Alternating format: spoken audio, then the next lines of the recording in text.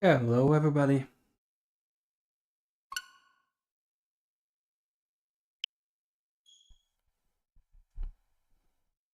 Let's play some Ace Attorney. First time.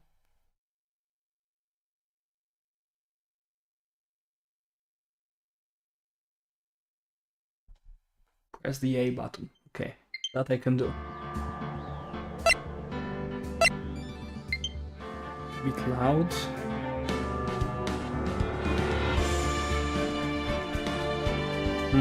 Alright. Critically acclaimed series. We should have already played a lot. We didn't. I had some little experience with Ace Attorney. Played one game at a bit, I believe. I don't remember which one, to be honest. And watched like 2 or 3 episodes of anime.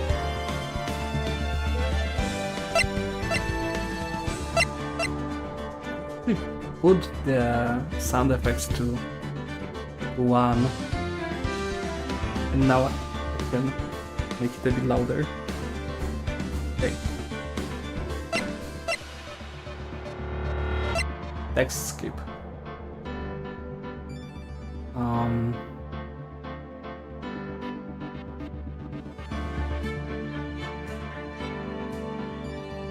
Okay, let's leave out full auto skip.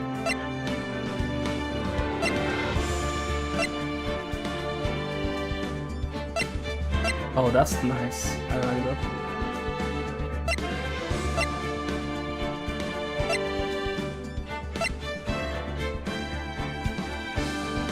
Got low transparency. I think that's the coolest effect.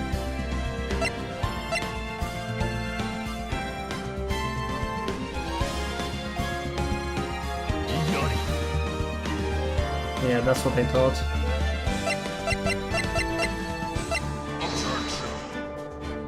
Objection.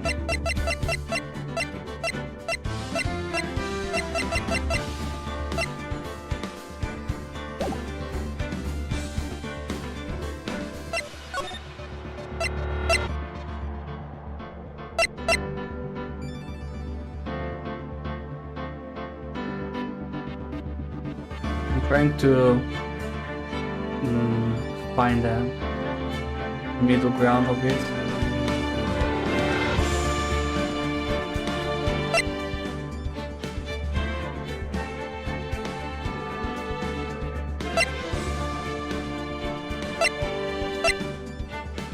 I guess we'll leave it to 2, and if it's gonna be annoying, then I will change.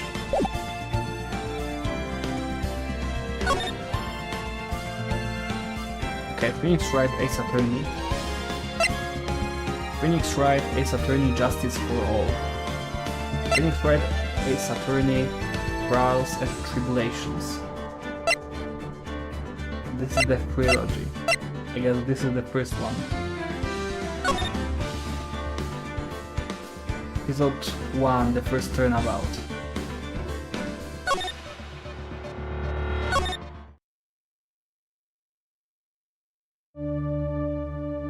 Oh, it's style good up, good. Just gasp. Oh yeah, I remember this from anime. I don't remember most of the things though.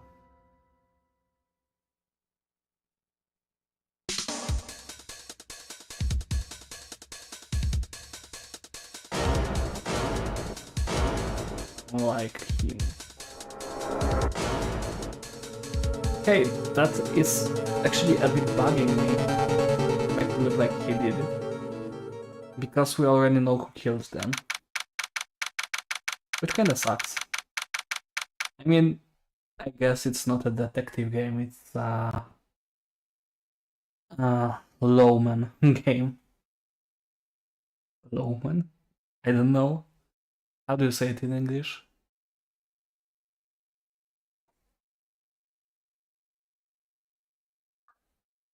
Ah, I forgot. Okay, whatever. August 3, 9:47 AM.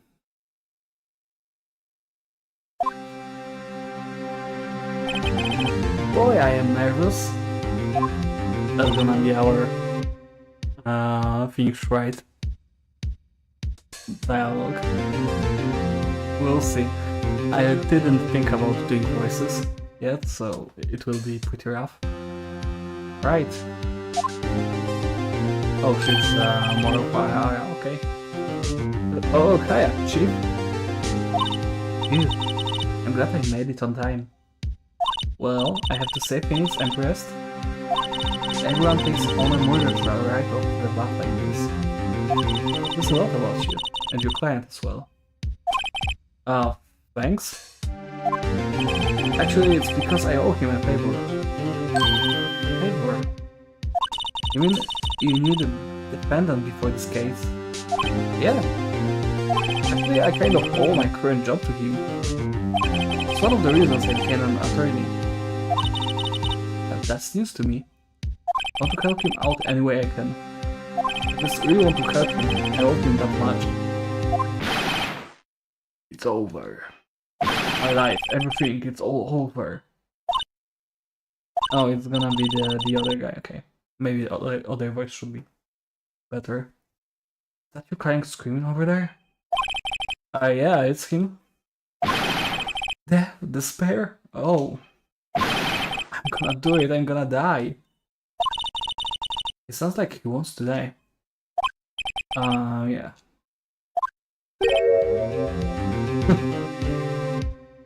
Nick. Hey there, Larry.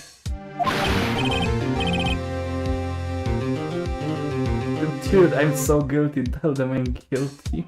Give me the death sentence. I am afraid to die. Actually, I will not voice act this. I think it's enough blunt that it doesn't bother if I just do the like normal reading. What's wrong, Harry? Oh, it's over. I'm finished. I can't live in a world without her. You took her away from me. How did this? Why are we Nick? So is Phoenix Wright not the real name and surname? I thought they made it like this. I guess we are Nick. Oh, Nick, you gotta tell me who took my baby away. The person responsible for Griffin's death. The newspapers say it was you.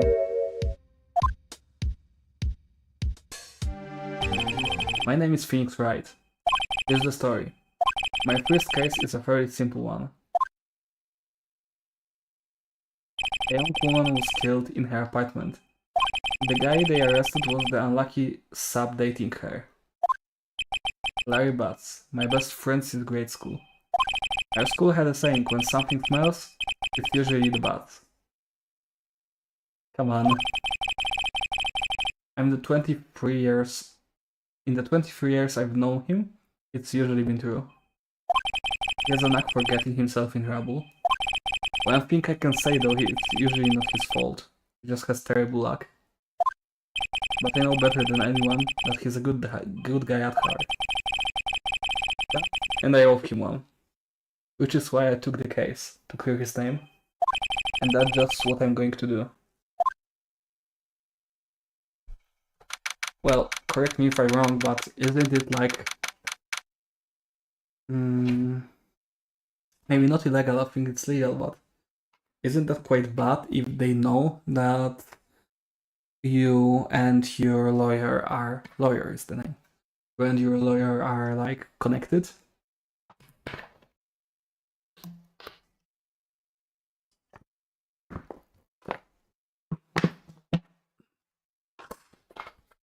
Yeah, okay, we have August 3rd, 10 AM. District cards, country number 2.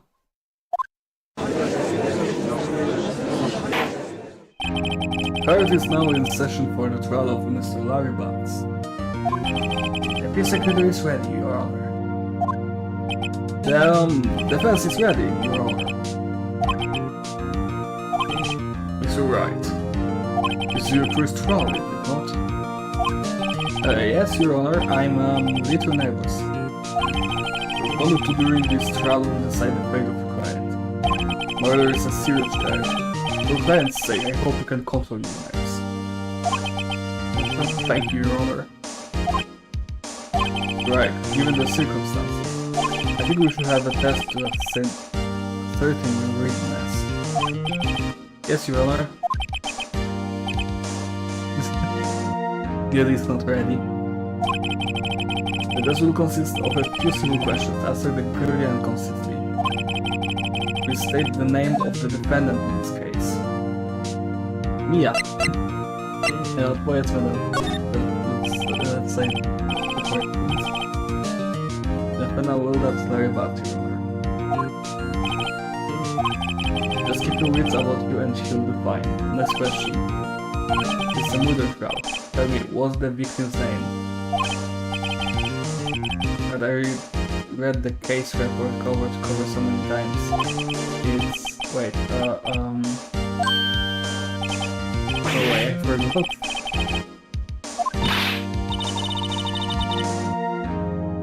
Phoenix, are you absolutely sure you're after this? I don't even know the victim's name. Oh, the victim. Of course I know the victim's name. I just forgot temporarily. I think I feel a migraine coming on. The victim's name is listed in the court report. Just press the R button to check it at any time, okay? Remember to check it out and do it for me, please, I'm begging you.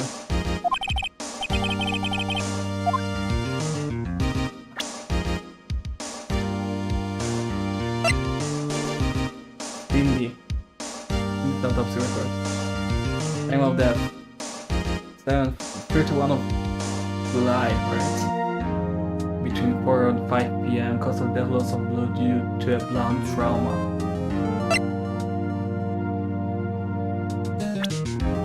Oh, if I click again, I have profiles.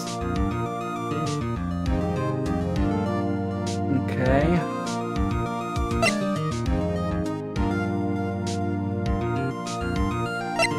Cindy Stone, she's the dead one. 22. Model, she lived in an apartment by herself. The prosecutor, Winston Payne. Black's president, generally bad at getting his points across. He's a bad prosecutor just for our tutorial. Okay.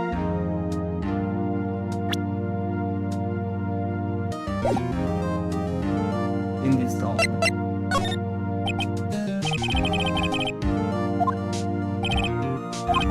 Tell me what was the cause of death. Death should because she loves it with blunt object.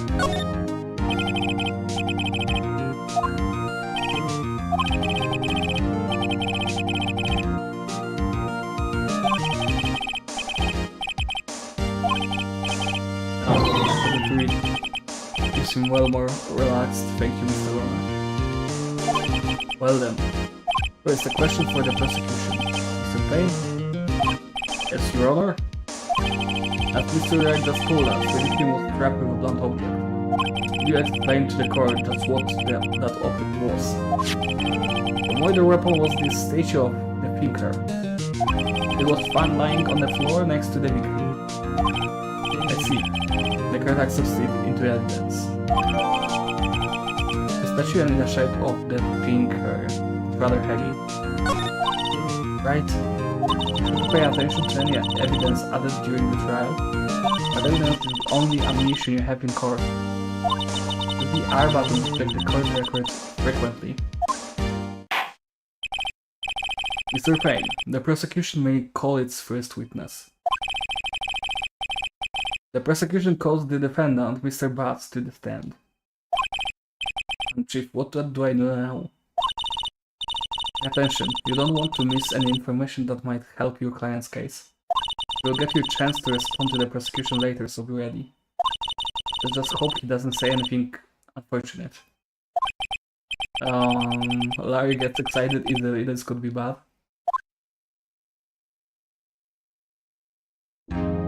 Why are you smiling and smugging? That's the worst thing you can do here. Mr. Batts, it is not true that everything had recently dumped you?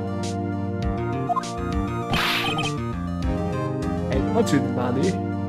We're great together. We're Royal Julia, Cleopatra and Mark Antony. What?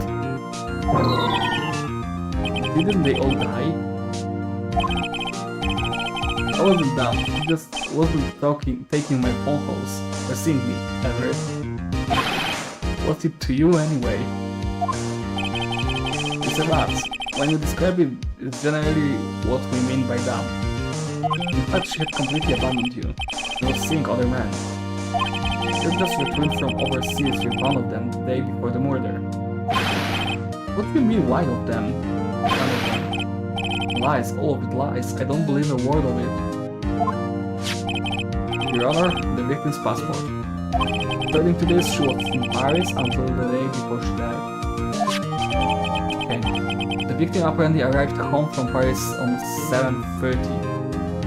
Alright. Indeed, she appears to have returned the day before the murder. Dude, no way. The victim was a model, but did not have a large income. It appears that she had several sugar daddies. Daddies? Sugar? Dude is clueless. That's crazy. It's older men who gave her money and gifts. Took their money and used it for her lifestyle. Dude. You can clearly see what kind of woman this Miss Stone was. Tell me, Mr. Babs, what do you think of her now? Right? I don't think you want to answer the question. Yeah, Lara has a way of running his mouth in all the wrong directions. Today. I want to wait and see what happens. Come on, it can't be that bad, right? Maybe better not to get involved in this one. Well, Mr. Babs?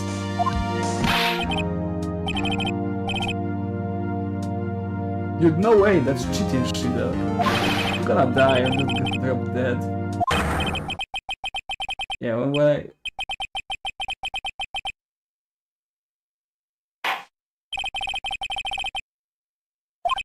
Yeah, I don't know, it's like skipped itself.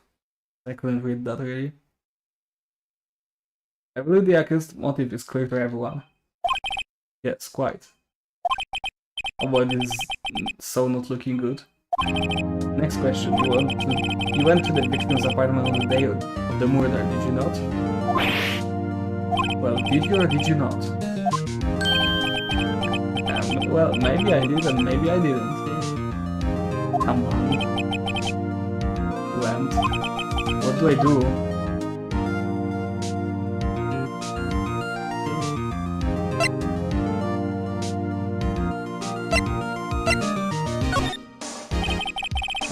Signal. Like a dog. We'll see, it's like this. I don't remember. You don't remember? Well then we'll just have to remind you that I'm not feeling about this. I have a witness that can prove he did go to the victim's apartment that day. Well, that simplifies matters. Who is your witness? The man who found the victim's body. Just before making the gruesome discovery. Saw the defendant fleeing the scene of the crime.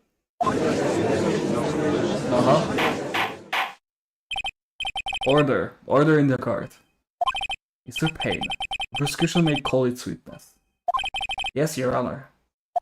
Bad. On the day of the murder, my witness was selling newspapers at the victim's building. This brings Mr. Frank Howitt. Stand. Yeah, of course it's him. Mr. Howitt it's a newspaper subscription, is that correct? Oh yes, newspapers, yes.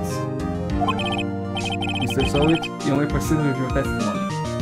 So tell us, please tell the court what you saw on the day of the murder. Witness testimony. I was going door to door selling subscriptions when I saw a man fleeing an apartment. I thought he must be in a hurry because he left the door half open behind him. Thinking it strange, I looked inside the apartment. Then I saw her lying there, a woman not moving, dead. I quailed in fright and found myself unable to go inside. I thought she called the police immediately. However, the phone in her apartment wasn't working. I went to a nearby park and found a public phone. I remember the time exactly, it was 1 p.m. The man who ran was without a doubt the defendant thinning rights over there. 1 p.m. you say? The time of death was between 4 and 5 p.m. so it doesn't make any sense. That's the first, like... I mean, we know it's him, but like, we're catching why he's lying. So the time of death is bad.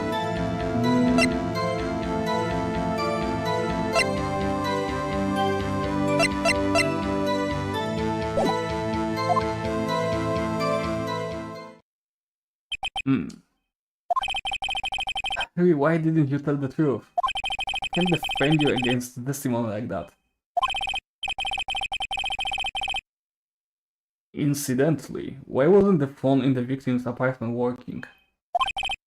Your Honor, at the time of the murder, there was a blackout in the building. Aren't phones supposed to work during the blackout? Yes, Your Honor. However, some cordless phones do not function normally. The phone that Mr. Sawit used was one of those. Your Honor, I have a record of the blackout for your perusal. Electricity to Mrs. Stone's building was out from noon to 6 p.m. on the day of the crime.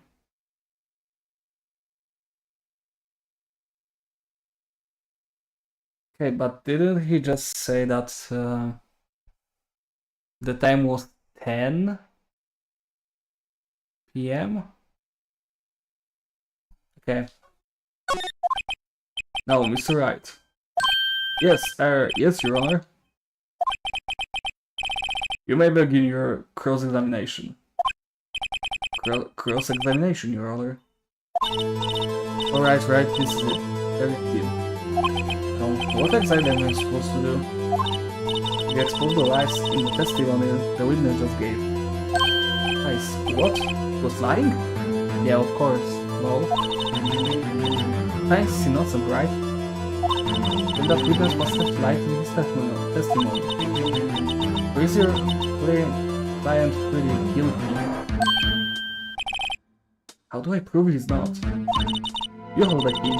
It's in the evidence. Compare the witness testimony to the evidence at hand. There's bound to be a contradiction in there. Let's find contradictions between the court record and the witness's testimony. And then once you've found the contradicting evidence, present it and wrap it in the witness's face. Okay. Open the card record with the R button, then point contradictions in the testimony.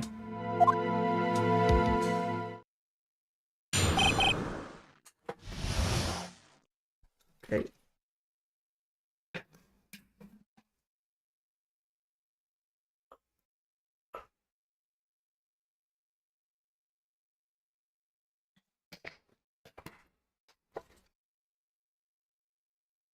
Let's do this. I was paying day to day saying subscriptions when I saw a man link an apartment. Okay, I have options, press and present.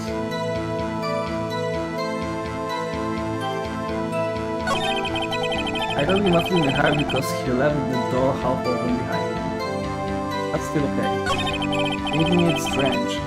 I looked inside the apartment, okay? And I saw her right there, a woman not moving, dead. Quietly tried and found myself unable to go inside. I thought to call the police immediately. But the phone in her apartment wasn't working. I went to a nearby park and found a public phone. I remember the time exactly, it was 1 p.m. Hold it. 1 p.m. Are you certain? Yes, absolutely. He's really confident. 1 PM? Right, doesn't that seem strange to you? There's some evidence to contradict him.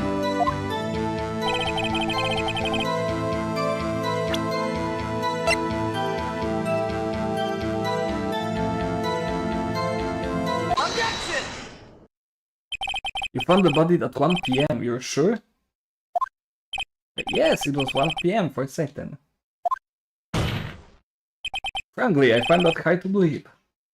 The statement directly contradicts the autopsy report. The autopsy notes the time of death at sometime after 4 PM.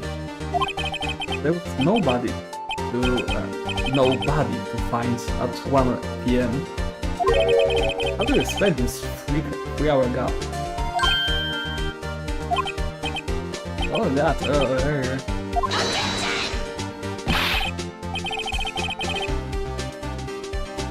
This is rival. The witness very forgot the time.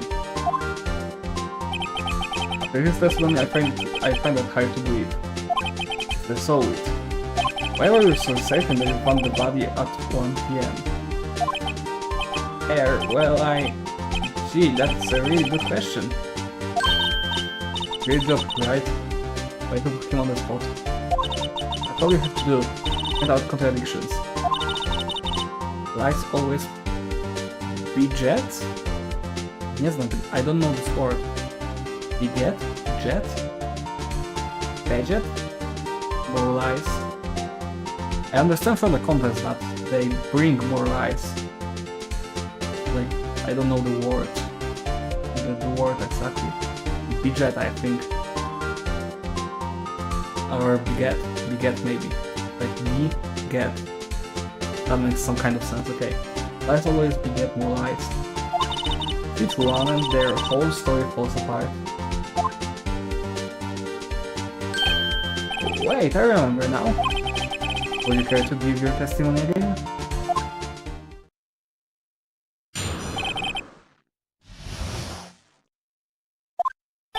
See, when I found the body, I heard the time. There was a voice saying the time. It was probably coming from the television. Oh, but it was 3 hours off, wasn't it? I guess the victim must have been watching a video of a taped program. That's why I thought it was 1 PM.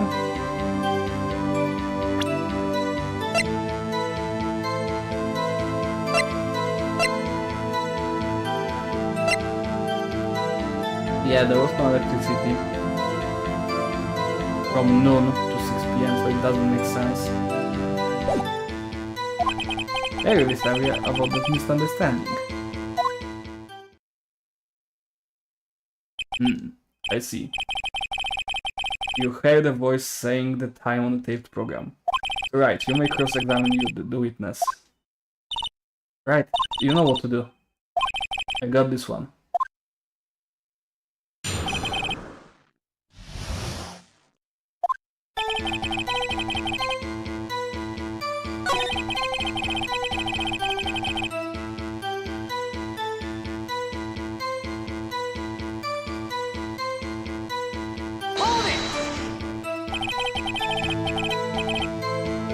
Sure it was television, not a radio? I don't know, I guess it might have been a radio. Incidentally, there was no radio on the premises. There was only one live television. Right? I can't put my finger on it, but something about this seems fishy. Something about hearing the television. The witness has testified. He heard the time. But it was 3 hours off, wasn't it?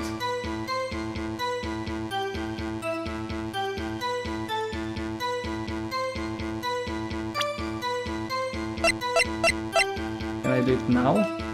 Objection! Hold it right there. The prosecution has said there was a blackout at the time of the discovery. And this record proves it. You couldn't have heard the television or a video. Well... The answer the point. We have an explanation for this, Mr. Sowie. No, I find it quite moving myself, quite. Wait, I remember now. Mr. Sowie? The crowd would prefer to hear an accurate testimony from the very beginning. These constant corrections are harming your credibility. And you seem rather distraught. My apologies, Your Honor. It must have been the shock of finding the body. Well, Mr. Sowie, let's hear your testimony one more, please.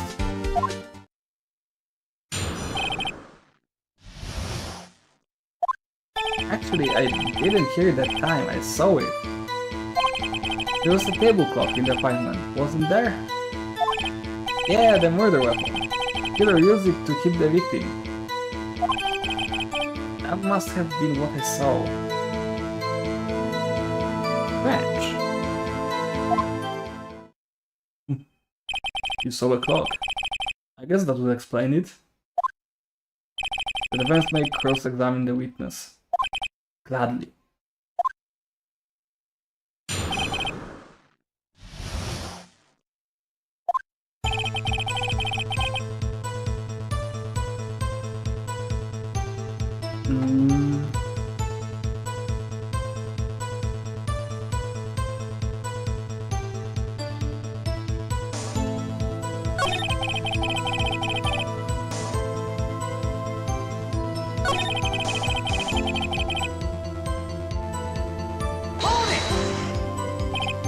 The murder weapon?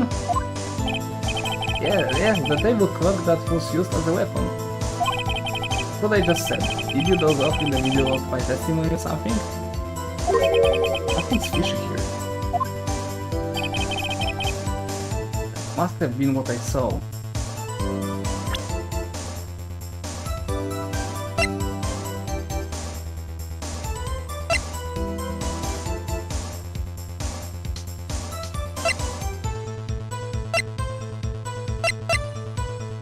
Objection!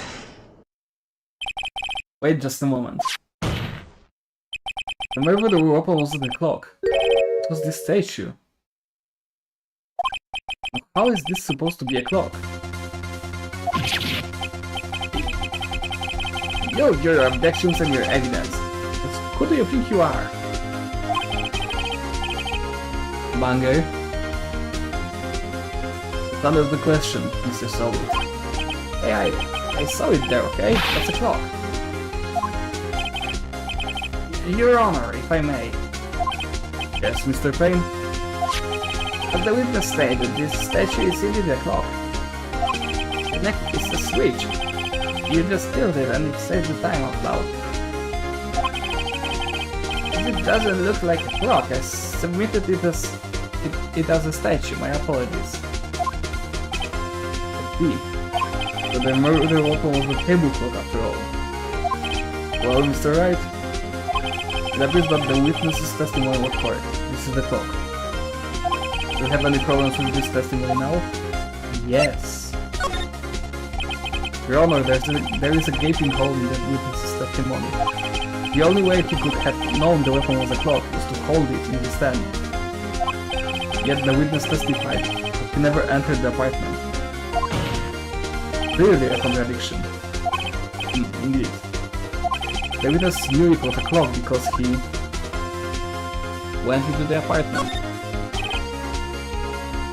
You lied. You were inside the apartment on the day of the murder. Oh yeah? Prove it. Prove I went in there. I'll do better than that. I can prove you were the one who killed her. You struck her with the clock, and the shock of the blow triggered the clock's voice. That was the sound we heard.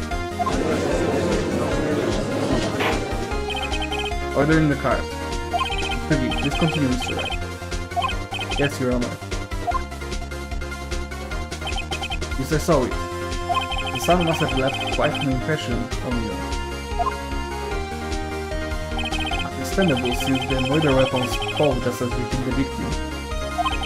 The voice was burned into your mind. That's why you were so certain all the time.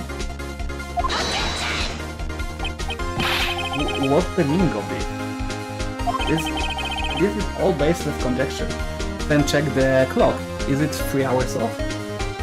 That would actually make a lot of sense. That would mean he didn't lie about the time, he was just confused.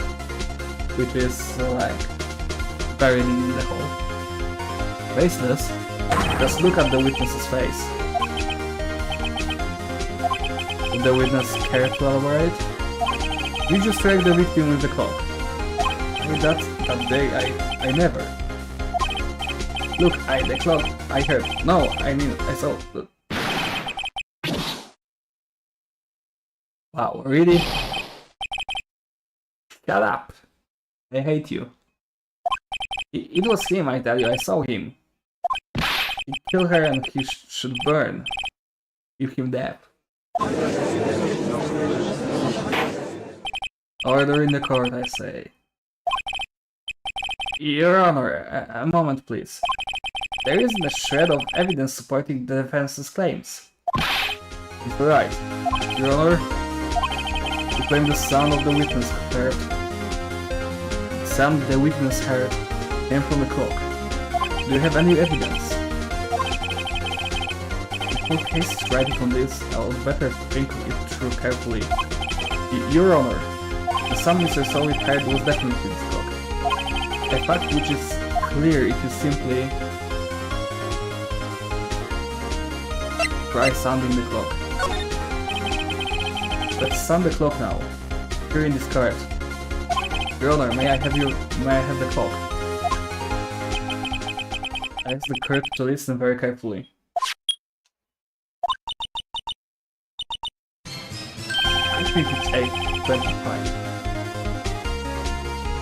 Apparently it's a strange way to answer the time. Well, he's the thinker after all. So we've heard the clock. What are your conclusions, Mr. Wright? Mr. Payne, can you tell me what time it is now? It's 11:25. As you can see, this clock is exactly 3 hours slow. Precisely the discrepancy between what Mr. Solid heard and the actual time of death. So, Mr. Solid, try to talk your way out of this one. You forgot one thing. What is happening now? While it may seem like the clock is running 3 hours slow, you're stopping. How do you know it was running 3 hours slow on the day of the murder?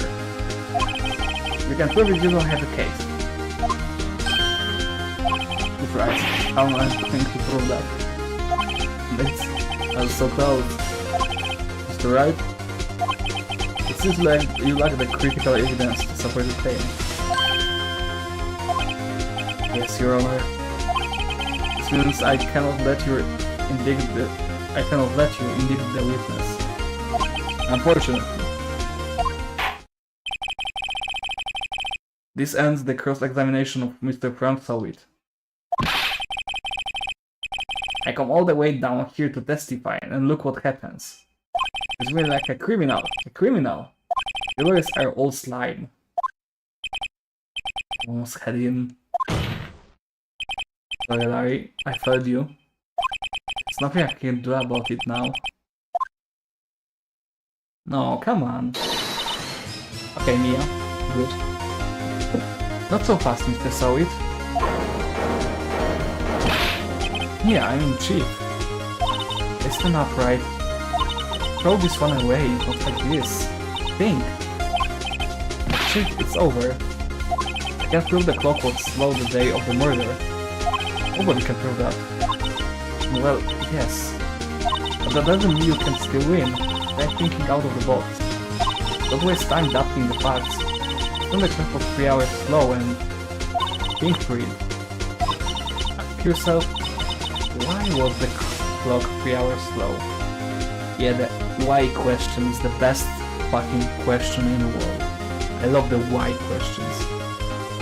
Why is always like the best to solve anything.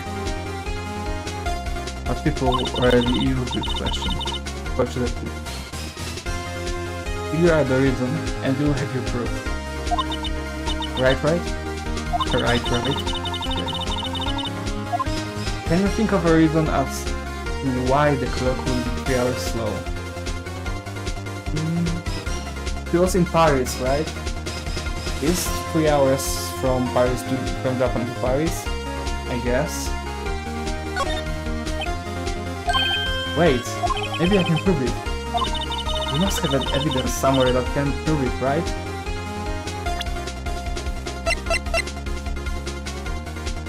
It doesn't say whatever it was in Paris. I guess I have to know that. Find it and let them have it. Well, Mr. Wright, you say the clock was already running slow on the day of the murder. Do you find evidence to support this claim? Of course. There is a piece of evidence in the court record that can prove my claim beyond the doubt. That works. Let's see you pull this one off. It is evidence that proves why the clock was running slow. It's the passport. Take that! Look at that! The victim had just returned home from abroad the day before the murder. You all know, the time difference between here and Paris is 9 hours. 9 hours. Oh, so... Okay, 9 plus 3 means 12. Okay. I see. When it's 4 PM here, it's 1 AM the next day here.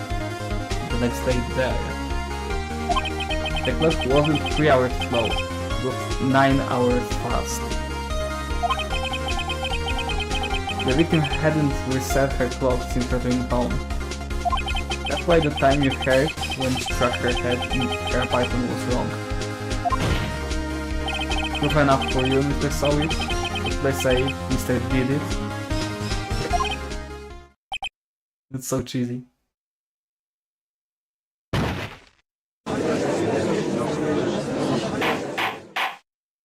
Order, I say. Well, this has certainly turned out differently than we all expected. Mr. Payne, your witness? Yeah, he was arrested and has been taken away, Your Honor. Very well. Mr. Wright? Yes, Your Honor. I have to say I'm impressed. I don't think I've ever seen someone complete evidence so quickly. And find the true culprit at the same time. Thank you, Your Honor. This point is only a formality, but this can find the defendant, Mr. Larry Blood, not good. Hey! Let's all cheer up and do a fiesta. And with that, this court is adjourned.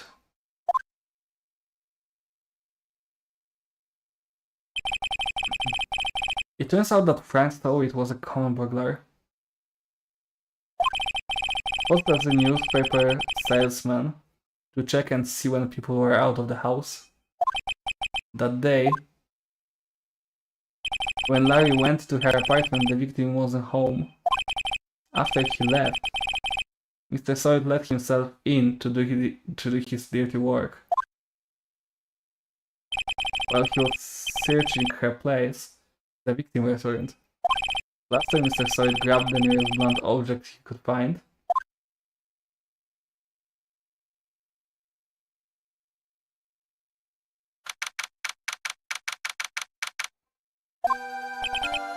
Yeah, I still can't believe we won.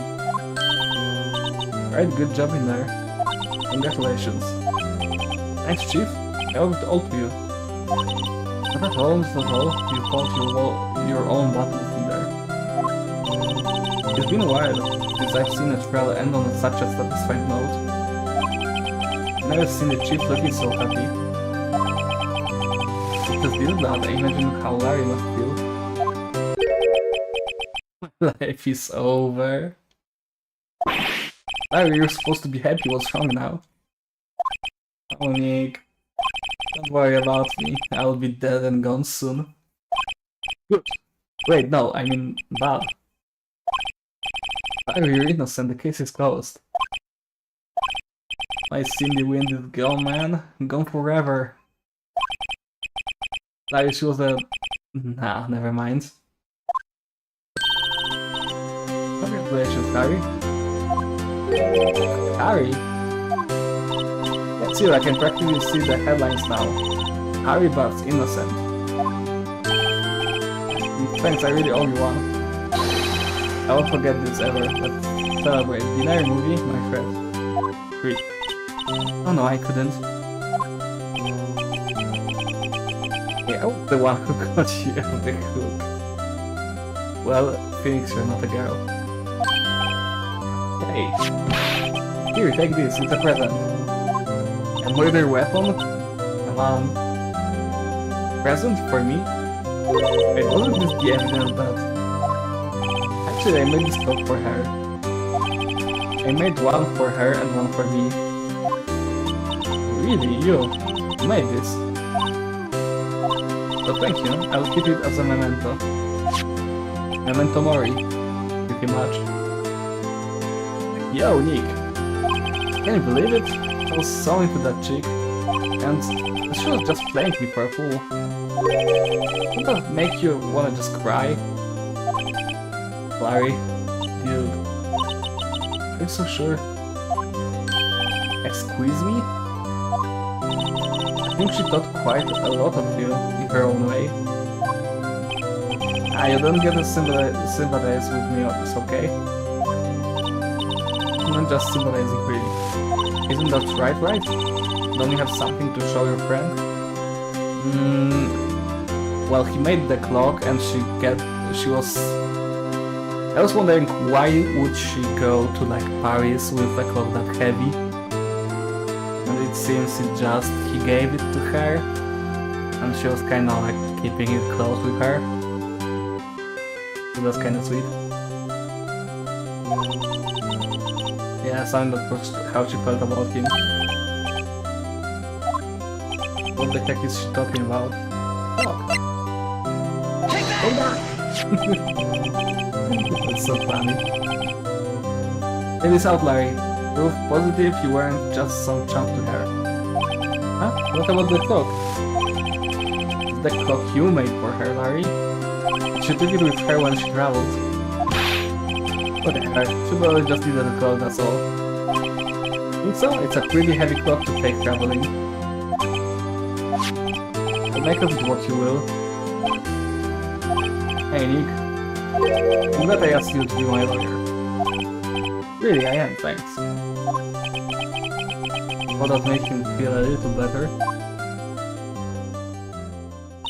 Right?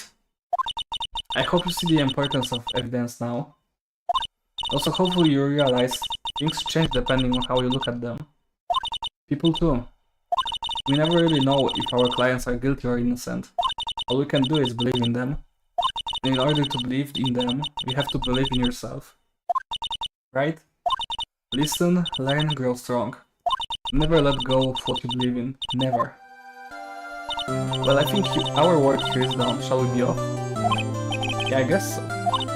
Okay, how about dinner? On me? We'll drink a toast to innocent blood. Hell yeah. Well, speaking of Harry, you were saying part of why you became a lawyer was because of him. Yeah, part of this. You have to tell me more about it sometimes. Maybe over drinks? This flirting with us. And so my first trial came to a close. Larry slapped me on the back and said, "Hey Nick, it's good to have friends.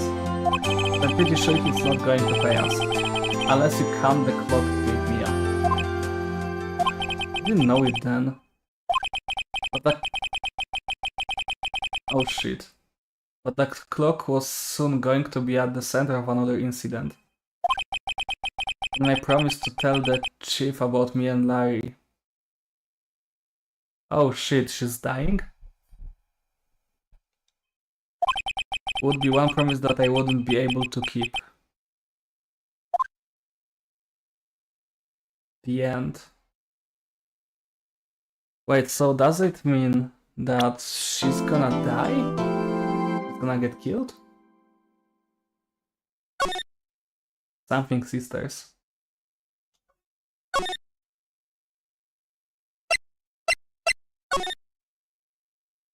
Turnabout sisters. Day 1 investigation. Ooh. Let's go. Maya! I know Maya from Super Smash Bros. Ultimate Mode when they added Phoenix, and there some specials include Maya, like running helplessly. Hello, this is Maya. Hey Maya, it's me. Mia, what's up? Haven't called you in a while. Okay, so Mia and Maya are the sisters. Hey, I've been so busy. How have you been? Well, lonely, and it's only your fault. Nah, I'm just teasing. I've been great. I'm finally getting used to having my own place. But good to hear. Actually, I'm calling because I have a favor to ask. I know, you want me to hold evidence for you. Drive as always. There's a lot of buzz about the upcoming trial. I just don't feel safe keeping the evidence here. Oh jeez. Gotcha, so what is it this time? It's a clock. A clock? Yeah, it's made to look like that statue, the thinker, and it tells you the time. I thought you might like it, you always like toys. Hey, I'm not a little girl anymore, sis. Now, you know I'm only teasing. I should probably tell you, the clock isn't talking right now. It's not working? Same. I had to take the clockwork out, sorry. I put some papers inside it instead. Papers? Is that the evidence then? Well, there's a possibility that it might turn out that way, yes. Can you come by the office tonight, say 9, to pick it up? I'll be in a pre-trial, okay, I will be in a pre-trial meeting until then. Okay, sis, but I expect dinner, something good. Like burgers. I could really go for a good burger. How Americans actually say, because we normally like say burger. It's like burger, and it's like burger, right? It's like almost like a Y between burger. Okay, we'll hit the usual joint. Alright, it's a deal. Okay, see you soon. Yep. I'll be waiting, Maya. Conversation recorded. Okay, September 5th, 9:27 AM. Of course it's gonna be important. September 5, 8:57.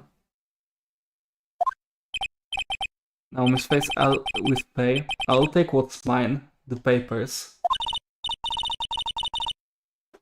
I'm sorry, but I can't give you what I don't have.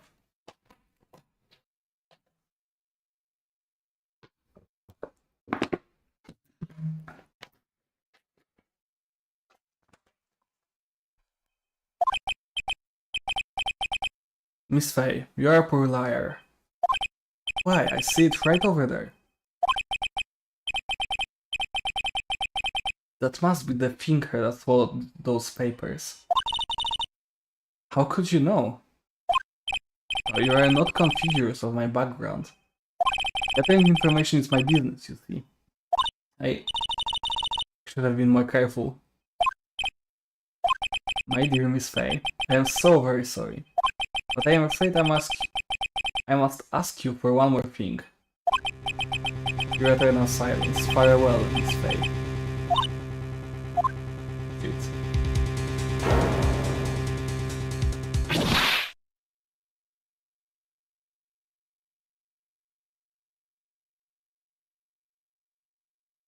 Red, white, blue. These are indeed colors.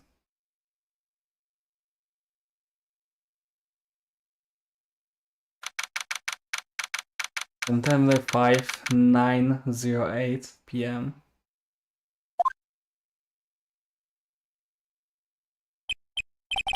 Shit, we find her. Uh-oh, I'm late. That's strange. Guess the chief left without me. Look, her sister was coming over, so we should all go out for dinner. What's that smell? Yeah. Maybe she's in her office. Examine first.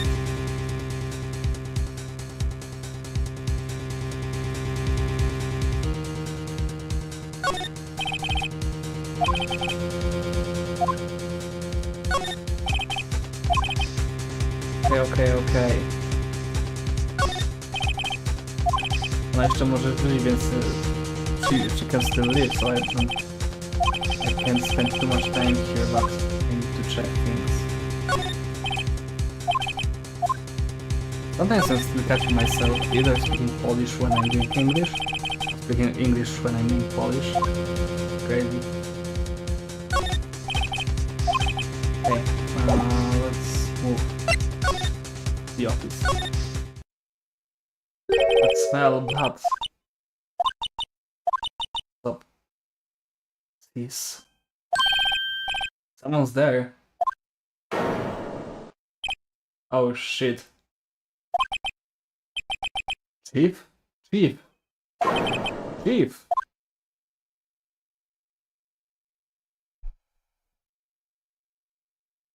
Hey there, Maya. Who are you?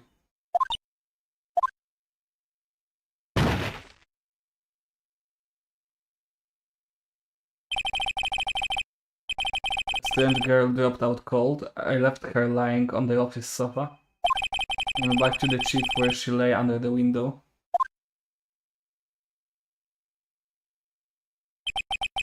Her body was still warm. I could feel it when I held her shoulder. Then all too quickly, it began to fade.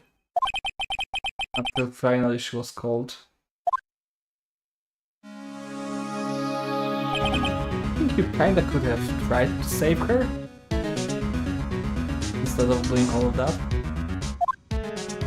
Chief, give me the mine. Try seeing her like this, but if there are any clues here, it's struck on the head with a blunt object. Again! Probably died instantly. The thinker lying next to her must have been the murder weapon.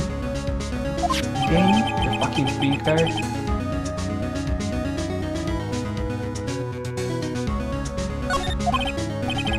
Some glass shards near the chief's body. The pieces of the glass slide and lying broken in the back of the room.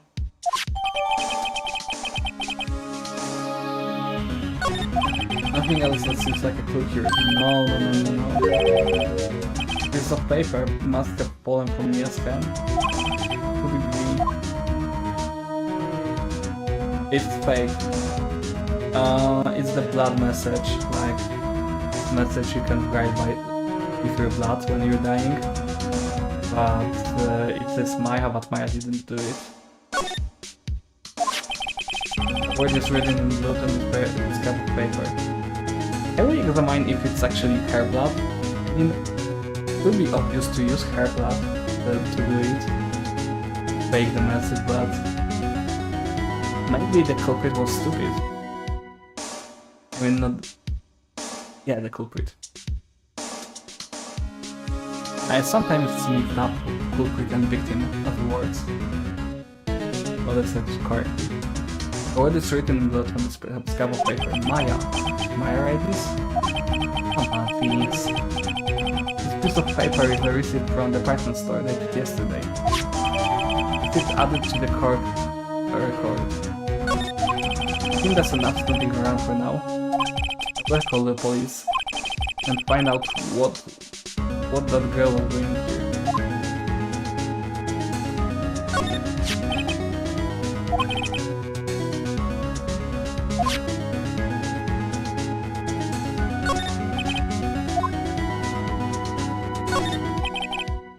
Really?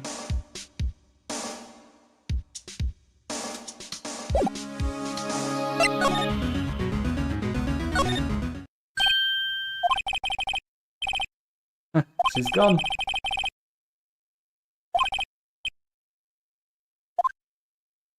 Okay, she's here. Yipes. Excuse me, but who are you? It's okay, I work here. Maya. Maya Fey. Maya Fey. So Mia was writing this girl's name. Maybe I should show her the receipts. I never thought there would be a use for evidence like this outside the courtroom.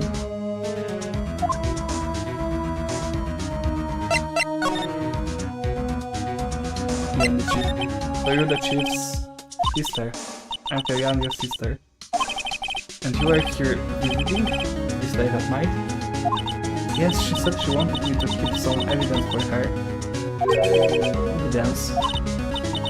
Yes, it was that clock.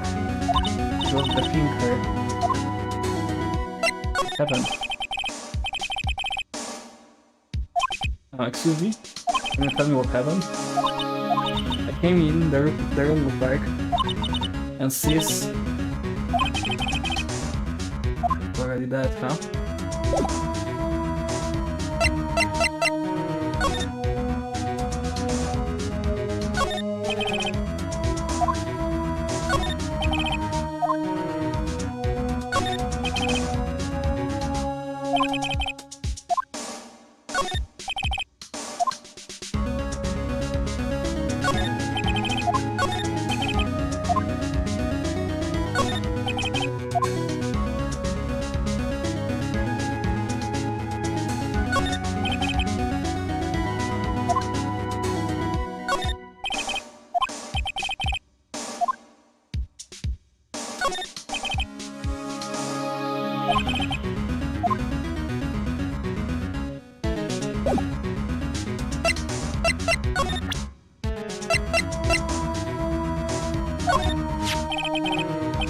For Mia died, she wrote a message with her own blood. She wrote it on the back of this receipt. That's my name. Why? Why would she write my name? Yeah, that doesn't make sense. If she wanted, she would just write sis. She would only write Maya if she wanted to point her the killer, which obviously she didn't, so it's a doing of the killer. Why would this write my name? I've done it. I'll just hurry up and call the police.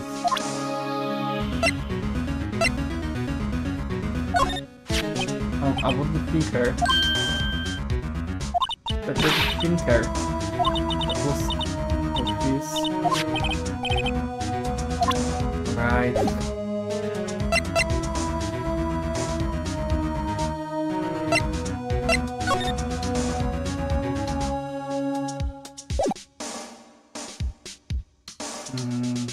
Okay.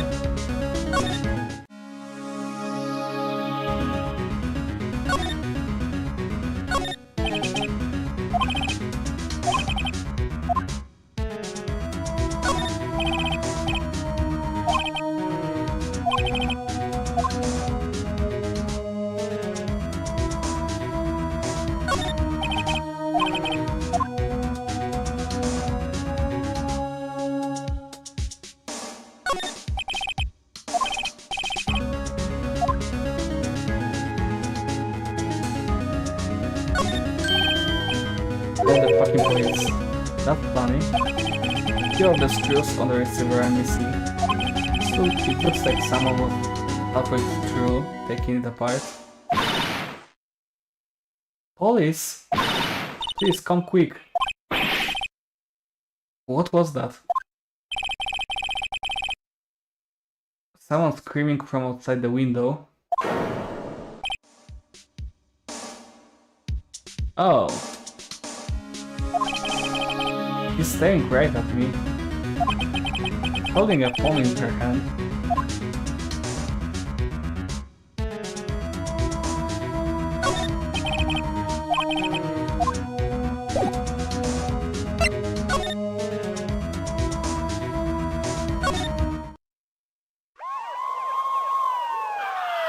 Wee woo, wee woo.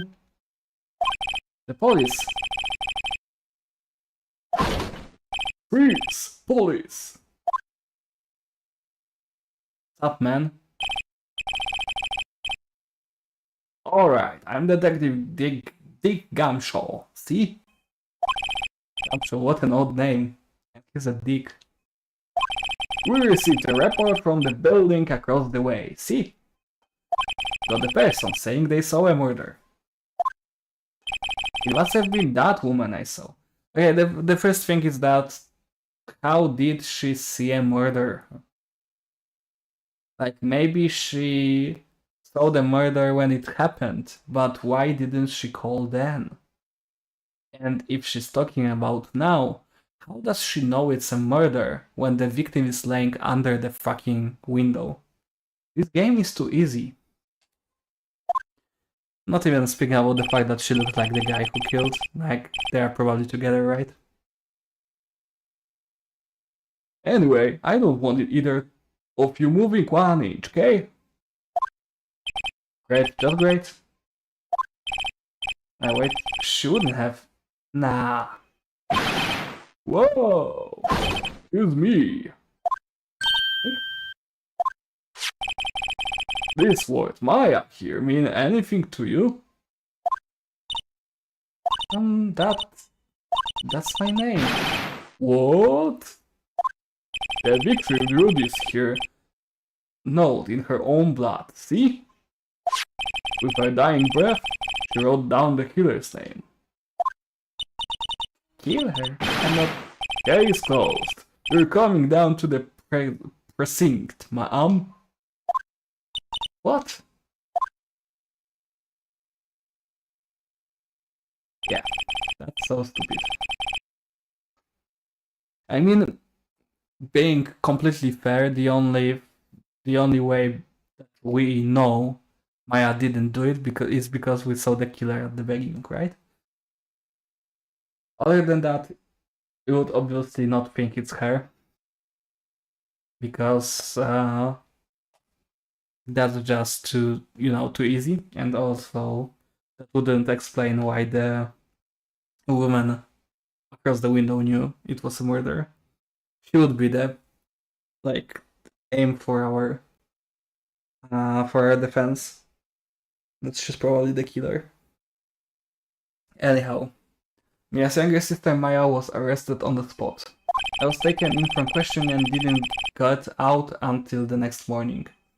My eyes were heavy, but I couldn't sleep. I sat around waiting for visiting hours to begin at the detention center. I had to talk to Maya as soon as possible. Okay, the next day. How they have poor Maya locked up like a criminal. Oh, it's you, the lawyer.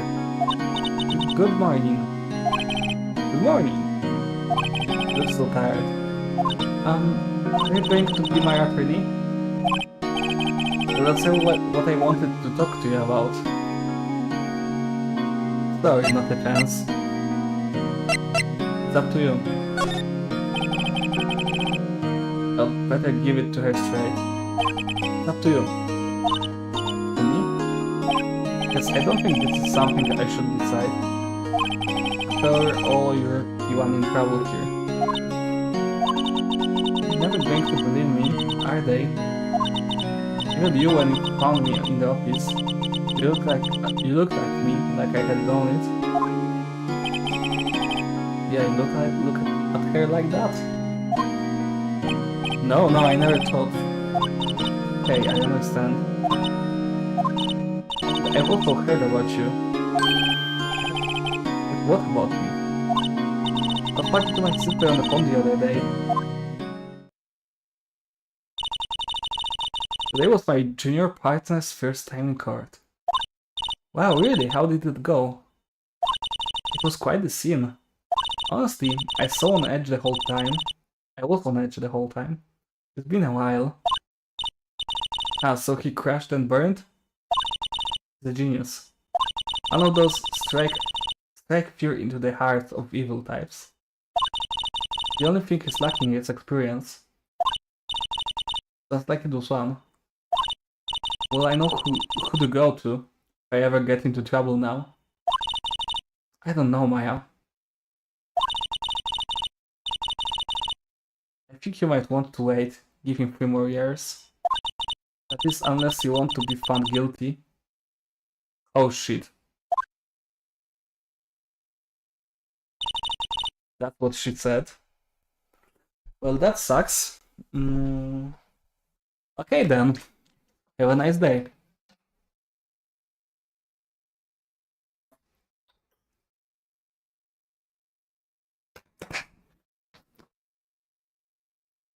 Spent 3 years in the jail, and then I can help you. I'm sorry. It didn't mean to insult you. No, it's okay. It's true, I guess. But at the same time, I can't just sit by and watch. When I think of the person who did this to me, yeah. I know.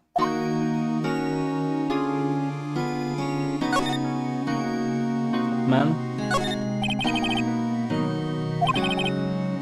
A real pro, this guy. Haven't moved an inch.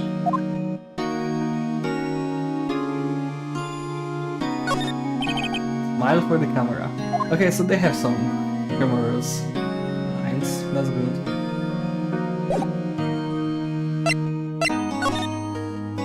Maya, there's something I've been wanting to ask you, Maya. Yes? What's with that outfit? Are you like spirit someone or what the fuck is going on? But this is what all acolytes wear. A uniform, you could say. Acolyte. Like people in religious training. What is it you do? Oh, it's nothing strange really. For sure. I'm a spirit medium in training. Nothing strange. Spirit medium. I'm pretty sure that qualifies as strange. Let's talk about spirit mediums. You're an acolyte. Are medium in training. That's right.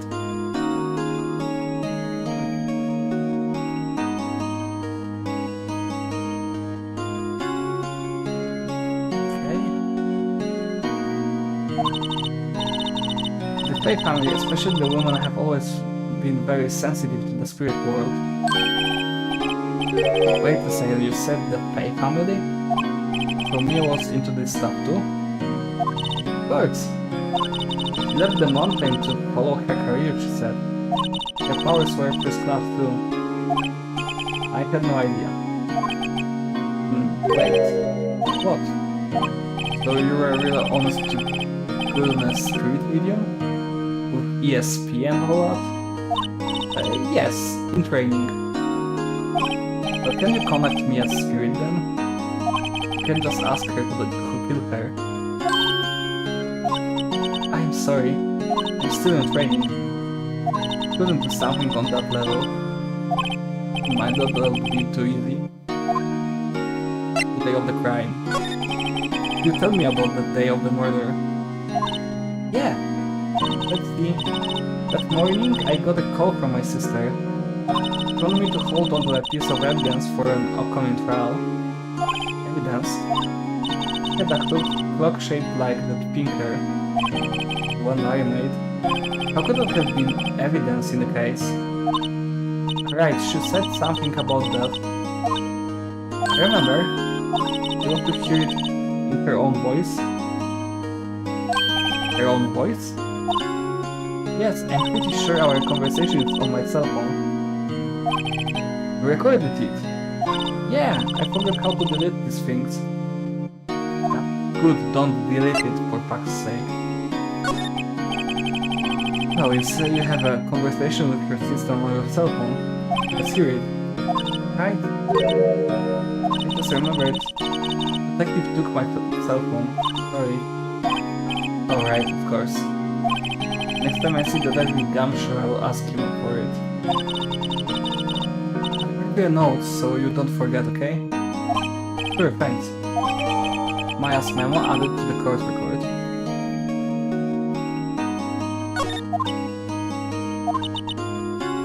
Maybe Gumshoe is working with the killer. Because we got that evidence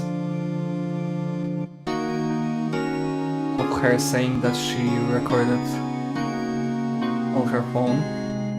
So maybe when we find Gumshoe, It will not be on the phone. Just be deleted it. Was something the matter? I was wondering, could I ask you a favor? Sorry. This is the address of a famous lawyer. Sister gave me this a long time ago. He said if I was ever in trouble, I should call him. Well, I'm in trouble. Do you think you could go ask him to represent me? Refuse. Ja ci pomogę. I will help you the most.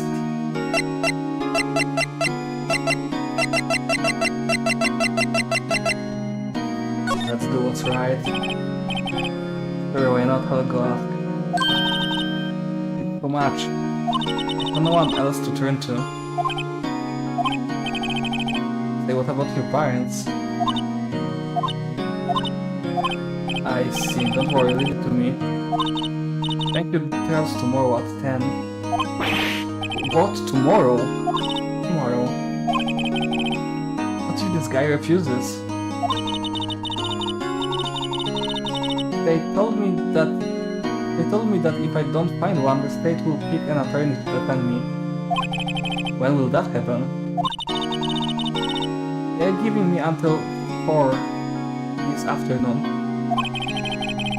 Visiting hours are almost up, but better hurry. Right, I'll be back.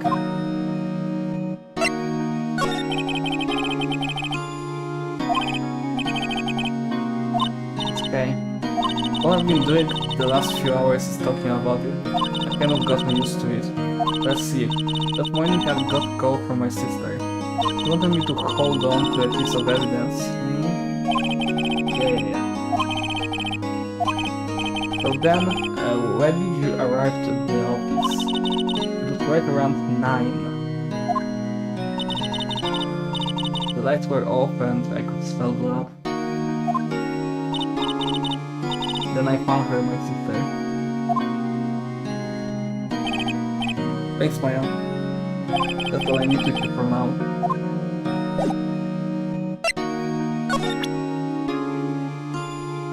Look, I'm a good detective.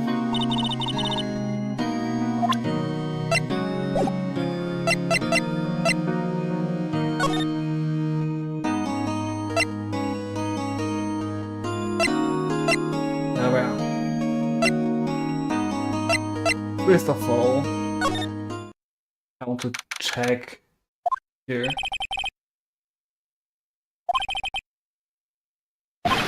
Hey, you there! Oh, this fucker, okay. This is a crime scene, pal. No trespassing. I'm sorry, don't I know you from somewhere? Are you that dumb? You're a detective? Wait, you're that Boots guy, aren't you? No, thanks, right. How could anyone mistake me for Larry? Guess I got the wrong name, mister, right? Sorry about that. That bad guy. He was a killer. And you're no killer, right?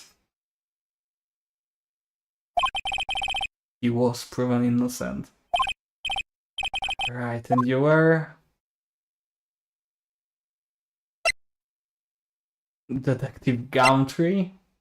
Detective Sweatshoes?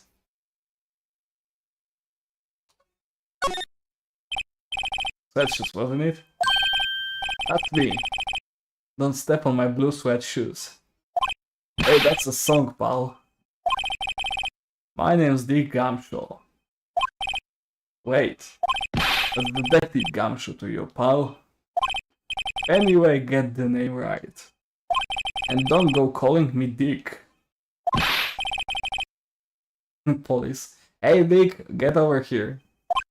Yes, sir. Be right there.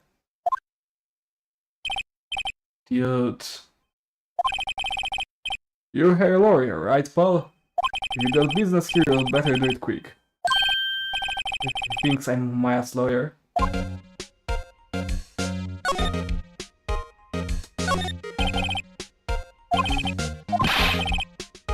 Or the line strict enough, pal.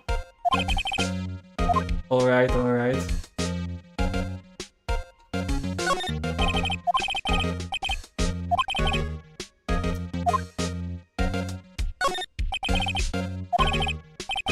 This is the first one that made me cry when she saw it, okay.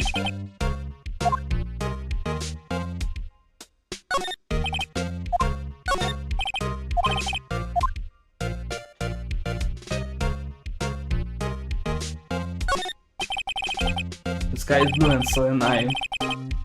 There's that hotel right across the way. He didn't rhyme. Okay, dude.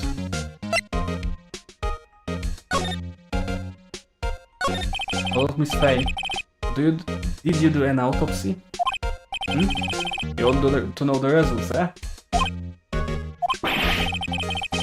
Now don't you look at me like that, pal. It's no use. He might have been your boss, but that doesn't mean you get any special treatment. Alright, you can use the report, but that's all.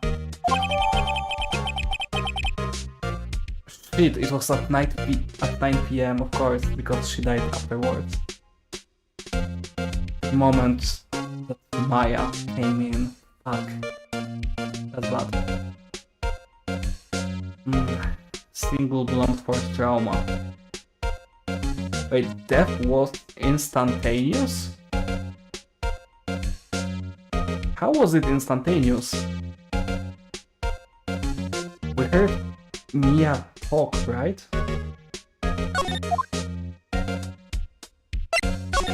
I'm about Maya. Yeah, I'm looking forward to the trial. Sorry, pal, but this is one trial you aren't going to win. Why do you say that? The city's put Prosecutor Edgeworth on the prosecution. Oh shit, we're getting real.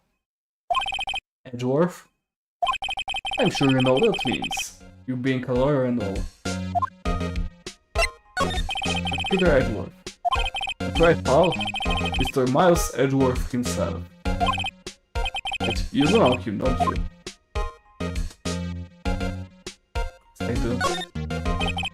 I know him, he's a pure prosecutor. He doesn't feel pain, he doesn't feel remorse. He won't stop until he gets his guilty verdict. Oh, don't talk about him that way, you make him barely sound human. Still, I'm afraid this pretty much decides the case. So Edgeworth is on this one. He hasn't lost the case since he became prosecutor at the incredibly young age of 20. First there are rumors of back alley deals and forged evidence. Shit. All I know for sure is that Edward had crime and almost abnormal passion. I never imagined I would be facing him so soon.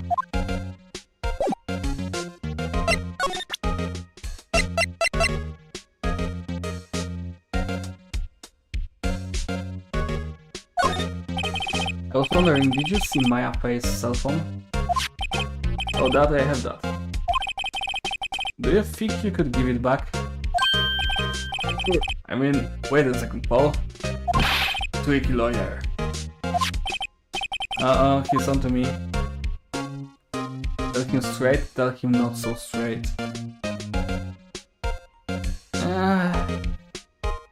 He's dumb. Okay, I can be straight with this guy, but what should I tell him? Something the matter? Oh no, that carrying strap on the cell phone. This, It says that still samurai, warrior of Neo Old Tokyo. Still samurai. An actual hero on TV? Yeah, you see that strap is a collector's item. He was worried it might get lost if it went down the precinct. What she said? Yeah? Okay, Paul. I wrote down all the numbers she called anyway. Here you go. Since he didn't notice the recorded conversation, my cell phone received from Detective Gamshu. He's so stupid. Check the court record to hear the recorded conversation. I guess I've asked all the questions I need to. You all done, Paul? Yes, thanks. I'll be heading out now. Oh, wait. One more thing I wanted to mention to you. I don't suppose you're planning on talking to that witness. Anyway, you better not. No influencing the witness with your lawyerly ways, Paul. Come to think of it, I had completely forgotten about her. The witness? Yeah, Miss April May. April May? Maybe she should have like second surname, June. Doesn't April May June sound better? Sorry about this, but I can't tell you anything about her. Well, you just told me her name, Miss May, right? So you sent her home already then? Trying your loyal tricks on me now. It's not you go outside her room until the trial. Just stay in the hotel across the way. I guess I should know better than to try to get the detective's information. That's funny. You got this right, Paul. Time to pay a visit to Miss May.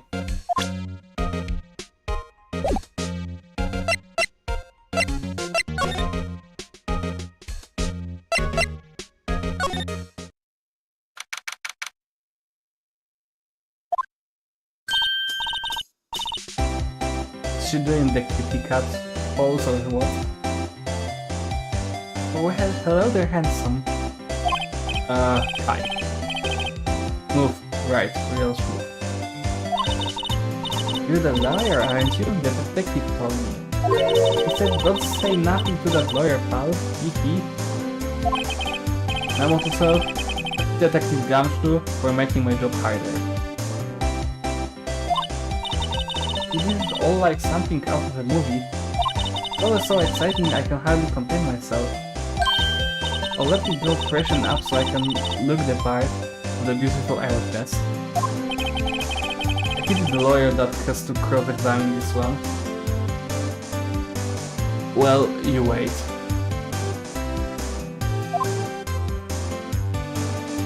Okay, window.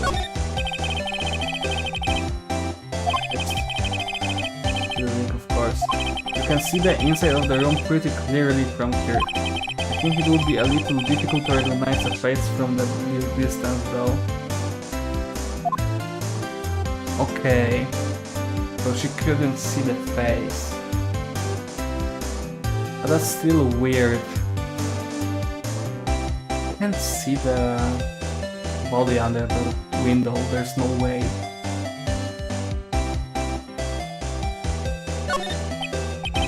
Still scene painting. Wait, should that be still, right? Whatever. One of those is hanging on the wall.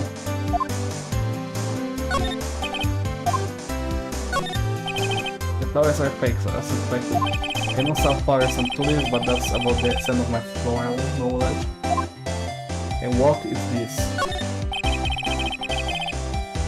A screwdriver. Does it work with the screws that were missing on the phone? Let's take a look. Oh shit. Hey! What are you doing? No touching. Oh, she's a bit afraid. Oh, bad boy. You really shouldn't pry around in other people's rooms now. You wouldn't want to make me upset, would you? Upset? I thought she was going to explode for a second there. I wonder what could be inside the drawer.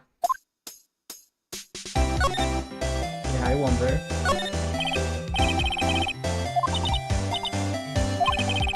Maybe later.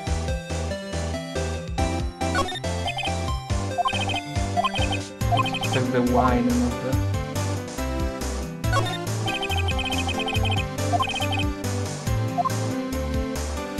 Somebody must be staying with her.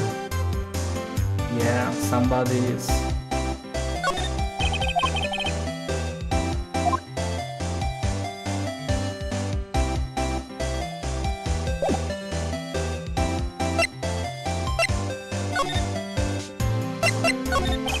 see there are two glasses on the table. Someone thank you with you? Oh, what amazing powers of observation. Must be one of those famous detectives like on television. No, not me, I'm just a lawyer. Say, Mr. Detective, why don't you go look for clues in the garbage? Miss May doesn't like nosy little lawyers. Oh boy. What you witnessed? Do you think you could tell me something? I need you to describe what you observed at the time of the incident. Oh, observed? Incident? Sounded just like a lawyer in the movies. I like a man with a big vocabulary. Better not encourage her. You know that thing that happened the other day? The bad thing? What did you see when it happened? I don't suppose you could tell me about it? If it please? As you see, well, dream on. If you want to know, you just have to come to court tomorrow, Mr. Lawyer. Oh boy. Could you... Just who exactly are you? Oh, Mr. Lawyer, are you hitting on me? Not really. No, hey, I'm just doing my job here. You know, you're cute when you blush. Maybe this is the first time in my life I've blushed this much. Right. Can you just tell me what you do? Well, no. You had your little hopes up, didn't you? Oh boy. Okay, fuck it.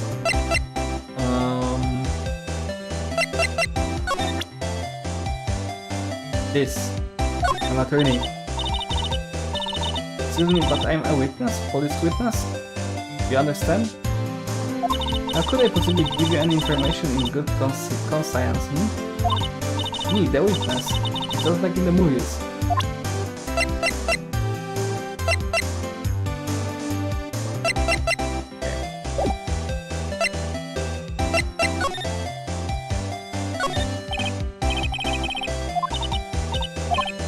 I will not be able.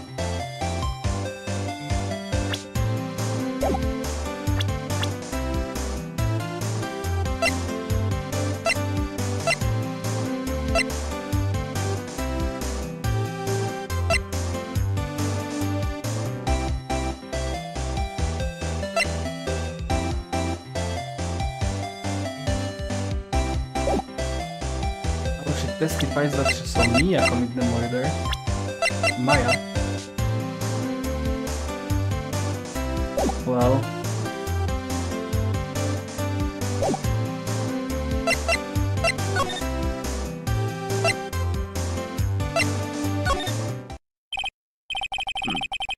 Seems like Mr. Grossberg is out. Well, maybe I should just wait here for him to come back. That wasn't the most over-the-top clearing of throat I've ever heard. Aha! You're the one they say has been looking for me. Yeah, that's me. He looks even grander than I imagined. That badge on your collar. Ah, so you're a lawyer, aren't you now? Yeah, well, yeah. And what do you want? I'm not particularly busy these days. Please proceed. Not busy? Then how come no one could get in touch with you? Something the matter. You came to see the one and only Marvin Grossberg, did you not? Well, here I am, boy. What do you want? Out of it. Well, here actually it's about Maya pay. He doesn't want it. He doesn't really want to get any case. Probably any against the dwarf. Yes, Maya pay. Go on. Why the strange action? Acha. I'm really quite busy here, son. You just said you're not busy. I can't go taking cases on a day's notice. Oh, it's quite impossible. Wait a second, how did you know the trial was tomorrow? Right. Anyway, I'm afraid it's entirely impossible for me to represent her. Sorry, end of discussion. What's going on? He refused me before I even got a chance to ask him. What do I tell Maya?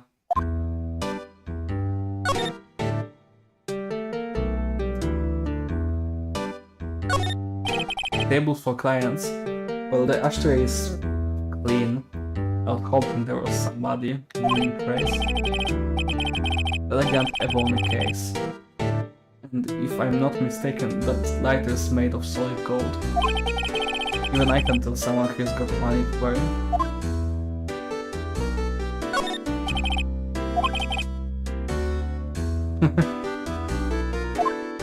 Whatever it is, it must be that top notch. Benny has been bugging me ever since I stepped in here. I actually like it. I like the painting. The real paint's so big it's practically giving me a stuffed nose. I'm sure the price is nothing to sneeze at either, for that matter.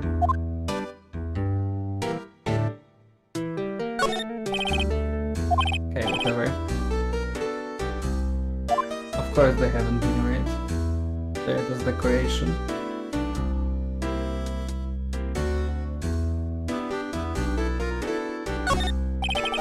Organic, guys.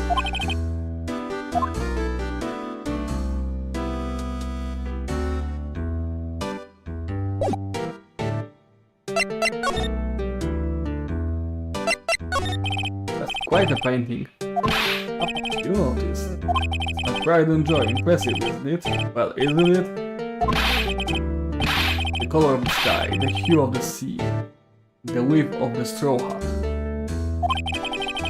It's worth at least 3 million. I have no intention of fighting with it, of course. No, I won't sell, not even to you.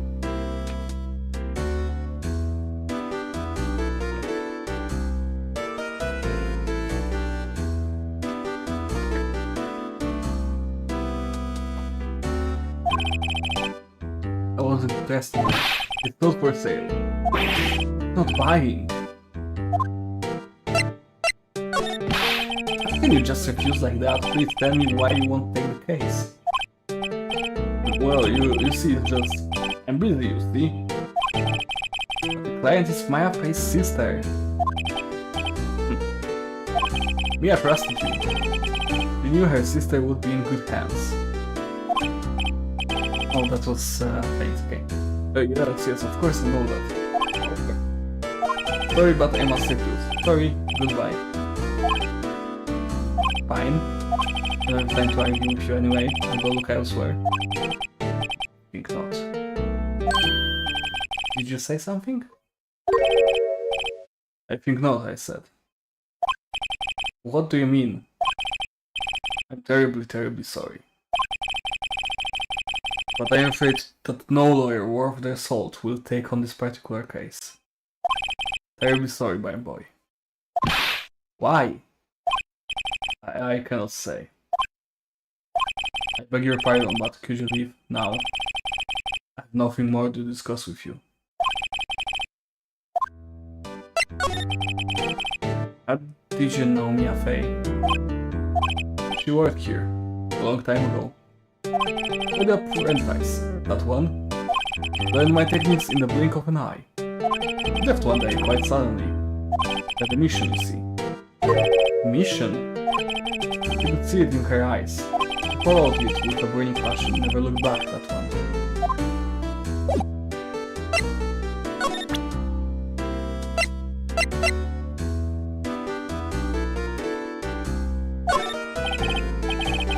Very sorry, but I've got nothing to say regarding this matter.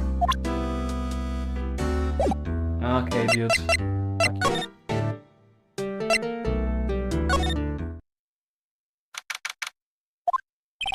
Yeah. Oh, you're back. Did you find the lawyer? Well,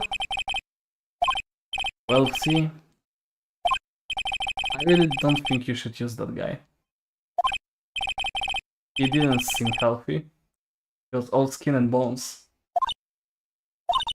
What really happened? You don't think he refused to help? I see. I've been abandoned then. Jesus Christ. What about your family? I had my sister. My father died when I was very young. I don't know where my mother is. Don't know. She could still be alive. The women in my family have been mediums for generations. They say a lot of spiritual power runs in our blood. About 15 years ago, our family was involved in an incident. There was a man and he ruined our mother's life. Ruined. After that she disappeared. Several years after that. My sister announced she would become a lawyer and she left the mountain. So live by yourself. Okay, so Mia's mission was to find that fucker, okay. Yes, I've gotten used to it. Also, I had to become independent or I would lose my powers. To back for her all by herself up on this mountain. Your mother's enemy? Who was this man who ruined your mother? About 15 years ago there was an unusual murder case. It made quite a stir, everyone was talking about it apparently. The police were running out of leads and they were getting desperate. Wait, they didn't use a spirit medium, did they? The police convinced my mother to try to contact the victim. So what happened? The case was solved, we thought. You thought? The man my mother helped the police capture was innocent. Police consultation with a medium, not being carried out in secret of course, but the man found out about it and leaked it to the press. Told all the papers that my mother was a fraud, and the media jumped on it big time. My mother became the laughing stock of the nation. You see, White. Excuse me, White? That was his name, my sister told me. White. We also had red and blue.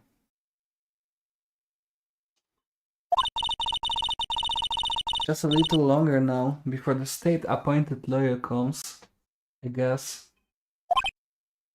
4 PM, time's up. What should I do? Do I just leave her and go home? Made up my mind.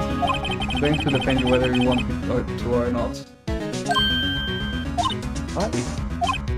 Why? Well... can't abandon you. Man, it's as sad as the person without a friend. I know I've been there a long time ago. How did I become a lawyer in the first place? Because someone has to look out for the people who have no one on their side. That's a good one. I like this quote. Maya, I won't abandon you. You can count on me. That's so kind of you. Neat.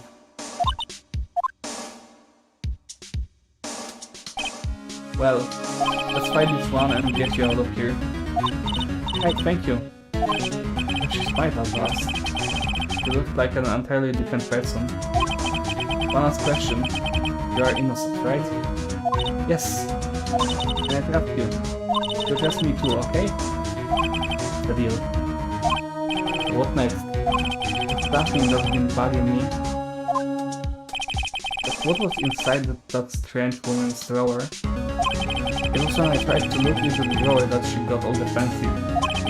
There has to be something in there. You already cleared that evidence, dude.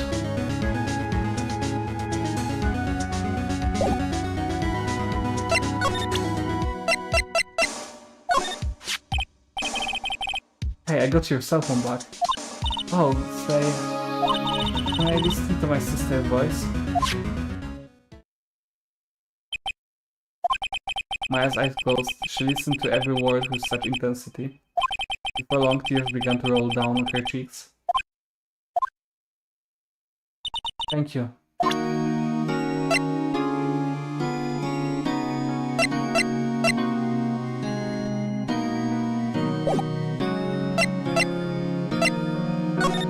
Still a pro.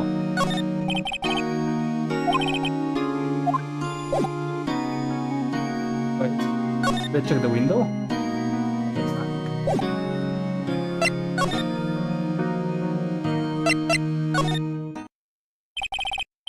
Bellboy. Good afternoon, sir. Excuse me, you are? I beg your pardon, sir. I'm the bellboy of this establishment. At your service, sir. Okay, so bellboy is like the guy you call in the hotel to service you. That's the first time I see this phrase to name someone bellboy. Interesting. Is it really normal for like hotel staff to be called by that, or is it like, I don't know, it just feels offensive in some kind? I don't want to start a drama, but like, I just wonder if I call someone a bellboy in hotel, do I just do it normally and it's okay, or is it some kind of, some kind of slang? I don't know. But he says he's a bellboy, so I guess he's a bellboy. Alright. I just come up to deliver room service, sir. Do you know where Miss May might be? I believe our guest Miss May is currently using the facilities. Oh, right.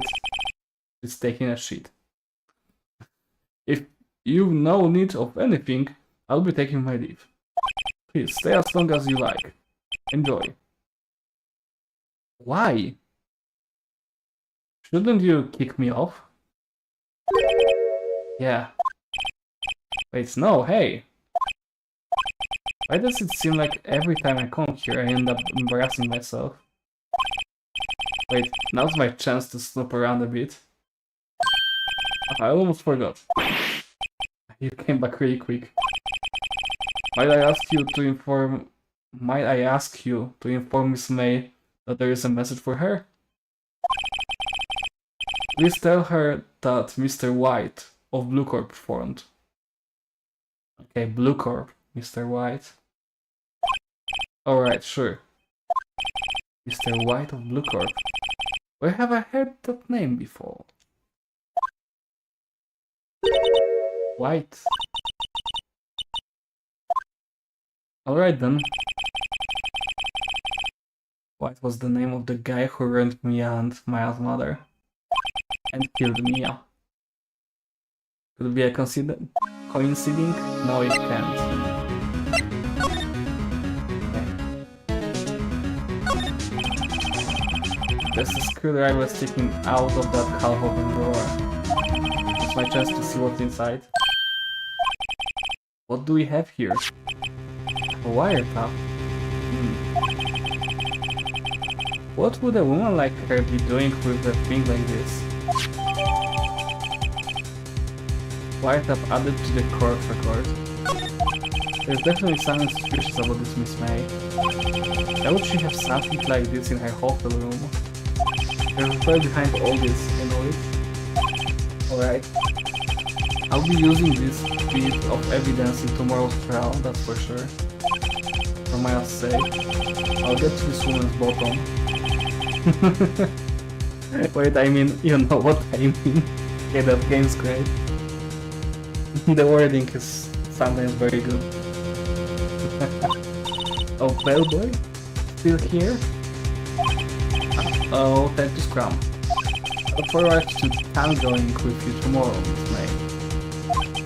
In court. To be continued.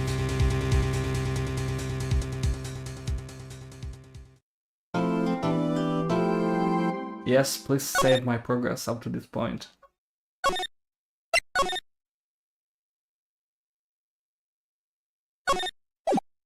Let's go. September 7, 9 AM, District Court. Card from number 1.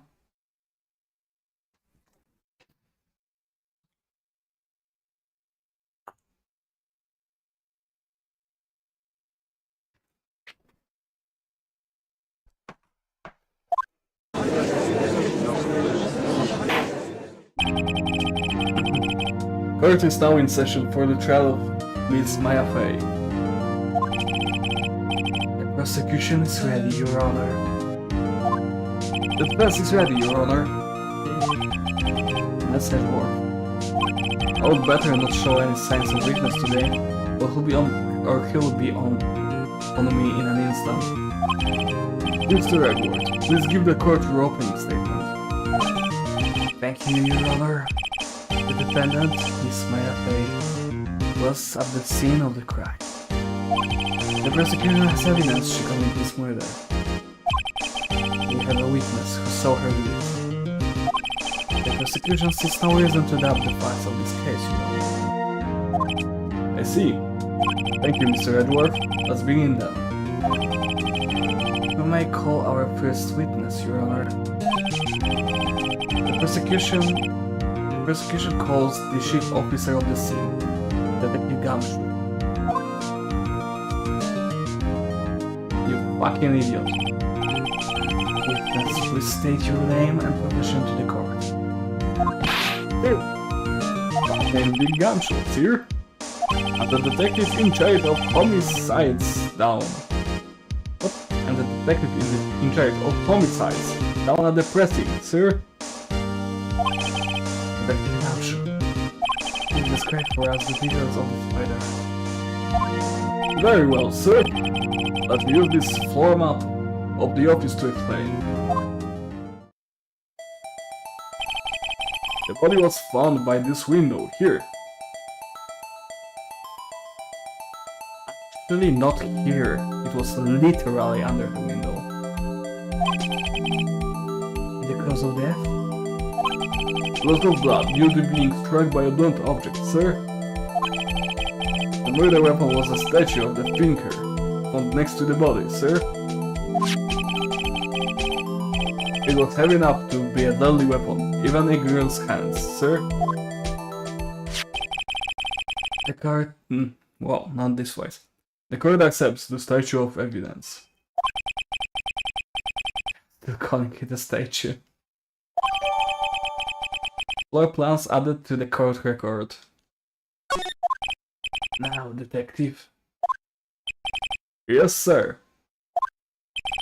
You immediately arrested Miss Maya Fey, who was found at the scene, correct? Can you tell me why? Yes, sir. I had hard evidence she did it, sir. Detective Gumshoe, please testify to the court about this hard evidence.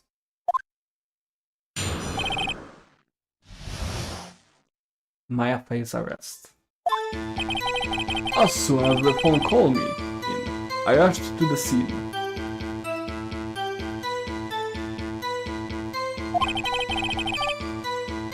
There were 2 people there already. The defendant, Miss Maya Fey, and the lawyer, Mr. Finchwright. I immediately arrested Miss Maya Fey. What? You had a witness account describing her. The witness saw Miss Maya Fey at the very moment of the murder.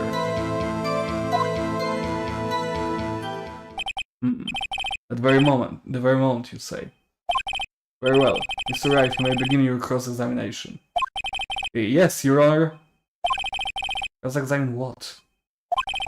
Couldn't see a single contradiction in that testimony. Whoosh. You might have just threw something at me. What's this?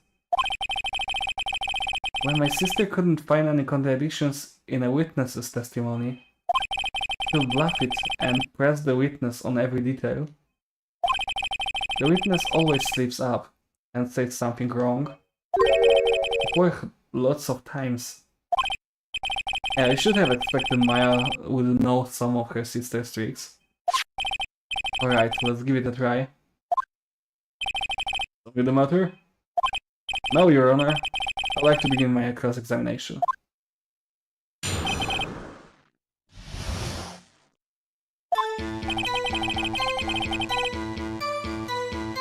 Hold it!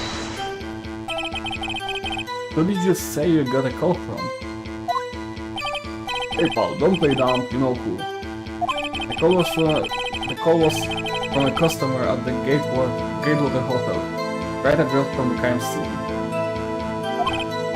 Okay, press. Not sure it did much though. Alright, let's continue. There are two people there already. The defendant is Maya Fey, and the lawyer, Mr. Phoenix Wright.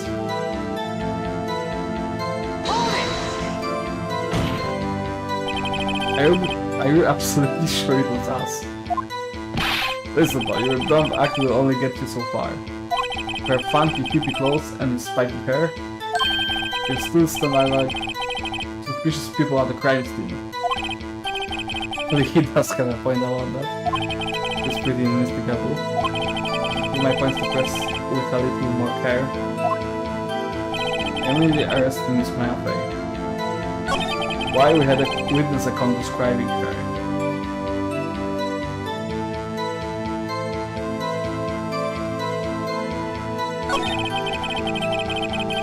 The witness saw Miss Maya Fey at the very moment of the murder. Hold on just 1 second. Yeah? If I heard correctly. You said you arrested her because you had hard evidence she did it, correct? Hmm? Did I say that? Me? I heard you said it. You did say it. You said it. Okay, this game is sometimes fun. The wording, the like characters interacting, it's actually quite good. I need to say. Exactly what about this suspicious woman in pig's claim was hard evidence? What? Chris May isn't suspicious and she sure isn't pink, pal. But well, I guess she is pink. That's enough, Detective Gumshoe. Do you have any more solid proof other than her claims, Detective? I guess pressing can have its advantages. Yes. Sorry, I got the order of things mixed up in my testimony, Your Honor, sir. There was something I should have told you about first, Your Honor. Very well, Detective. Let's hear your testimony again. Hard evidence. After securing the suspect, I examined the scene of the crime with my own eyes. I found a memo written on a piece of paper next to the victim's body. Only the word Maya was written clearly in blood. Lab test results showed that the blood was the victim's. Also, there was blood found on the victim's finger.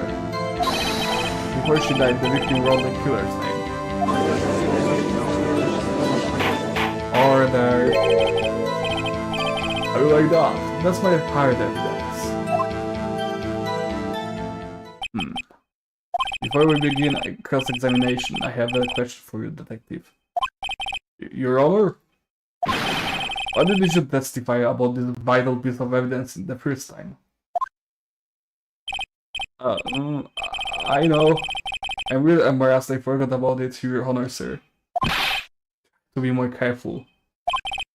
Very well, the defense may begin its cross-examination.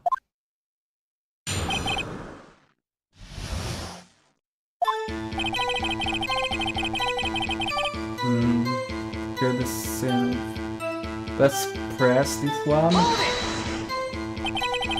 Did you find any evidence? No, don't jump the gun on me, pal. Just listen, I'm getting to the good part.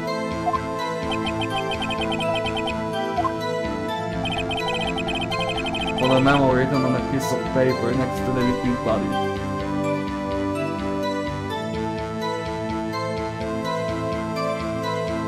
Only the word Maya was written clearly in blood. True. Blood test results showed that the blood was the victim's. Okay. Also, there was blood found on the victim's finger. That's also okay. Before she died, the victim wrote the killer's name. Like the gumshoe. You get a lot of cases where the victim actually writes the killer's name. Sure, it happens all the time in books and the movies. You're in a movie, a detective. Let's talk about reality, shall we? My guess, I haven't heard of many cases, no. Do you find it a little odd that the victim would write down a name?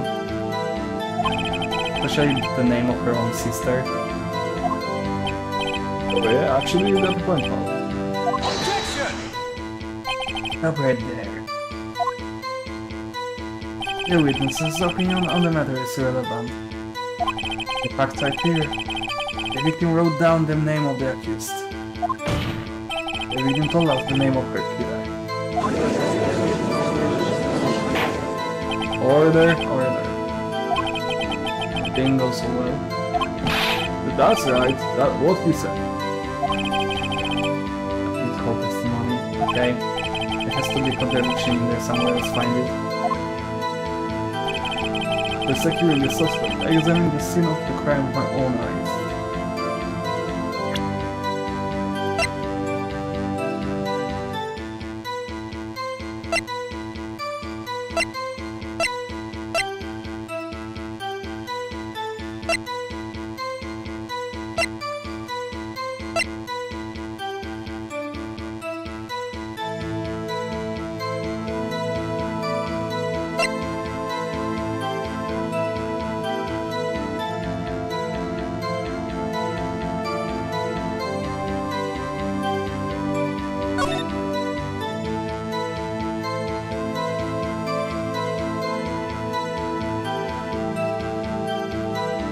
That's what you see through the window, isn't it?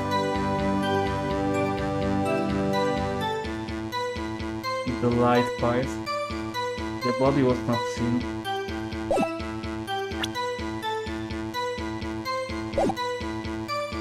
I found a memo written on a piece of paper next to the victim's body. Just because you found it next to the body doesn't mean the victim wrote it. Oh, you put it right in Smitey Pants. Oh, idiot, that would be balls. He said like, I did it. Fuck you. The killer. The killer. Anyone can see that. Oh. You're saying the killer wrote her own name? Body, please. She was framed. Hold on. If that's the case, where's your evidence?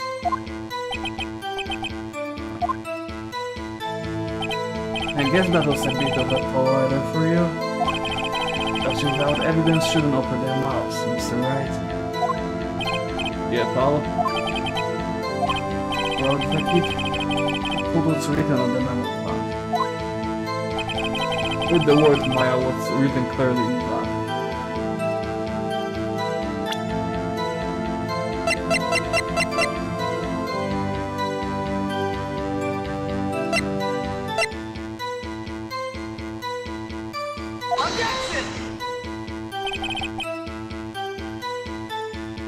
The evidence clearly reveals the contradiction in that statement, Your Honor.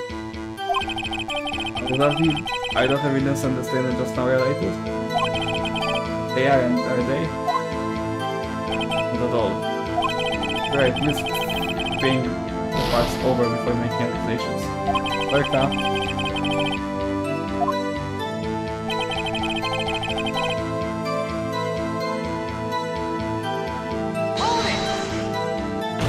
Czy umierająca osoba, no właśnie, napisałaby to tak dokładnie w ogóle? Do you have proof that it was Mia who wrote that? Of course I do, pal. He sounded pretty confident. This might not be good. Laptop results showed that the blood was the victim's. Maybe handwriting? Was the handwriting the victim's?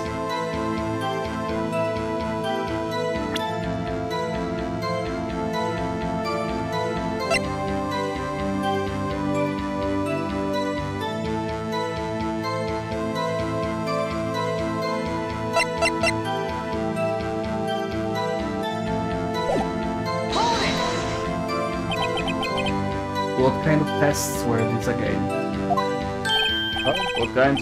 Well, I hear they take the little bits in the blood and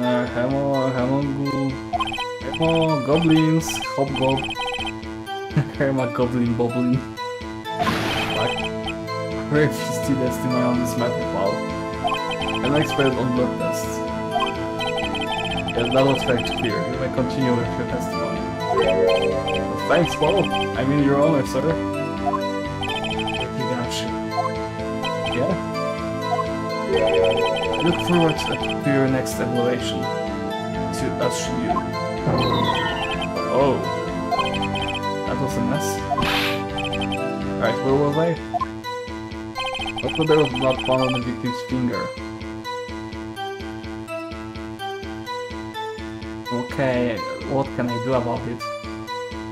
I guess that makes sense. Before she died, the victim wrote the killer's name.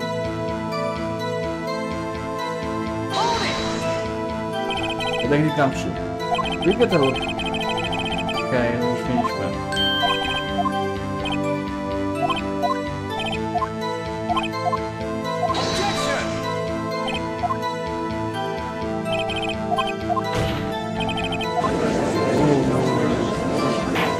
Right there, right there.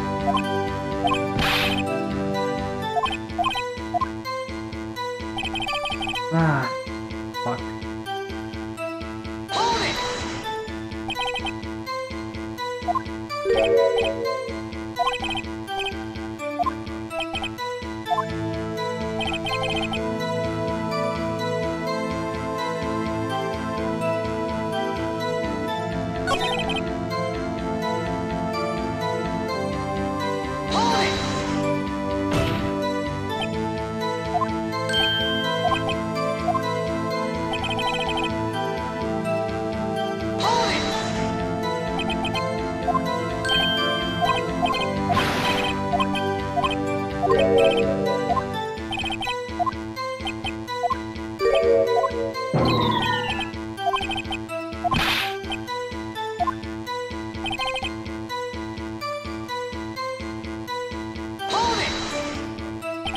On which hand was the bloody finger detective? Okay. She was right-handed. Ah, nice try.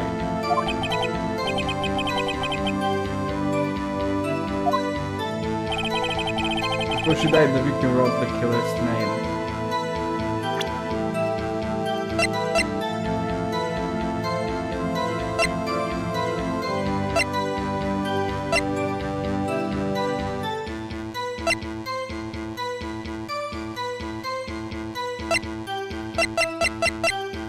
I go with that now, or with this one.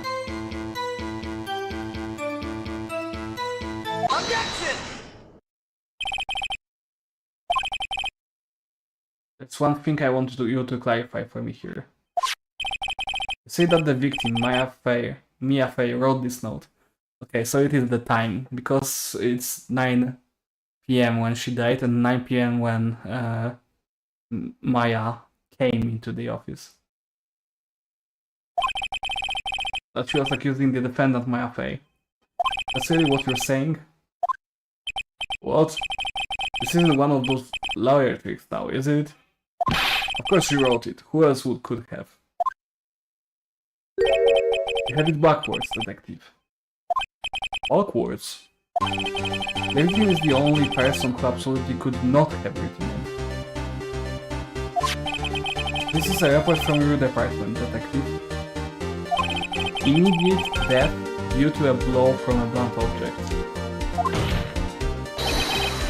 Okay, that thing, yeah. Also it said it's immediate, but that also falls because she talks to us.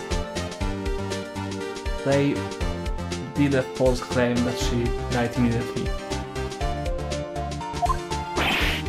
But no batik your way out of this one, detective. Order. The defense has a point. Someone who died immediately wouldn't have had the time to write anything down. Objection! It's alright. I beg your pardon, but when exactly did you obtain that autopsy report? When?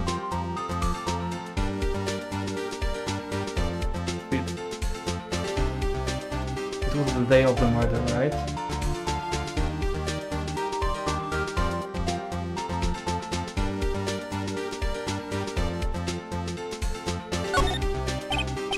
I'm pretty sure it was the day of the murder. You're wrong there, pal. We didn't write an autopsy report till the day after. Right. The prosecution's point being... the autopsy report is outdated, you know, What? Taking autopsy was performed yesterday at my request. That was almost indeed due to a blow from blunt object. But there is a possibility the victim lived for several minutes after the blow. I received this result this morning. No fucking way.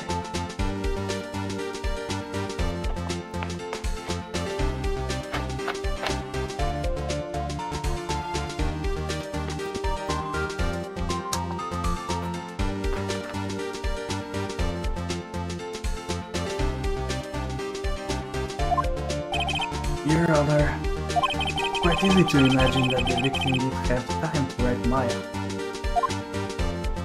This all. I see. Damn you, dwarf. I've known you would have something up your sleeve. Why, Mr. Wright, you look shocked. Nothing you want to say?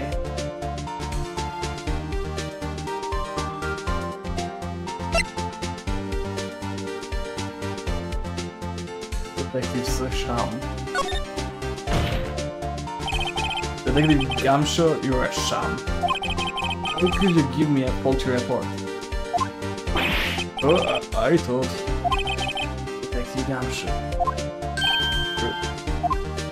I'm disappointed in your handling in the wrong report like that. I'm sorry, sir. You are a fault detective.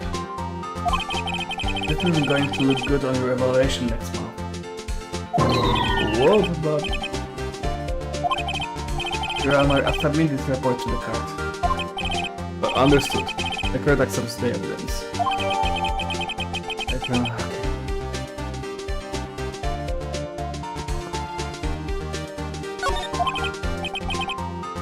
Your Honor, the evidence suggests the victim was identifying the killer. I suppose that's the obvious conclusion, yes. This isn't good.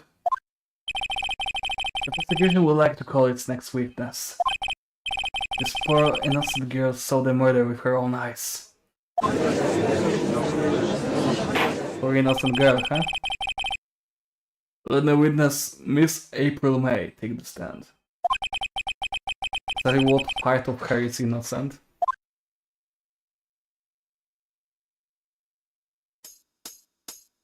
Yeah, the song, of course. Witness, your name, please. April May. Was that a jiggle service? Or just... Okay. Jesus Christ, Rapana. April May, at your service. Alleginsky Harris. Order!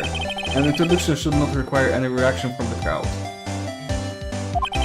The witness will refrain from wanton winking.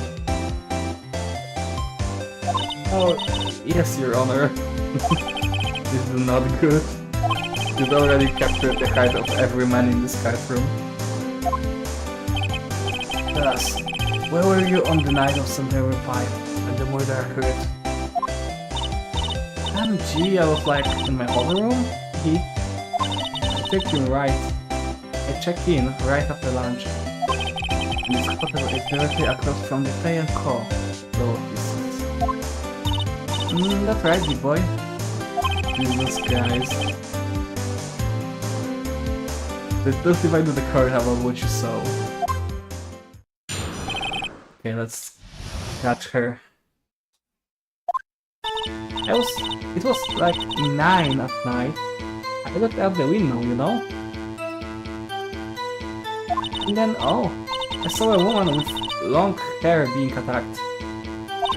The one attacking her was a mousy girl sitting in the defendant's chair. Then the woman like dodged to one side and ran away. But the girl, she caught up to her and she hit her.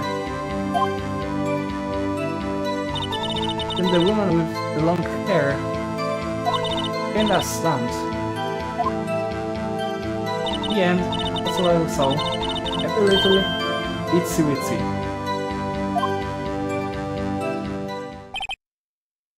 I wonder, did the original also had this kind of animation, or did they add it just for this remaster? Because if it had this animation, then maybe it was one of the first like big games that introduced jiggle physics. I mean physics is just an animation, but you know what I mean. Well, Your Honor, I see. It's a remarkably solid testimony. Not really. I don't see a need to trouble the witness any. Wait, Your Honor. Yes, Mr. Wright. What about my cross-examination? I thought the witness's testimony just now was quite firm, didn't you?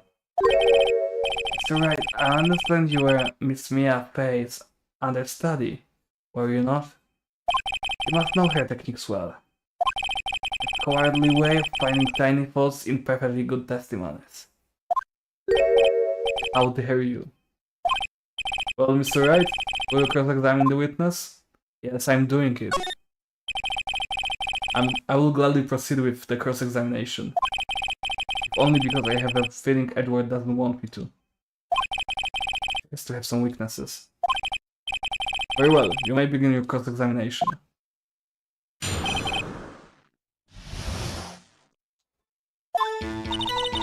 It was like 9 at night. I looked out the window, you know.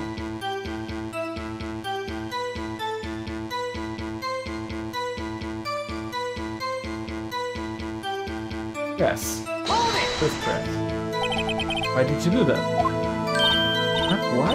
Like, why what? Why did you look out of the window? Were you expecting to see something? Oh well, gee. That's it? You can get out of this question that easily. Sort of, you know... I have a feeling. Oh my god. Well, I have a feeling she's trying to avoid the question. Maybe I should press a little harder on this one. Go for it.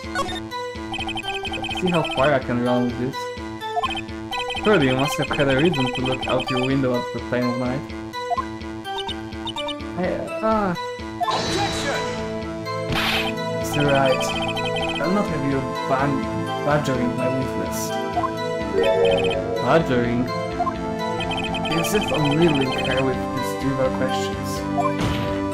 I really don't think it should be allowed. Yeah, stop it. Poor girl. Han. Order. Mr. Wright, you have been warned. What about for me? You looked out of the window. What did you see next? And then, oh, I saw a woman with long hair being attacked.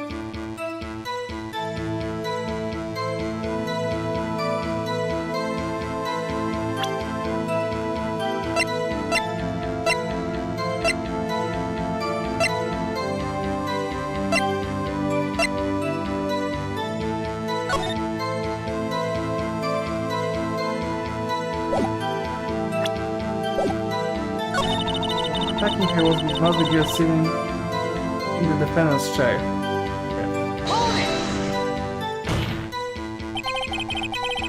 How do you know she was the defendant? Well, you know, he had a girlish physique. Women know these things. Look, I just know, okay? There's only one person at the scene of the crime. Very short, figure. The testimony is bulletproof, Your Honor.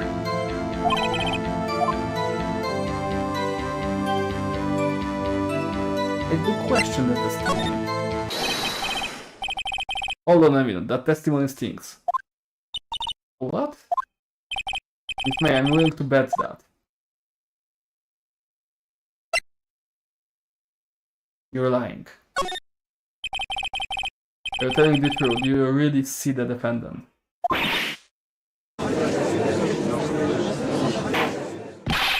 Mr. Wright, what's the meaning of this? Yeah, what is the meaning? Someone tell me because I'm clueless. About this, I mean... Okay, if you had really witnessed my client, Martha, you would have noticed her clothes before noticing her physique.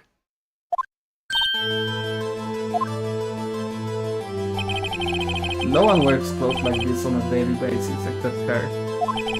And I'm no expert on fashion, but her hair though looks far from normal to me. However, the witness's testimony mentions neither of these things. The testimony is bogus. But still, we don't know if she was dressed that way the night of the murder. She was, Your Honor. So her. And so did Detective Gumshoe. What do you say to that, Miss May? What are you trying to say, you mean lawyer? I saw what I saw. I just didn't think all the cryptic little details were necessary, darling. Miss May, the court would like to remind you to please omit nothing in your testimony. I'm sorry, Your Honor.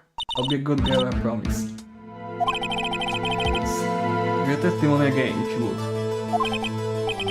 I almost had her.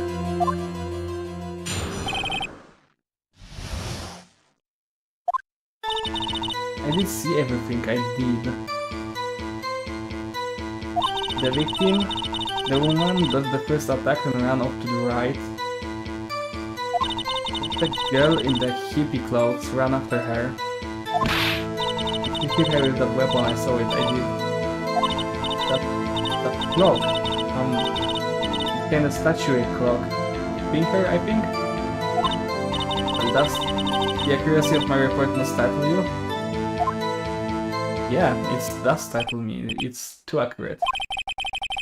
I wish you had been so detailed from the beginning. Let's begin the cross-examination.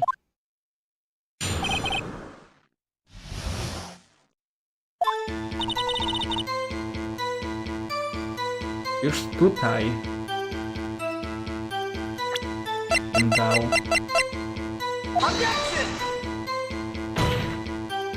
Your Honor, that statement contradicts this evidence. Thus, I don't see anything contradictory. Really? Objection overruled. I was thinking she couldn't see everything because she looked through the window on the other window. She didn't see the whole room. Oh.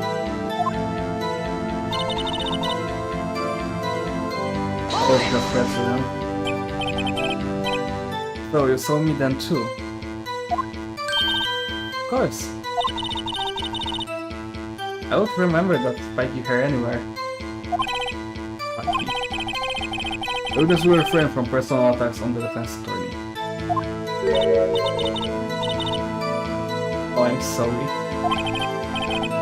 Very well, continue. The victim, the woman, dodged the first attack and ran off to the right. But the girl in the hippie clothes ran after her. She hit her with that weapon. I saw it. I did. I'm just going through. Clock on that kind of surgery clock the finger, I think. Clock? Didn't this come up in another testimony recently? Well, don't look so sour, Miss Lawyer. You can win them all. No, but I have a feeling I'm onto something now.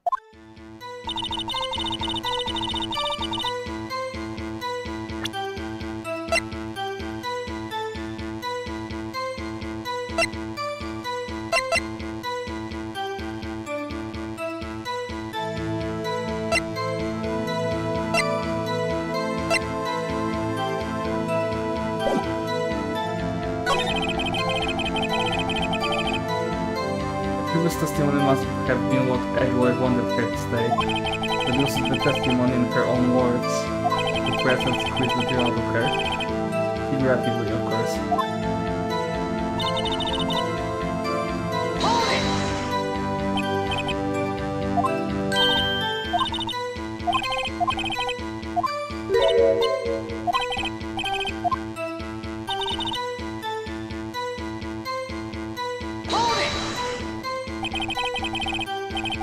Is that right as in your right, or as we looked from the hotel?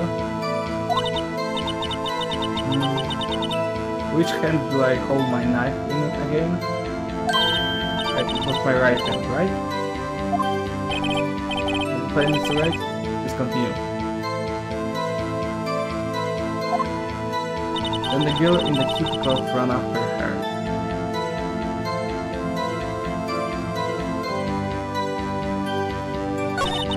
There is that weapon, I saw it, I did.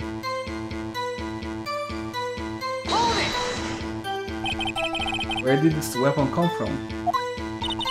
You picked it up from the desk? I see. What sort of weapon was it? But the clock, the kind of statuary clock? Finger, I think? Did I have to? Objection! Miss May. What you said just now was quite revealing. Revealing? I really like that, wouldn't you? Matthew is the lawyer. You just said that this statue of the finger was a clock. But there's no way of knowing that just by looking at it. It's in much the same position as you recently called this a clock, too. It was found guilty of murder.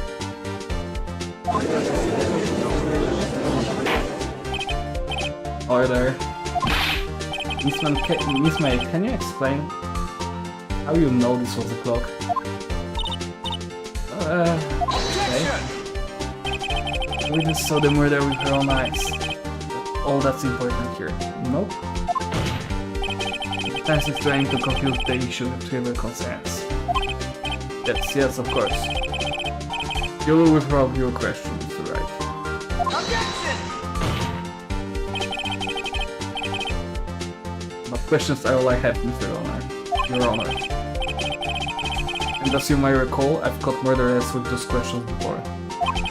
To be honest.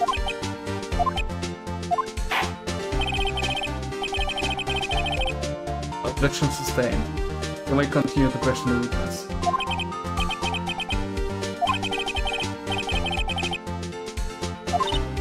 What? So, what happens now? What happens now is you answer my question. I really know it was a clock. But that's... Thought I hide it? From the all the way? Because I heard it say the time. So you've been to the law offices of Pay and Co. No, I didn't say that. How would I go there? I heard it from my hotel room. The law offices of Pay and Co. where the murder took place is very close to the hotel. Could easily have heard the clock. Well, Mr. Wright, are you satisfied? Nah. No, Your Honor. I'm not satisfied because... it couldn't have rung. Your Honor, members of the court. It is inconceivable that the clock in question rang.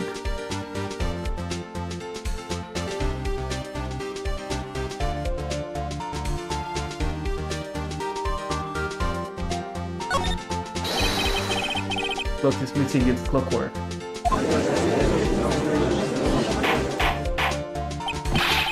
How could you possibly? Take a look right now.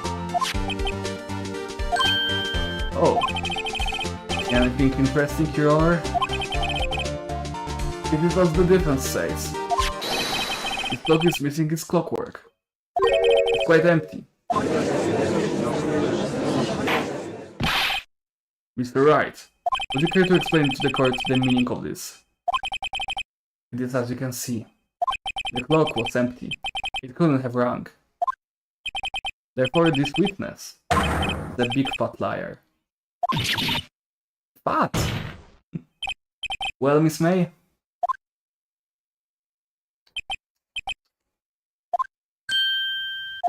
Quite the show you put on for us, Mr. Wright. Knew the clock was empty, somehow he knew. I'm afraid you've forgotten one thing, however. Indeed, the clock is empty, as you say. It can't ring. However, we must ask, when was the clockwork removed? If it was after the witness heard the clock, then there is no contradiction. That's true. That is a possibility. The clock might have been emptied after she heard it. And that is exactly what happened, Your Honor. Well, Mr. Wright, can you prove when the clockwork was removed? Why can't you prove why the clockwork was removed? Why is it me now? Impossible, of course. I have proof. What? Wasn't it you who told me proof is everything? Well, I was listening. And now I'll show you the proof you like so much. The evidence that proves when the clockwork was removed is...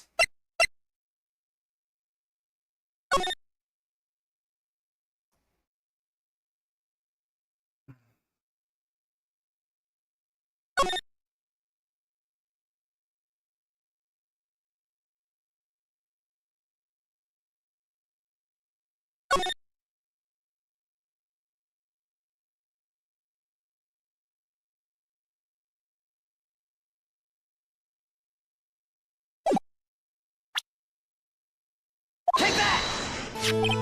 Take a look at this. That's a very cute cell phone. You have a girly phone. Wait, this isn't my phone. Listen.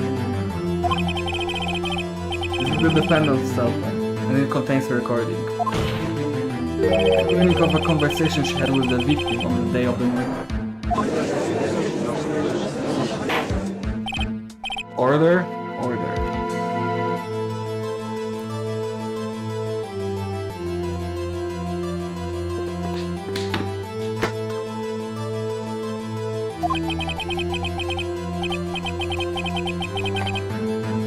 The defendant's cell phone. This wasn't brought to my attention. Perhaps Detective Gamshaw overlooked it? Better remember he's up for evaluation soon. Gotta say, I'm starting to feel bad for the big fella. Let's hear the conversation.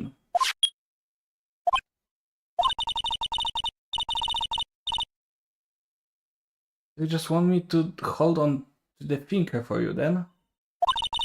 You could. I should probably tell you, the clock isn't talking right now. It's not working, that's same. I had to take the clock right out, sorry.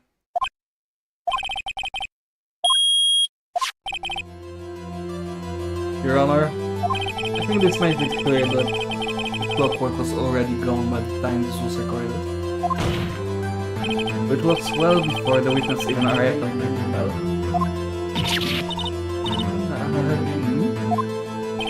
Well, Miss May, do you care to explain this to the court? Just how did you know that weapon was a clock? Well... But isn't it obvious? I thought I thought before. What story was that again?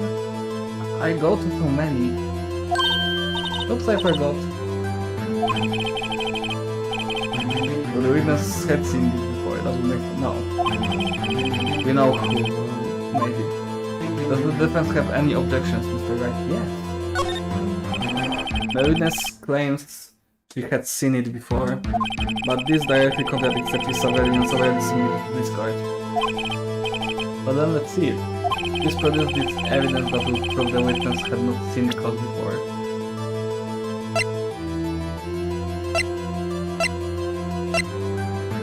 highlight by Larry Boots, we know. It's gonna be that? I guess. Take that! It's simple. This clock was never in any store ever. What? A friend of mine made that clock. Only 2 exist in the world. And the one that isn't here is in police custody. Impossible, everything is sold in stores. But not this clock. Hey, I think it's high time you went shopping for a better excuse. That's nice. Oh, excuse is not on sale today? Wow, he's good. And she's mad. Ugh, and she's ugly. What's it to you, porcupine head?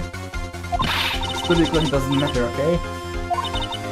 Hated it, and she should die for it. Bitch. Whoa, let's not get ahead of ourselves. This is the court of law, and the witness will remain calm. Oh? Sitting. Today I'm like lazy? Yes I did, Kiki. Miss May, let me ask. How did you know the weapon was the fucking clock? She's so ugly, goddamn. Oh dear. Does the defense have an opinion on this behavior? That's it. Yes, Your Honor, allow me to explain how I see the truth on the matter. April May, you know the weapon was a clock because you had heard about it. The witness had never held the clock in her hand. However, she heard that it was a clock. She heard? That is correct, Your Honor. There is no other way she could have known that the finger was a clock. I can show the proof. Well, this is interesting. See it then. Show me evidence proving that the witness had heard them with the weapon was a clock.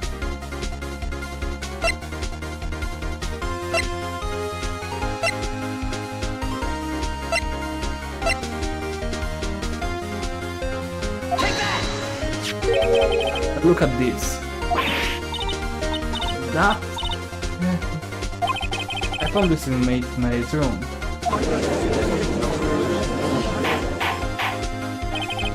It's alright, please explain to the court what is this. Miss April May? You were attacking the victim, Miss Mia Faye's phone, were you not?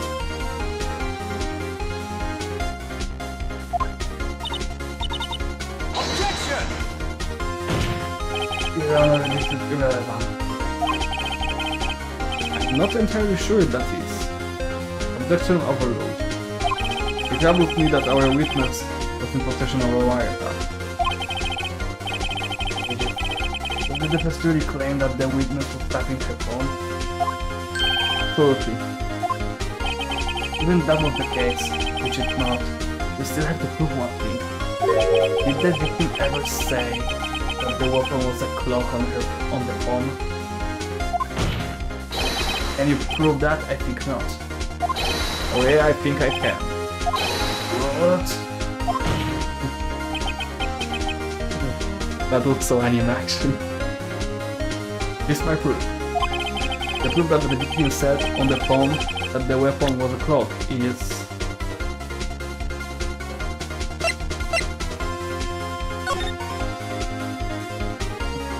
Oh, actually, there's nothing else. It's a clock, yeah.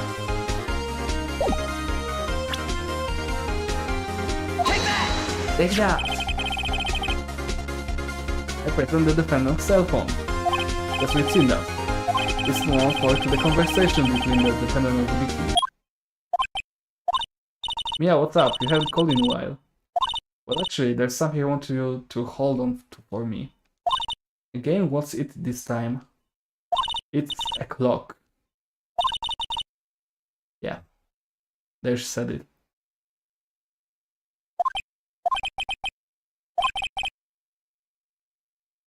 Mr. May, you used the wiretap to listen to this conversation. That's how you knew the thinker was the clock. Am I wrong? Objection!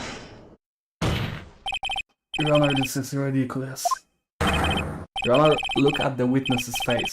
That's the thing I'm used to you. The defense demands the answer. Witness, answer the question. Did you tap her phone? Miss May. Shut up, all of you. What gives you the right to... Okay, they should let me read, for fuck's sake. Okay, you lawyer.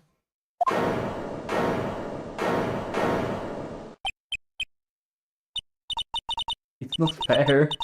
Why would you gang up on me like that? Is that it?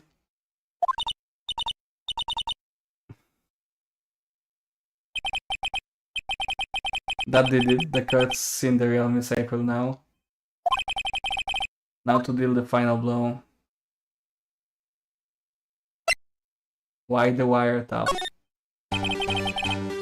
Why did you tap her phone? Answer the question. I have to? Isn't this a murder trial? Isn't TPT tapping irrelevant? Saying exactly what Edward wants her to say. Miss May, you were tapping the victim's phone. I probably call that irrelevant.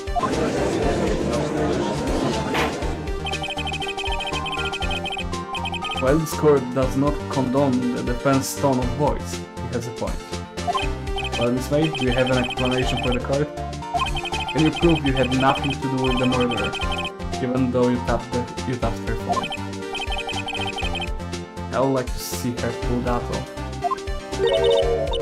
Mr. Lawyer, I saw that evil green. You're probably thinking, I would like to see her pull that off, weren't you? Damn, she's good. Well, you're not the first man to stop that, and of course, I can, will. Can't be serious, no way.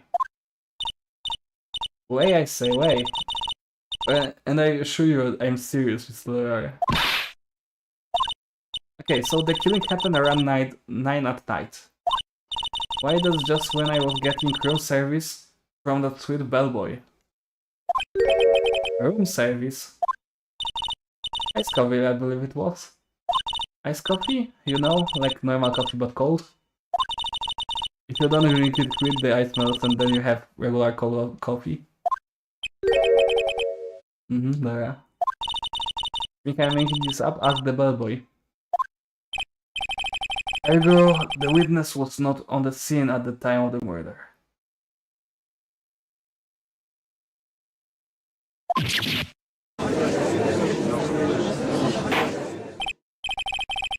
So where does that leave us?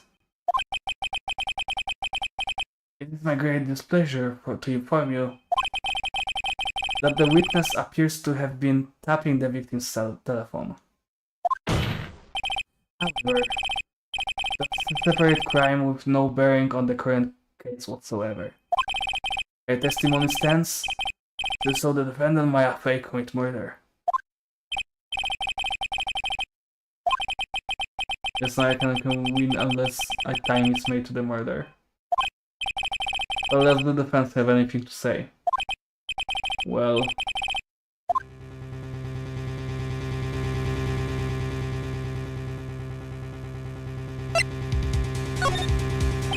Right, on with the cross-examination.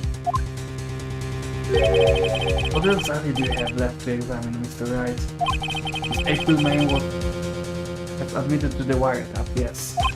But that bears no relevance to the case at hand, murder. There's no way you can prove any connection.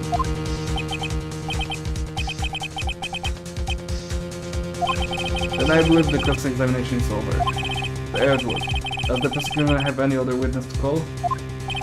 No, Your Honor. It's the last. Oh, but that means I am guilty? Wait, Your Honor. Yes, Mr. Wright? The defense would like to call the bellboy after all.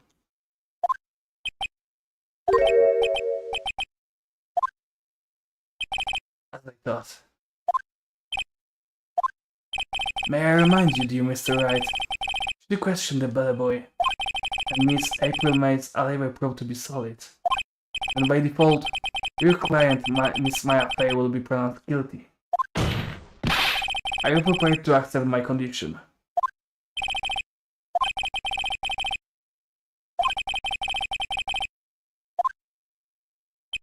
I accept. Very well, the court calls the hotel bellboy to the stand.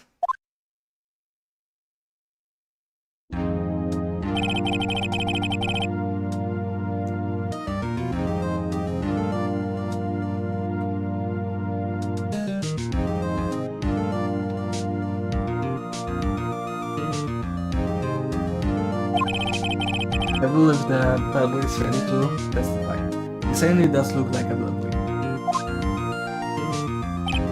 He even brought the food. He's prepared. Yes, sir. I received your summons in the middle of my work, sir. I'm happy to be of service. That visit looks rather heavy, so without further ado, the witness may begin his testimony. Very good, sir.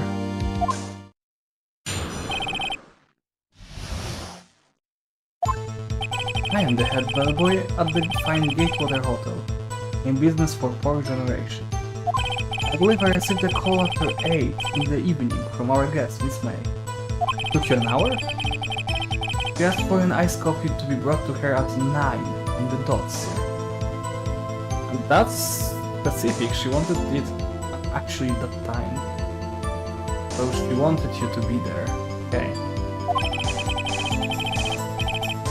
I brought it to her at precisely the requested time, of course.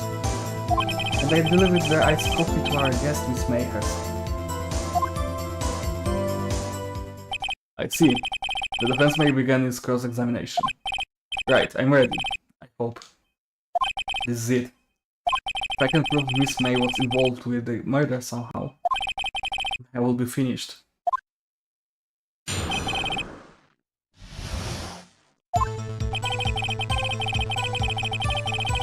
That's okay. I will not ask you about it. I believe I received a call after 8. I'm sure it was Miss May on the phone. Absolutely, sir. Can be so certain. Check Miss May in personally, sir. Not only did I see her in all her stunning radiance, but I also heard her voice. And then I saw them. And I... Okay, dude. The point being, I remember her quite well, sir. Yes, but then...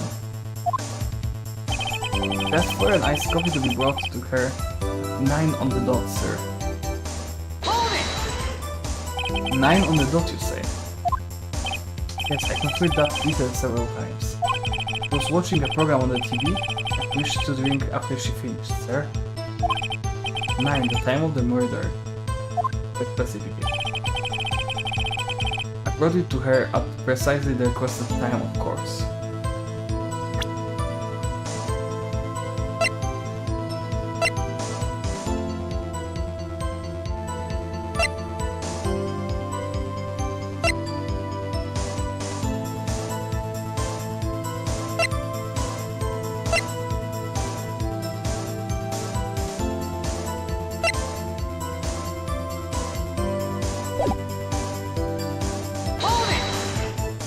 Precisely 9, then?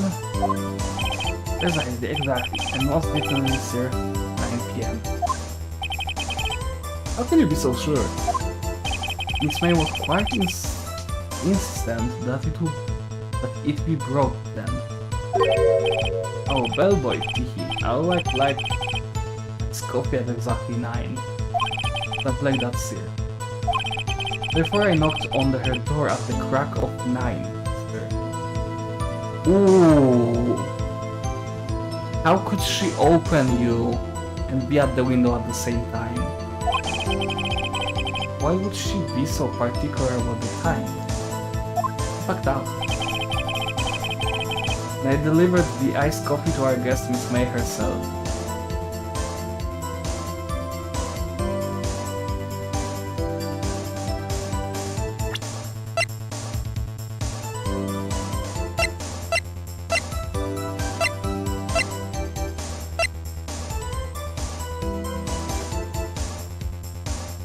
You should have carried it. Didn't you?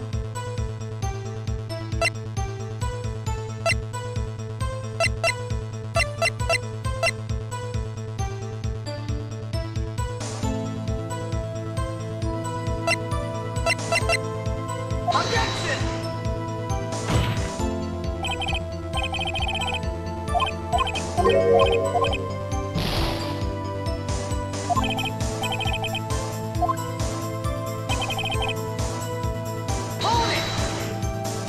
You're sure it not Miss April May herself?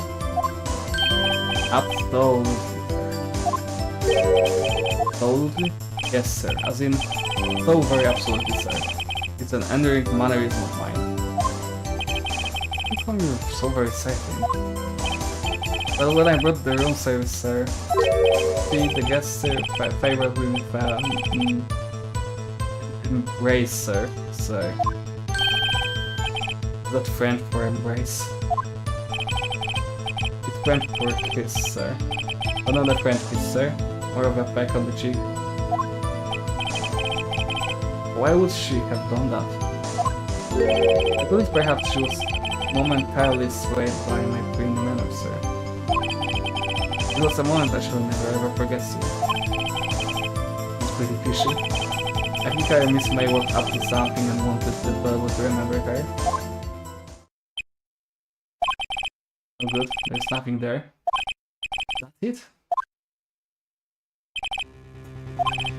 Finally you understand. Velvet has absolutely no reason to lie. Now, if you have any decency, you will end this rather vicious cross-examination here. It was a bit tedious. The witness may leave the stand. Can't let this happen, can I? Yes. Wait, please wait. Yes, does the defense have any the defense have something to add? One last question, let me ask one last question. Objection! Your Honor, I am subject. This charade of justice has gone on long enough. Now, Mr. Edward. Alright, Mr. White, I will give you one more question, that's all. Okay, this is really it now. My last chance. What do I ask him about?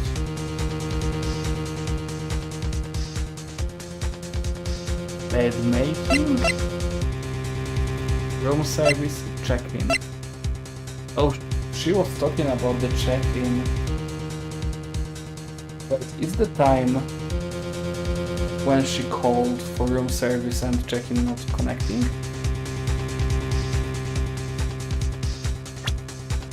You can see here.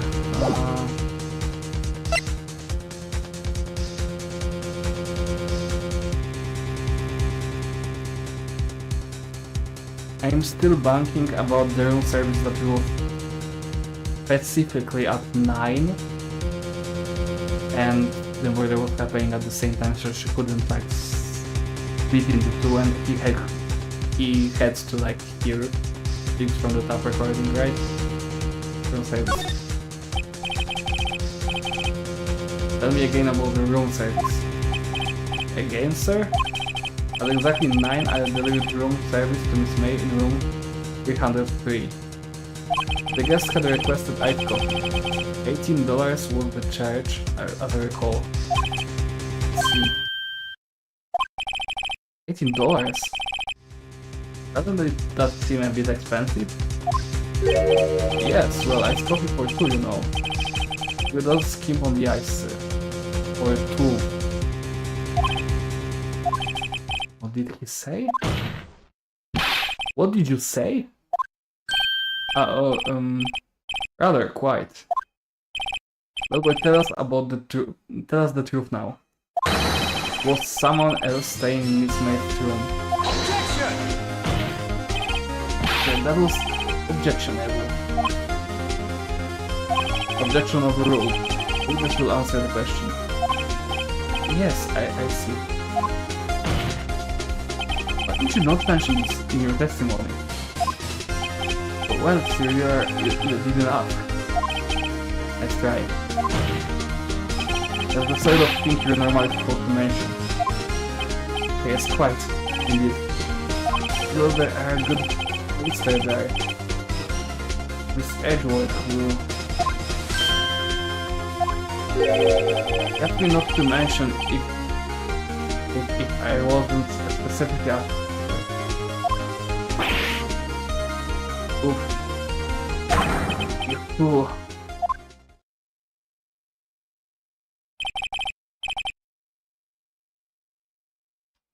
Okay, I will do a little break.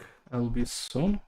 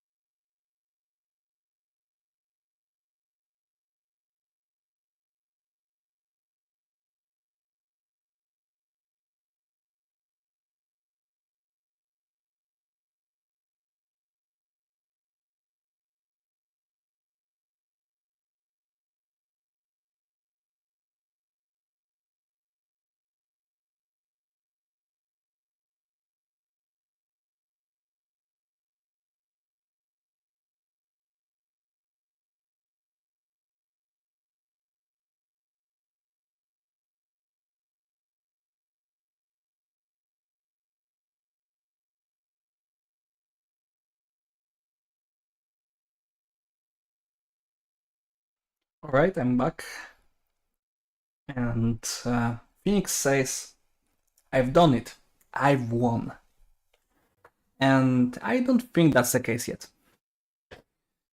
Well, there's nothing proven yet, is there? How did he win? Not yet.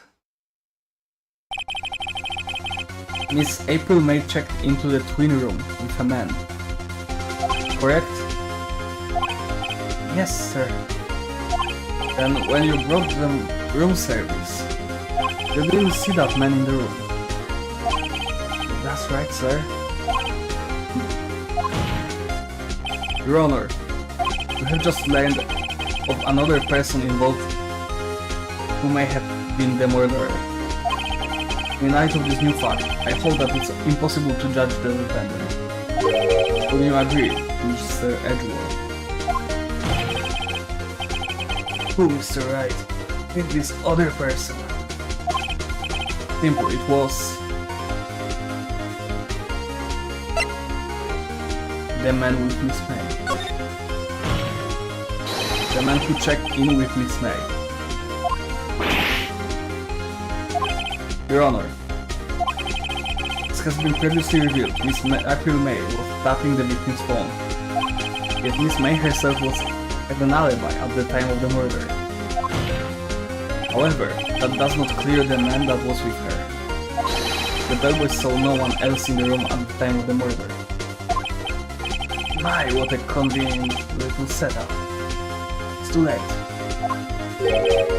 Too late? I suppose you would like it if it was too late, wouldn't you?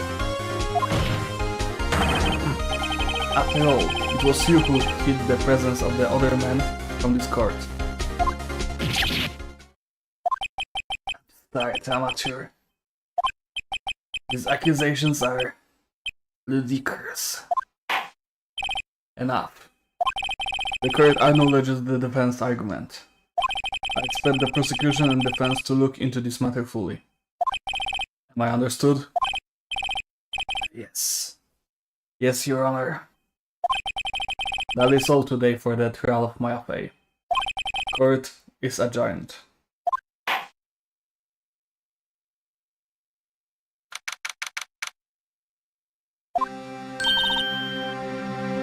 Alright. You're amazing there. Really? I think I might be your newest fan. I was just doing my job, you know. And again, that other attorney was pretty cool too.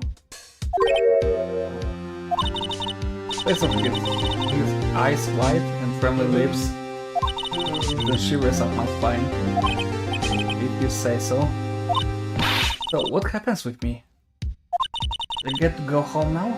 Well, no, I don't think so, not yet. See?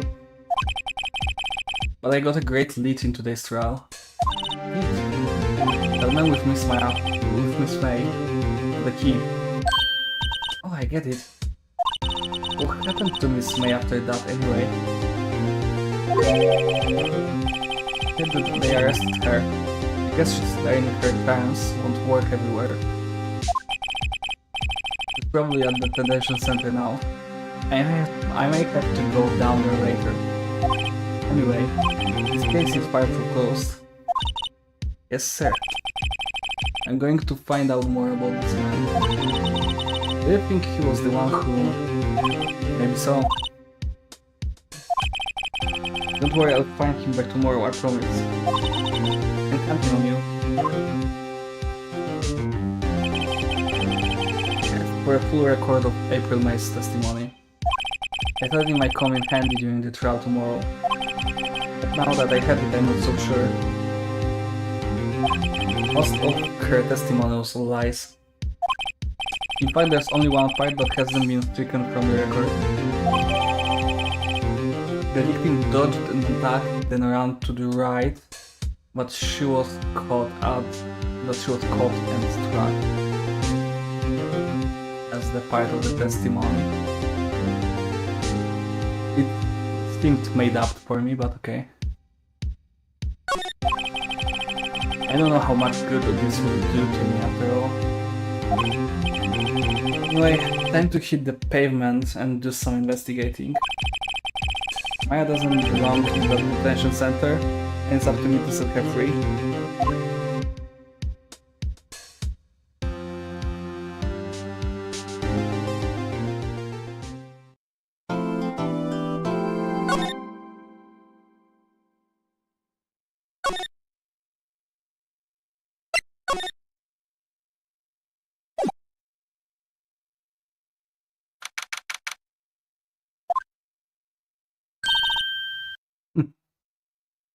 Well, hello. I didn't expect anyone to come to visit me in such a dank place like this. It's really quite moving. Not. You stinking liar, I hope you die. Have you come to laugh? Yes, laugh at the fallen Miss May.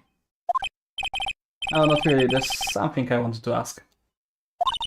Unfortunately, there's nothing I want to be asked. And you done enough questioning your spiky head? Here we go again. Please, you're scanning the security guard. So, what is it you wish to ask for me then, First I said, how did you get to be so totally walked?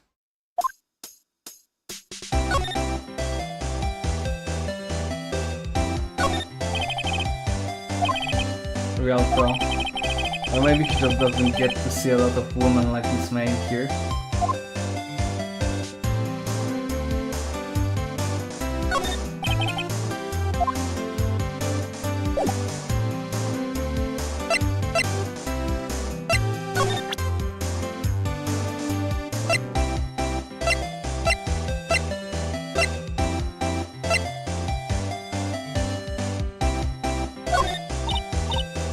Guess what? Actually, I really hate your guts. So get lost because, well, I'm not cooperating. Thanks, I noticed.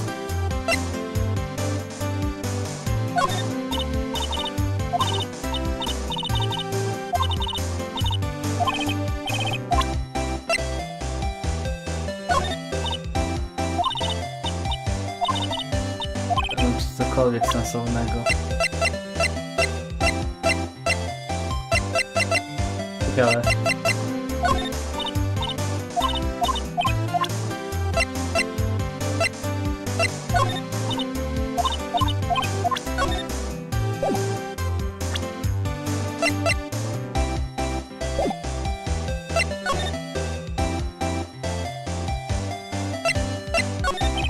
Hey, why are you so angry?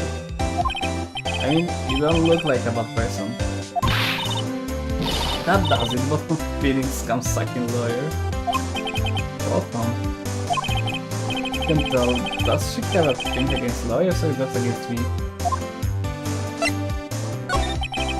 You place the right up on me as phone. But when you say it like that, it sounds so cold, so criminal. And tapping people's phones is a crime, is made. And I suppose you learned that in lawyer school,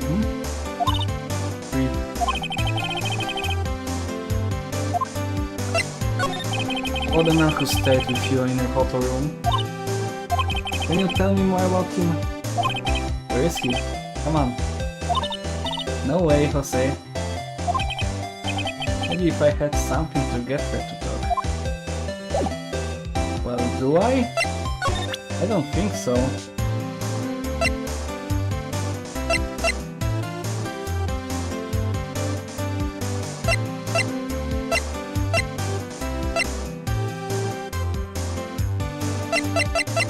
Nah.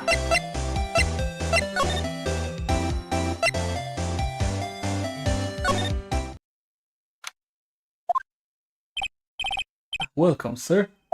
Quite the performance today, if I dare so say so myself. Thanks? Sorry for putting you on the spot like that. No, not at all, sir. Your efforts today can only help the Gatewaters' reputation, as they say. Huh? Rep? Yes, our reputation will swell at the hotel where the murderer used a wiretap.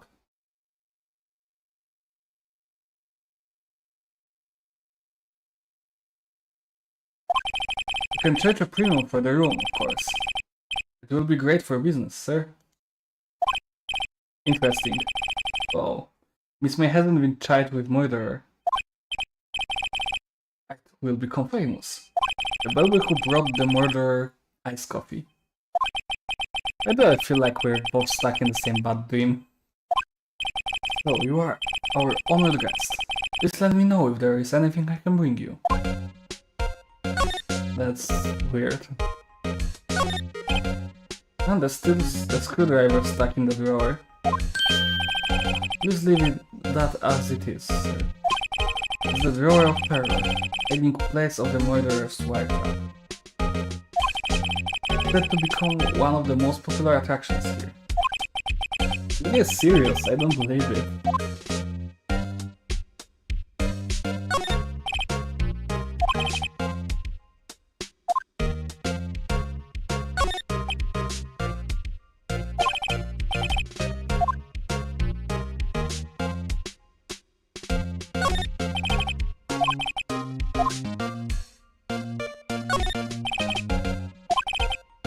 I haven't cleaned this up by now. I beg your pardon, sir, but will you please refrain from touching those? Part of the decor. I call it the drink for murder. We'll be famous. The talk of the hotel industry. Yes, weather again today. I can see the pay and call law offices, of course. Yes, we plan to install a telescope in that window, of course. Fuck. Just $5 will earn you 3 minutes of a view to a kill. Just kidding, sir. But I look in his eyes, I would say he was more than serious. Brother, come on, this is wild.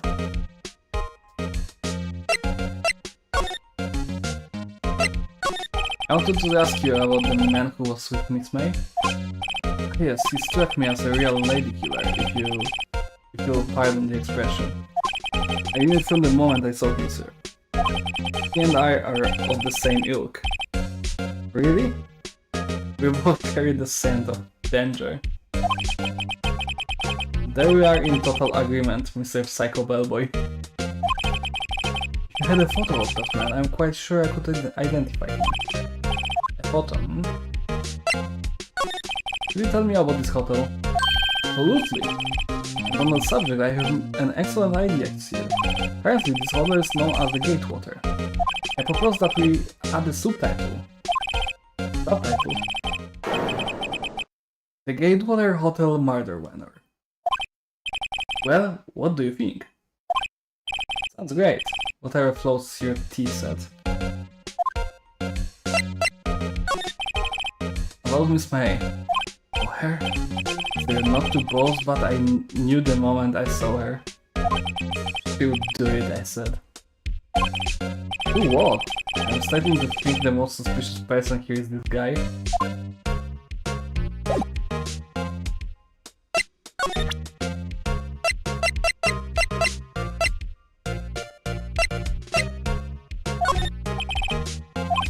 All I could think about during the trial was the hotel. I wasn't paying much attention to the evidence.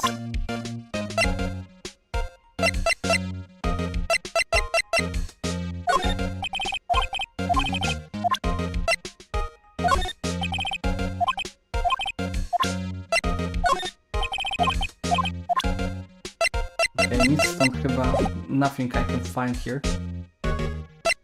Ah, alright then.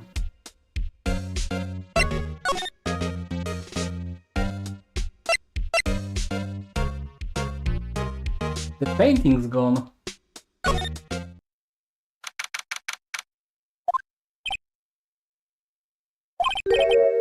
Maybe he's avoiding me for some reason.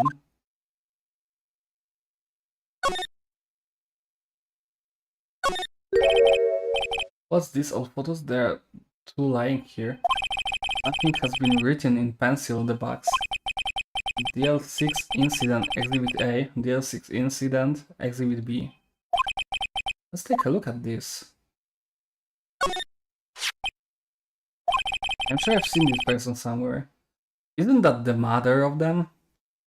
It is.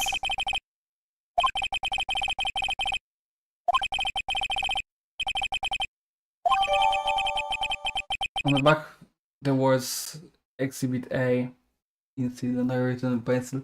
This will be the mother of the sisters. Okay, hello there. A photo lies on the desk. Maybe I should switch it with the one I took.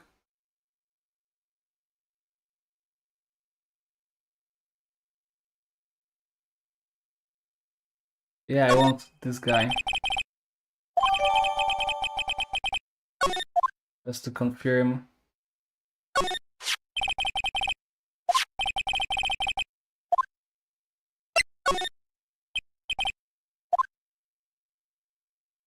I don't understand why I can't just pick both of them.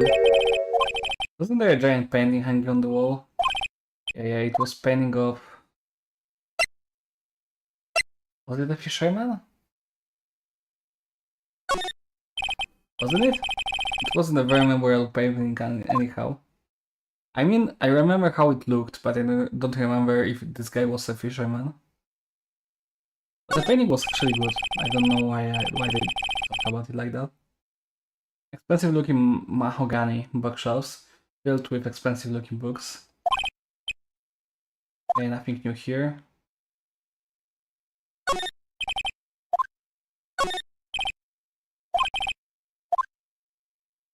Ashtray is empty yet.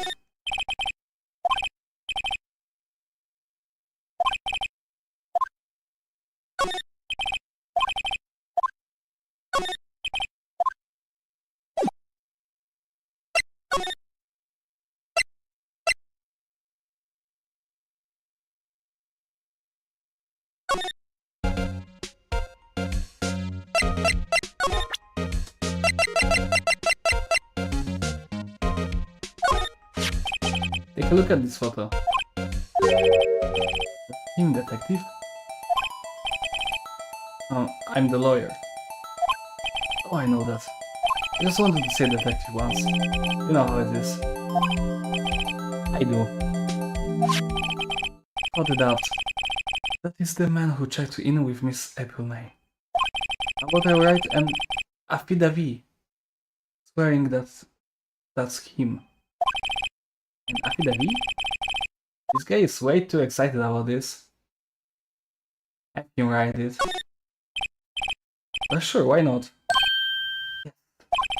I always wanted to write an affidavit, sir. From henceforth, I will be known as the bellboy who swore the affidavit. Let's hurry up and write it. This guy is the man who stayed with Miss May at the hotel the night of the murder. Not even Miss May can play dumb to this. Okay, now we have two sides of the evidence. So why couldn't we pick two photos?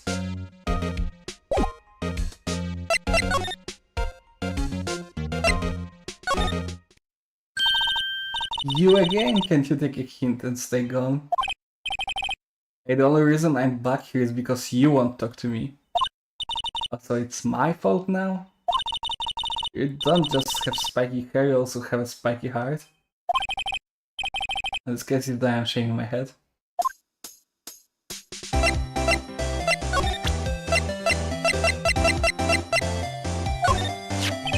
Look at this. Look, I've said it several times, I'm not telling you. Where did you? A reaction. This is him, isn't it? What? Who? When? Why? It is him. This is the man who stayed in your hotel room the night of the murder. Oh no, that's not right. Let's try Miss Cooperative. Do you have proof that was him? Yeah, proof. Show me proof. So close.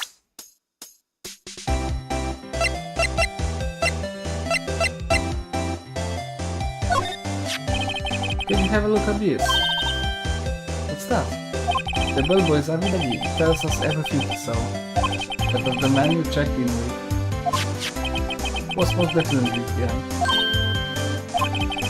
Now I'm getting somewhere. His hair pierced, pushed her hard.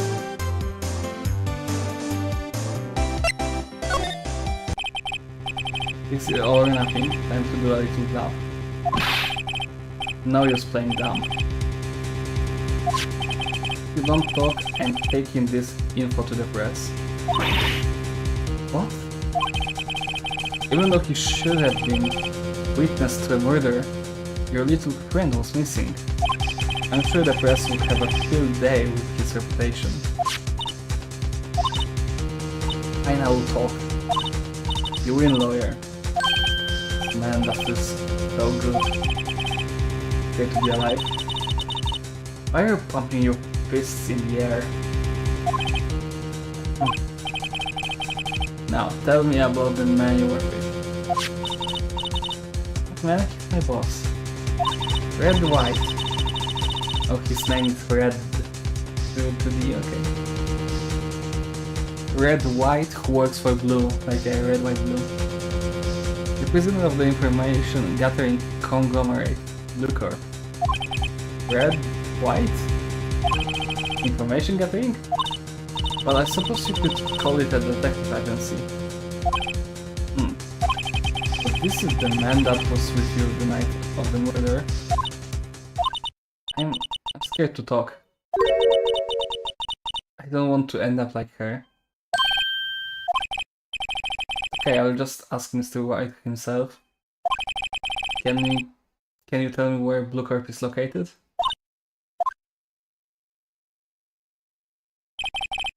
Mr. Red White, at last. Finally, a lead on this guy. If April May could... Those must be the fake names, right? Red White and April May? Come on. This is some kind of code. If April May couldn't have done it, that leaves him. Time to take action. Bellboy's Avid Davi discarded. Why? Why did you discard it? It was good for the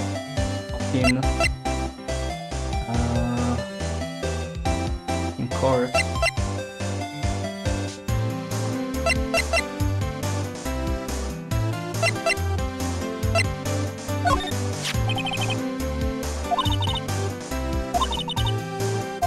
Alright.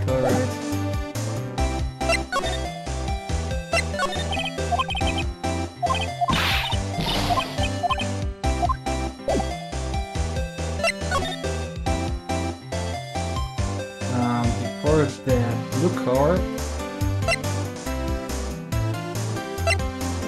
I want to check the law offices for sure.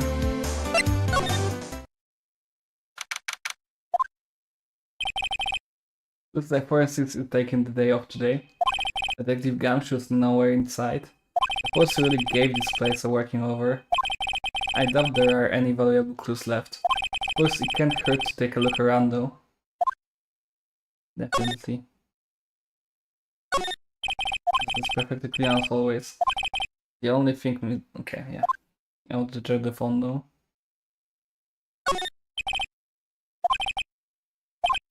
Are some of the files missing?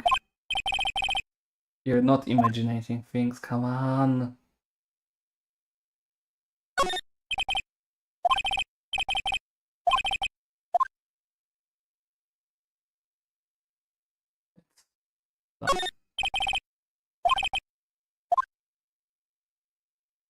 Okay.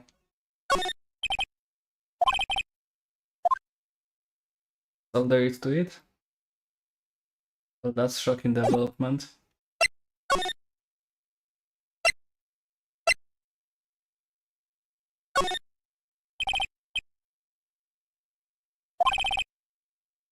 Oh, he is here. Fuck, I didn't have the other... I didn't have the other photo to poke my nose through with. That sucks. Ah, you again. Hello, Mr. Grousberg. Well, you're quite the thing, my boy. Excuse me? The trial. He was there. Reminding me of myself when I was at Yav. I guess something got passed down through Mia, maybe? It brings back memories, it does. Ah, the days of my Yav. Like the scent of fresh lemon, you see. I apologize. It was all a bit too much for me, my boy. Seeing you today, I appreciate they are missing, but much rather you gave me some information.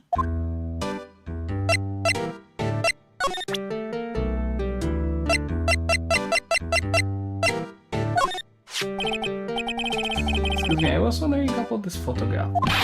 Where did you get that? Give it back at once. I'm sorry to have taken it without your knowledge, but I have to know, who is this man? But most likely in April May's room, the night of the murder. What did that you say? Are you quite sure, my boy? I beg your pardon, but I must ask you to leave. I need to be alone. It's fallen silent as a stone, as a rather light stone. I guess I should read in that photo.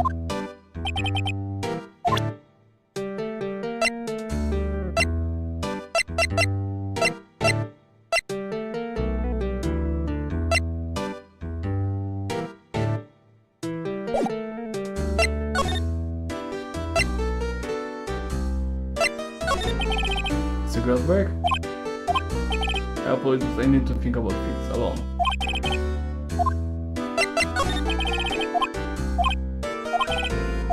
Dude.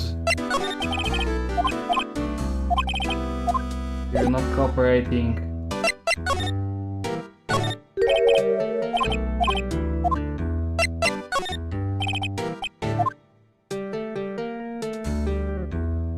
Okay, nothing new here.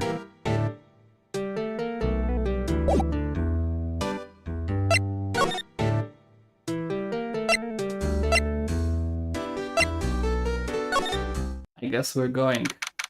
Oh, here it is. That's kinda stupid. What's with the cereal decor? Welcome, please furnish me with the title of your personage. Your name, what's your name? I was just incredibly asking the title that you go by. Seems right. Mr. Right, is it right I see? Splendiferous. Perhaps I have intimidated you with my gigantesque vocabulary. What's this guy's problem? I'm Red White, CEO of Blue Corp. You know, corporate expansion official. My business dealings bring me into contact with the elite of the elite. I'm afraid I am not used to conversing with the worldly challenged. What a fruitcake. Let me guess. You're an attorney, fresh out of law school, are you not? That's the only explanation for why you would come to meet me like this. What does he mean by that? No matter. So what business does a mighty lawyer have with a man such as myself? This guy's arrogance meter is off the scale. I'm guessing this is supposed to be a desk in mine. It's quite a thing. This model of my body, see? Well, does it sleep under sure not inspire you? Not really. Looks weird as fuck. And not comfortable.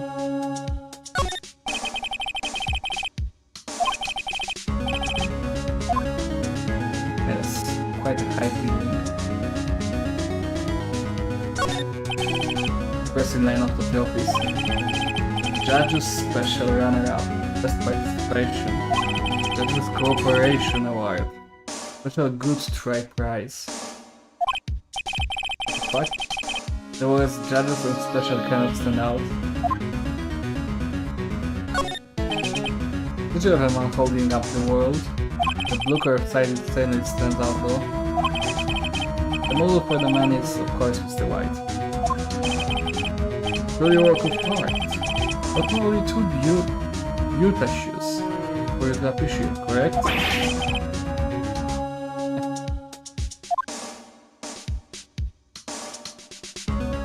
Okay, the real question.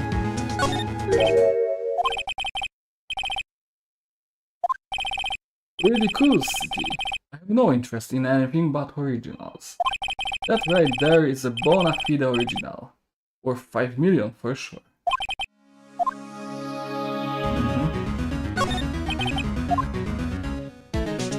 I do.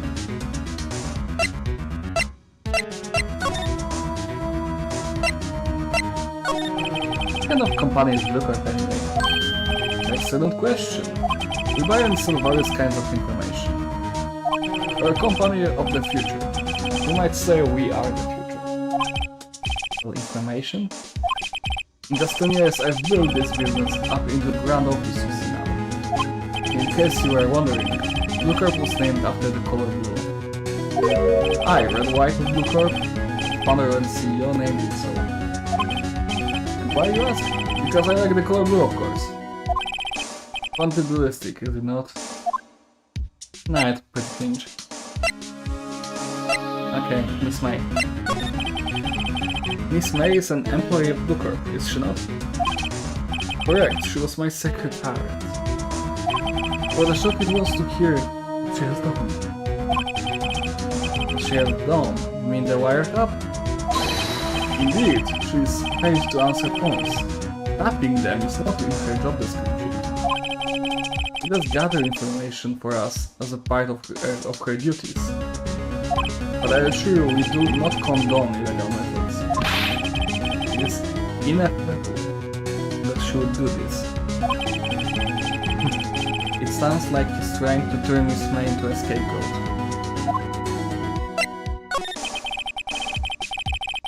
The night of the murder, were you in April May's hotel room? You can say, I seldom pay attention to mundane details, but it's time and place. Please, don't worry, be happy. Dear Mr. White, the hotel label has stated on the record that he does remember you very clearly. No matter, the billboard can say what he pleases. Still won't talk to you. If you want me to speak, put me on the witness stand. Although I doubt you would be capable of doing that. This is a good question, actually. Why didn't the prosecution call him as a witness? You have seen the same thing as April May. Oh, the police, the cards. To me they are my toys. Things for my amusement. There's something that's been bothering me. Yes, what might it be? A big painting on the wall over there. When did you get it? Hey, when did you get the painting? No idea, I forgot. I've seen that painting before, yesterday in fact. Why did I find that painting here today? Mr. Wrong, was it? Right. It appears you do not fully grasp your position here. Ask again, who are you? A lawyer? No, my tribal friend, a mere lawyer. Worth nothing. Zilch, zippo, nada. Just like that sorry excuse for an attorney. Grody burger. What? Oh. Punched me. Well, Mr. Lawyer? What will you do, eh? Charge me with assault? Straight away, I will come it. For it is you who will be found guilty. In my exposition, police, the cars, they all do my bidding.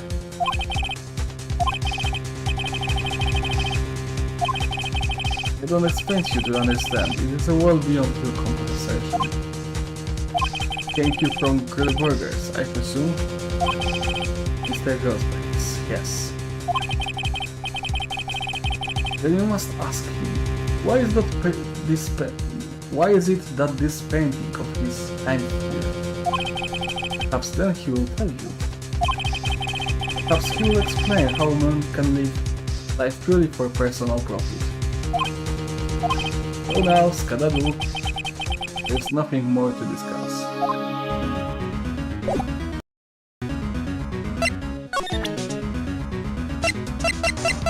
I don't have the photo anymore.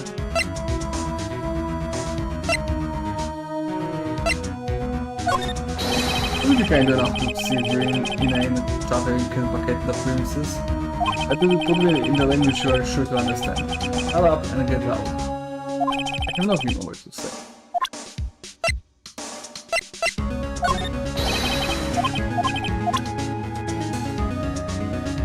Sure, fucker.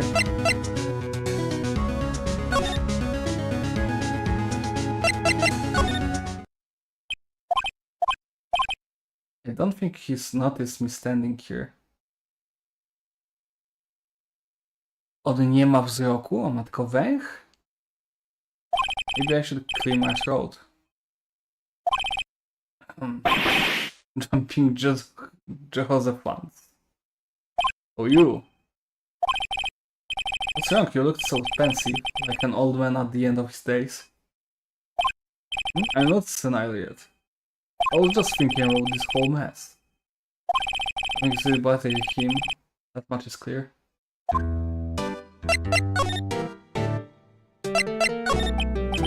So I paid Blue Card a visit. Oh, I see. Mr. Grosberg. I have to admit, something has been bothering me. What is it? Well, out with it, my boy. This is just... that is painting. Here, there was a giant painting hanging right there the other day. Was there not? The one you said you had no intention of fighting with? Well, I saw it today. It was in the CEO office of Blue Corp, Red White's office. So you noticed. I suppose I should have guessed you would. This is the large painting. Mr. Grosberg, I know you and Mr. White are connected somehow. Connected, you say? Yes, and I know what it is. You're lovers. I will fucking go for it just because it's funny. It's not something I can claim to understand, but you and Mr. White are lovers, aren't you? What, my boy? You send that painting to him. As a sign of the nightclub. My boy, please, you're letting your asses run away with you. Where do you get these bizarre ideas? I don't understand how you could. It's because I'm not weird, but don't be ridiculous. Enough. I'll swallow my pride and tell you all. They are lovers. No, we are not. Red White is a man who makes his living through intimidation. Blue Corp is a company that excels in finding people's weaknesses, I'm afraid. I've been paying them for 15 years now. Jeez. All because of the DL6 incident, as you may have guessed. The name of the back of those photographs. This is objective. I could not stand in defense of my aunt because of this. Why would have destroyed me if I did? About the connection.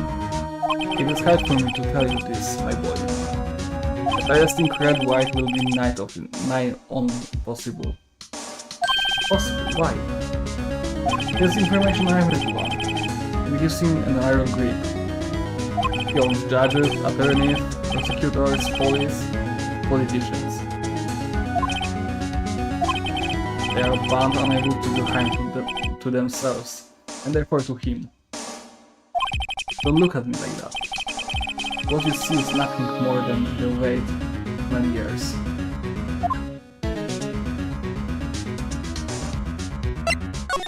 I asked before, but why did you we already know.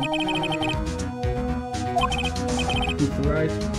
No, I'm sorry. It's just I need more time to think about my body.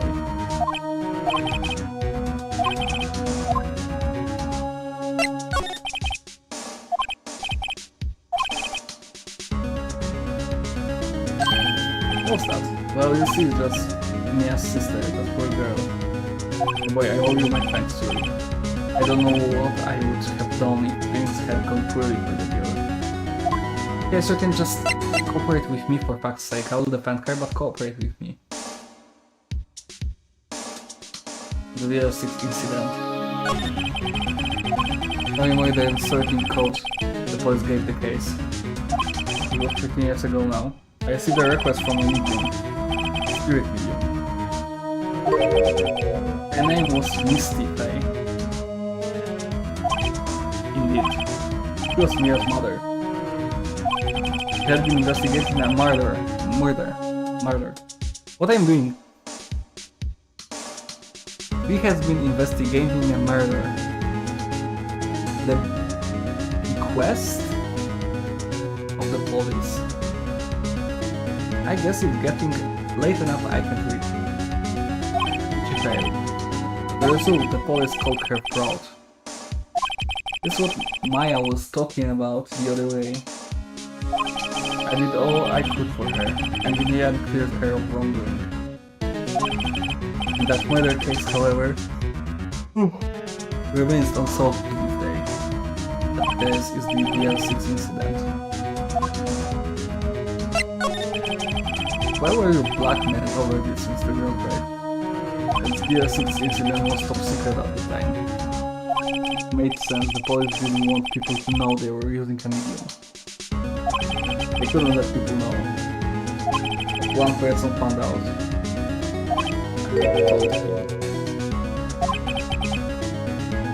You told why? You offered riches. It's an embarrassment to me now. You fucker. The police were mobbed far and wide. In secret, they began looking for the one who sold them out. Of course, White heard about it, and he came to me.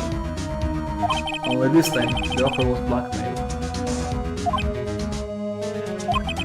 Pretty much, you were a fucking big, wanted money, gave him information, now that information destroyed police, and because of it he can blackmail police and he can blackmail you.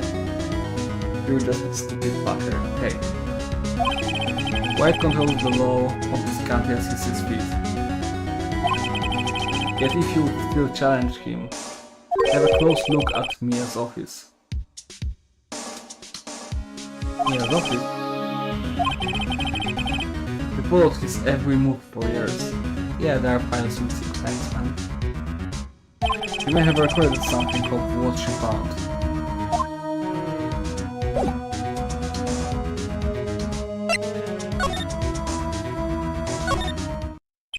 When looking at the film, it seems so normal. I can imagine a murder took place here. Mr. Grosberg said, what? Mr. Grosberg said there would be clues. Maybe I should have another look.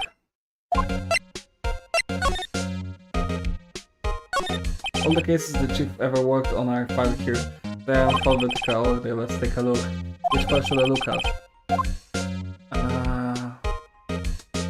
What was the code again?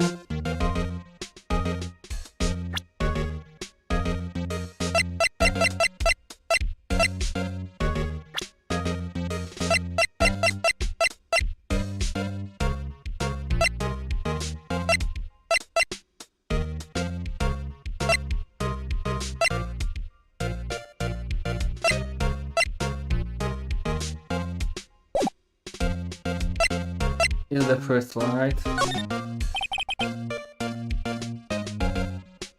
Let's see if there's a record in this file that catches my eye. Oh my god, really? ABF Misty Faye. That's me and my mother. Should I take a look? Of course. I have tiny the Faye name reading only these words my mother vanished. I was determined to find the ones that made my mother blame herself in this way. Using the power that runs in my family, I held an audience with the dead. Finally, the names of two men surfaced. One was Marvin Grosberg, a lawyer who sold my mother's information for riches. The other was the man who sold that information to the press. A parasite who makes his fortune on threats and coercion. His name is... The record stops there. The Mia knew Grosberg. She knew it was White.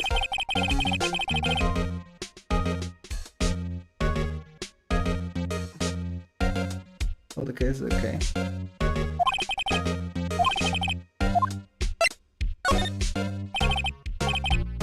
Nothing much in here. Maybe I'll just skim some of this. Yeah.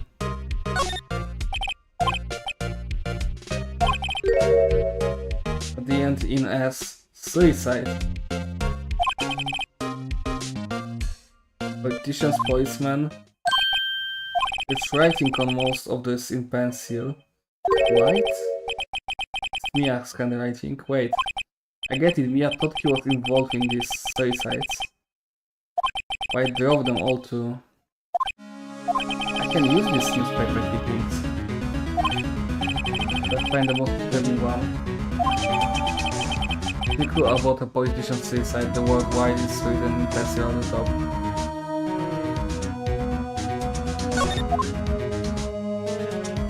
All there is? Check him. E to Z.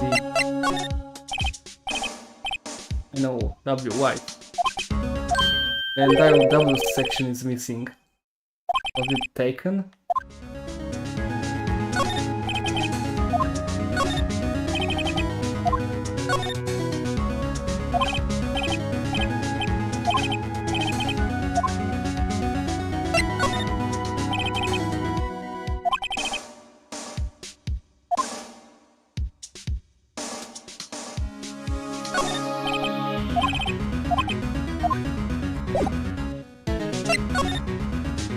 Where do I want to go now?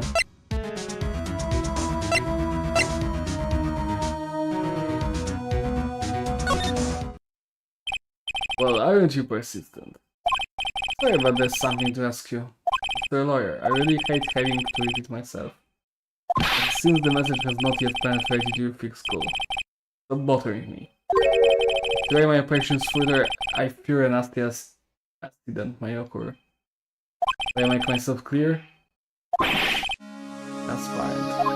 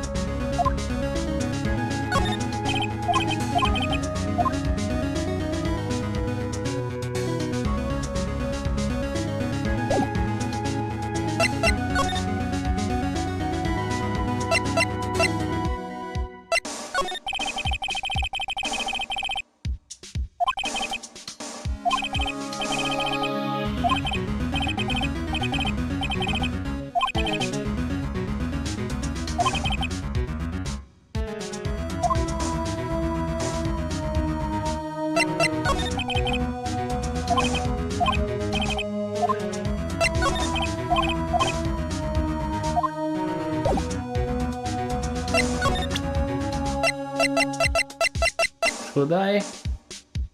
I don't think so.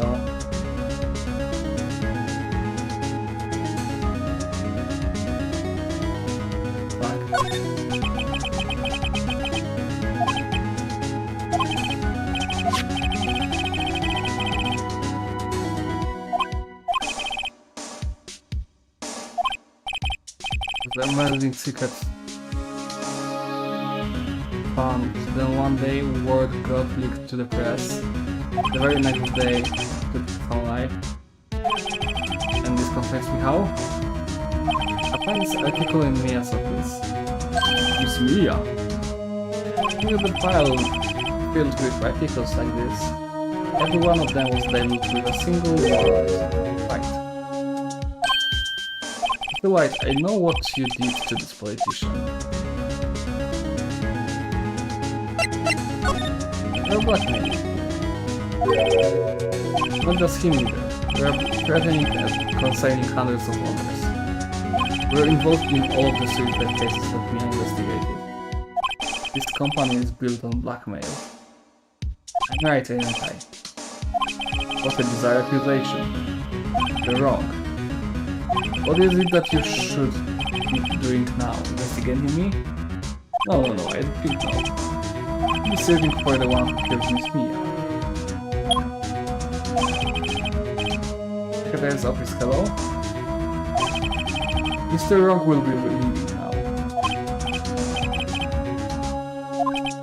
Wait a second, Mr. Right. Mr. White.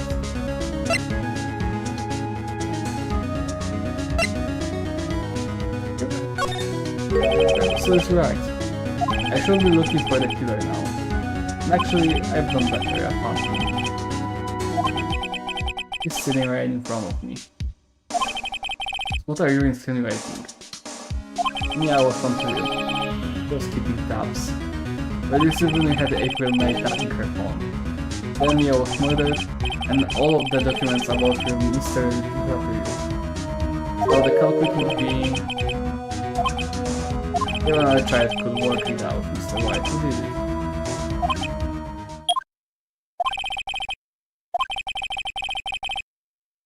Oh shit. We won't be needing an escort from Mr. Wrong. Instead, please connect me to the public prosecutor's office. A question. One moment, please.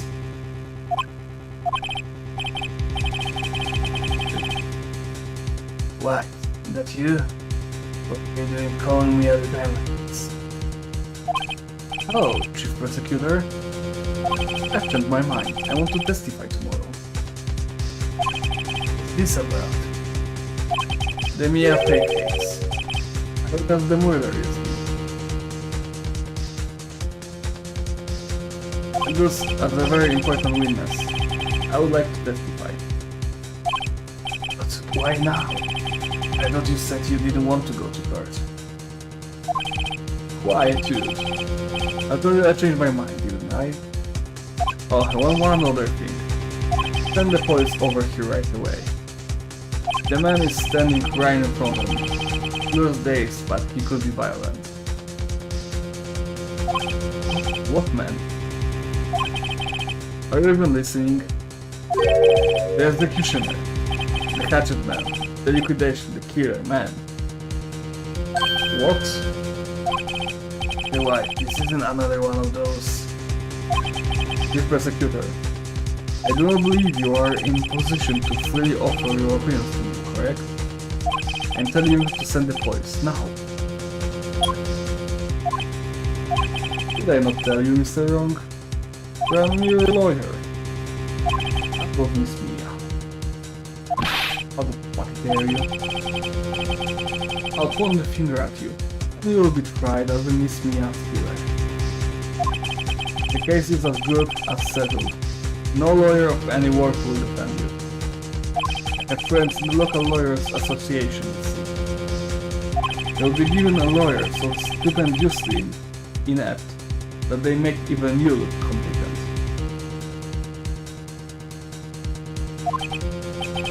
Fine. Gumshoe, you fucking dipshit. Detective Gumshoe, reporting, sir. Ah, Bots. Hey, Bots. Actually, thanks, right. And my friend's name is Larry. Oh, right. Sorry, pal. That was that murderer, right? Detective Gumshoe. I present to you the man who killed Miss Mia Fey. What? It is despicable human being into custody. Farewell, Mr. Wrong.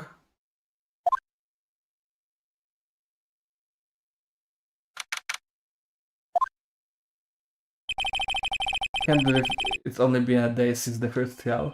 A trial begins tomorrow. Well, it's going to set it up for me. And the prosecution will be on it. Of course. Edgeworth included. An attorney was assigned to me by the state yesterday. I refused. I had an idea. Right. Right. Oh, Maya. Great. They let you out of detention. It's now, yes. Well, thanks to you. I'm afraid we've switched places. Not really, because you're in the fucking cell and there's a policeman. Why? Why did they do it like that? It's stupid. What do you mean you... Explain what happened to Maya. Don't believe it? Oh How many people does that man need to destroy before he's satisfied? My mother, my sister, now you. It's gone too far. Alright, just tell me, is there anything I can do? Well... defend me in card. Alright, you can be my defense lawyer tomorrow. Alright. Leave it to me. I'm me a sister after all. Lawyership runs in our blood. What do you need ghost powers that run in your blood? Expect to run to the bookstore and pick up a copy of Law for Rockies. Oh, wait the fuck. What? I'm kidding, it was a joke. Wait. Oh really, I was kidding, but thanks. It's good to know you're on my side. And there really isn't anything you can do for me anyway. But I can just sit here and do nothing. I got to give that man a piece of my mind. Just a piece? Okay, then I come to the trap tomorrow. Hey, I'll be there. I'll show me if you want to.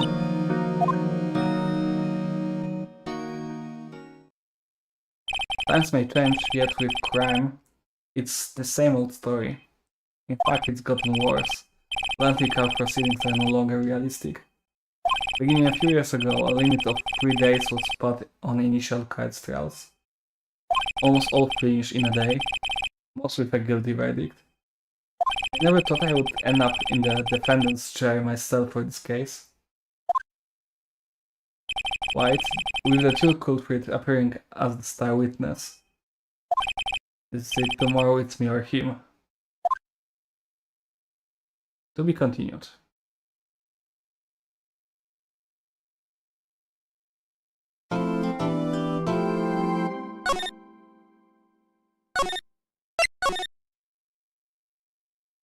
Day 3 trial. Let's actually do it to the end.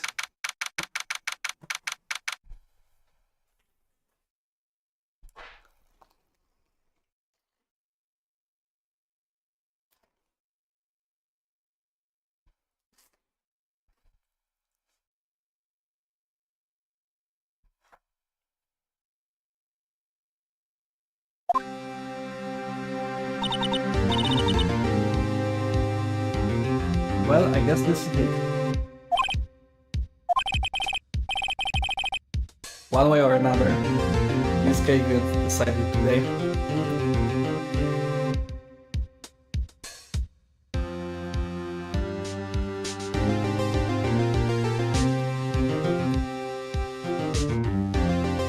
Okay, so will we play as Maya? Or do we do everything as a defendant? But defendant, like,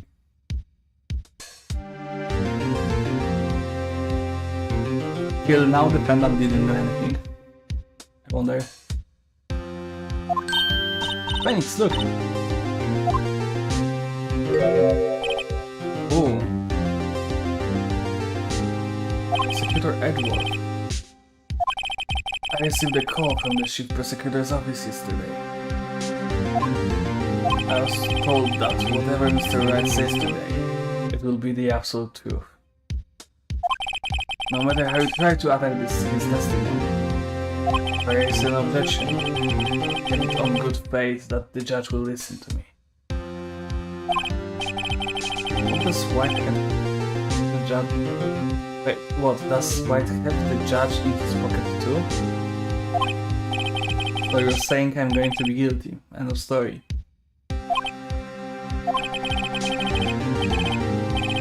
I'll do anything to get my verdict, Mr. Wright. Anything. Why? How can you torment an innocent person like this? Innocent? How can we know that? The guilty will always lie to avoid being found out. There's no way to tell who is guilty and who is innocent.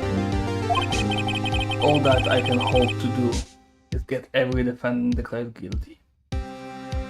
Gonna make that my point. That work.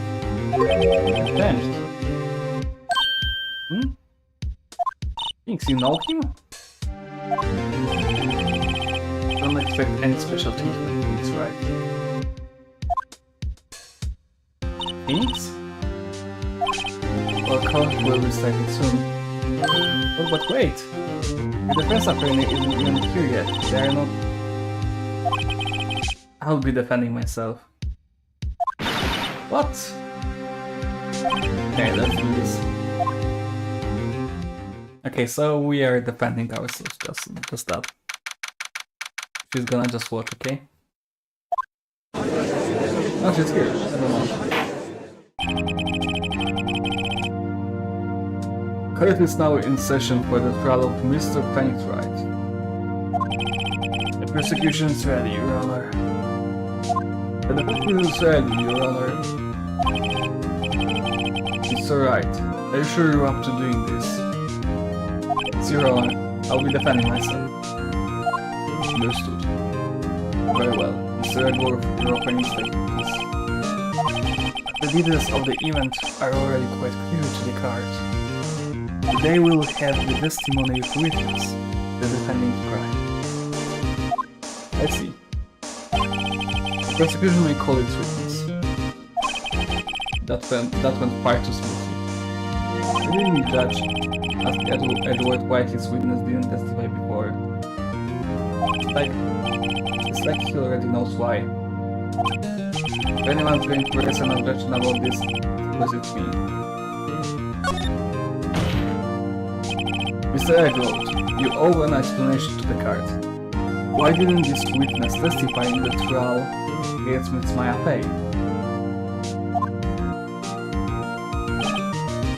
I'm so sorry. Mr. White is a busy man, and besides, at the time I thought that Mrs. Mayer's opinion was all that would be needed. Again, my sincerest apologies to the court. Excellent, Mr. Edward. I appreciate your demeanor. Okay. Great, he gets to show off and I get nowhere. I'd like to call Mr. Red White to the stand.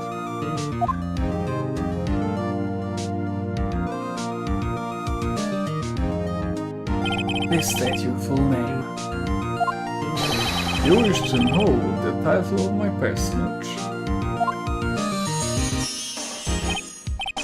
Your name?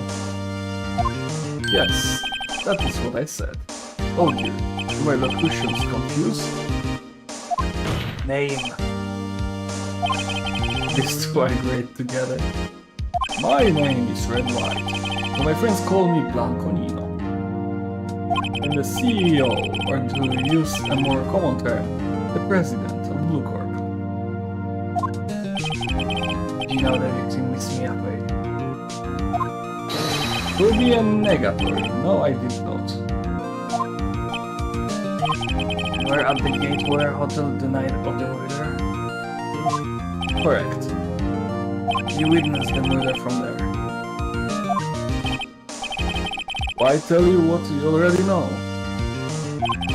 Very well, Mr. White, you may begin your testimony.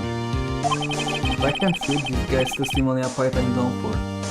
Why do I always feel like it's the end of the world and I'm the last man standing? Oh. I hope you have made your peace with God, Mr. Lawyer. You have it, Phoenix.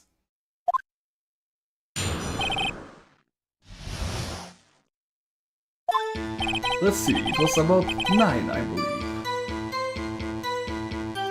I was quietly lipsifying, that's reading to you, some papers by the window. Then I heard a bedlam coming from outside. Surprised, I turned to look at the building across the way. It was then I saw him. Spiky-haired man attacking a woman with long hair.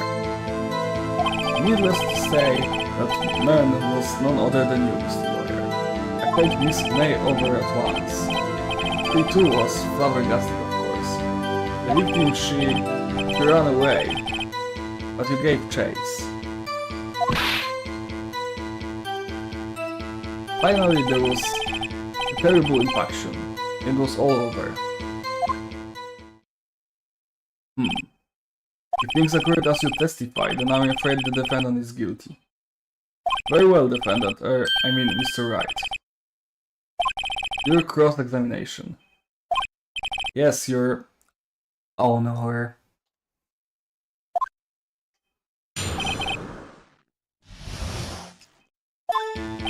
That's it, it was about 9, I believe. And then, how do you know what time it was? They also always absolutely perfect, you know? No, you're not getting away with that. Serious and disgusting, Mr. Lawyer. So, what was the proper term for secretary again? Anyway, Miss May ordered room service for 9. It happened soon after the room service arrived. That's what Miss May said too. Way back. Yeah. I was quite curious reading to you some papers by the window.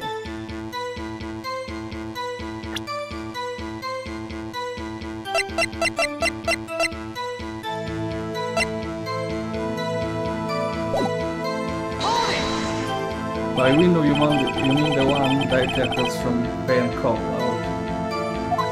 Correct, that's the only window you see. And they were reading papers? Correct. The gateholder is a businessman hotel. And a busy man who had business to do. I heard a bedlam coming from outside.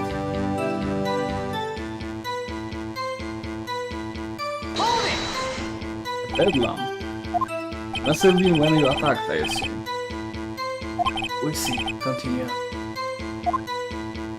First, I turned to look at the building across the way.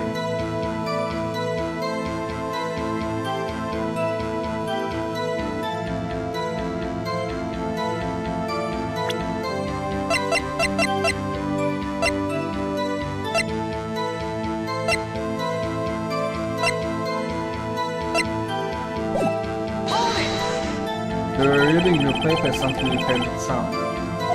Of course, I am no snoop, being out of the windows at night. So, yeah, that's right, you made a career out of snooping. It was then I saw him. Spikey heard men attacking a woman with long hair.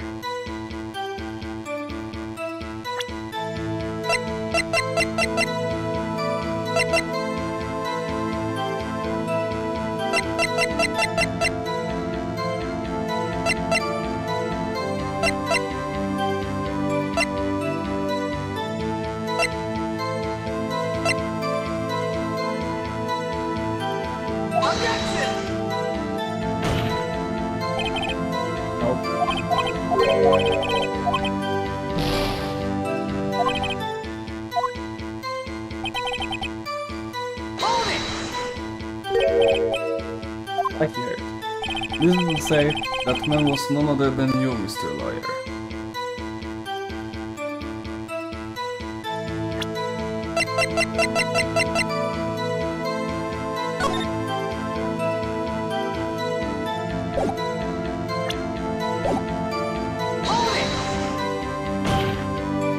What you just said directly conflicts with Miss May's testimony. Yeah, who cares? Miss May clearly stated that the Italian looked like a girl. You're proud of my eyesight, Mr. Lawyer? Just what is your eyesight? Nothing but eyes 40. 40? Don't add them together. I think the witness is trying to say his eyesight is good. His sight is the judge on anyway. What did you do then? I called Miss May over at once. He too was surprised, of course. Roach! Wait. Okay, I can go back.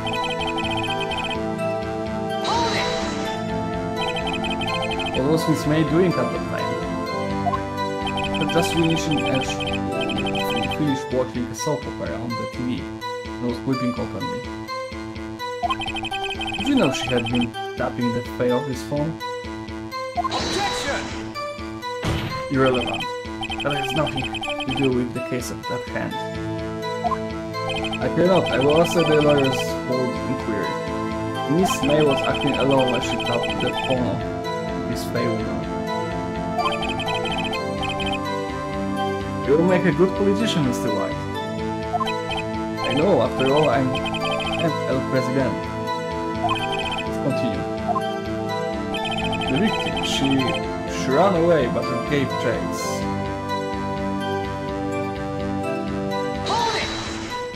Can you be a little more detailed about that? I think it's worth nothing exactly what happened. Of course, comprehend, I understand. The victim was attacked by you, ran to the left. It was that she ran to the right.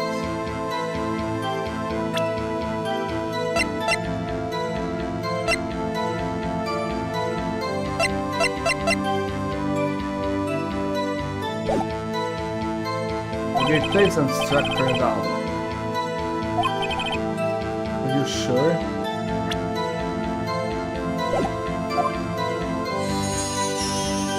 You know, I am all absolutely perfect. Can I? Perhaps you could change your testimony to reflect this new detail.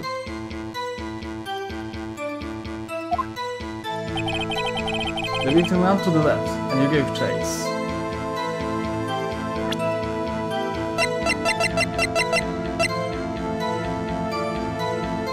Objection! Wait right here. Mr. White, you've dug your own grave. What is this? You said the victim ran to the left, but that directly contradicts Miss May's testimony.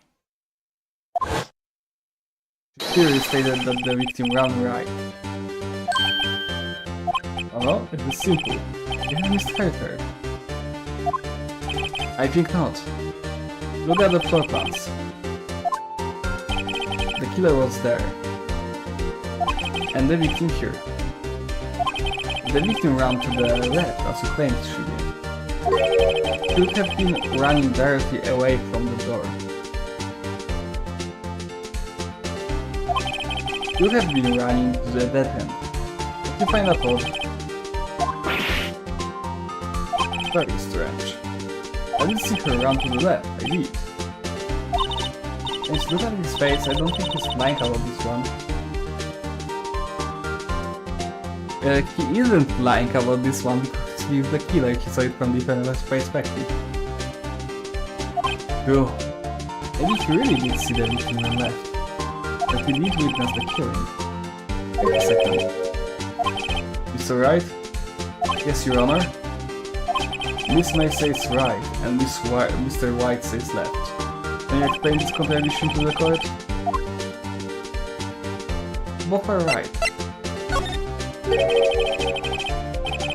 Both witnesses are telling the truth, for once. I doubt it. Rather, that does not clear up the contradiction. There is one scenario that would explain their conflicting accounts. What? Obviously, the witness was not viewing this crime from the hotel. Mr. Wright, what do you mean? Yes, what do you mean he was not viewing this crime from the hotel? He was not in the hotel, where could have he been? In the law offices of Ray & Co, of course. More specifically, he was standing here. Time to show the court where... here. Right. Here's where he was. Look! When the victim ran for the door, if he was watching from this point, to him it would appear that she ran to the left. Please, There's no time for jokes in ill taste. That is where the killer was standing.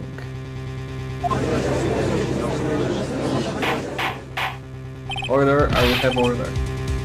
One disturbing the order of this cartoon will be held in contempt. So right, what are you suggesting? Scallion. Objection! The postulations of the defense are a distortion of the truth, Your Honor. Indeed, they do seem a bit far-fetched.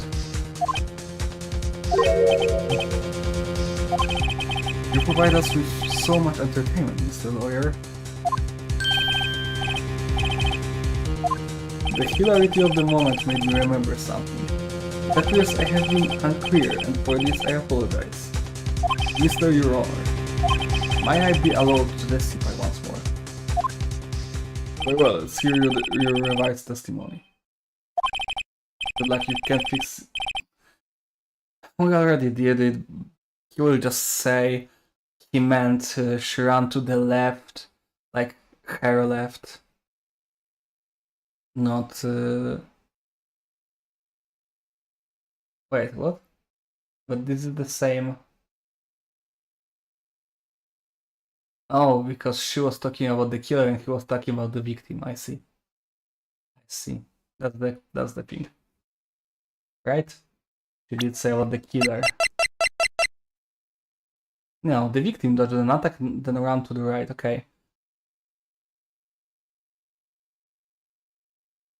Okay, it was the victim's left. Yeah. So he will say that he meant victims left. Okay. Miss May's testimony was correct. This was mine. When you assaulted the girl, you first ran to the... Oh no, he fucked up. You first ran to the left. And then you hit her, thirdly. That is what I saw. Next, to the last of her strength, you ran to the right. You faced her and delivered the final blow. Doesn't make any sense. You could have at least a bit prepared. That is what Miss May saw. You see, you hit her twice. Are you seriously that dumb? Okay. That does seem to make... Where does that make sense? You bet I will. I mean, yes, Your Honor.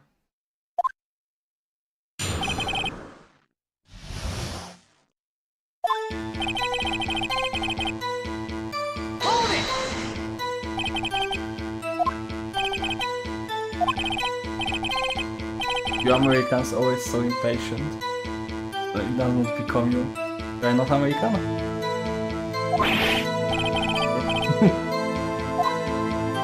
When you assaulted the girl, first run to the left.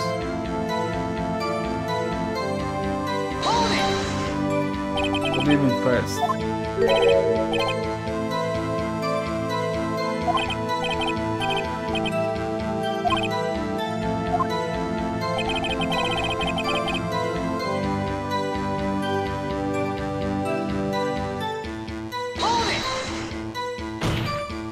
I didn't hit anyone. Now. There's no point hiding things from the court. Objection! Prosecution requests that the defense refrain from interrupting the testimony. Okay, fuck you. So that's a turn to the right.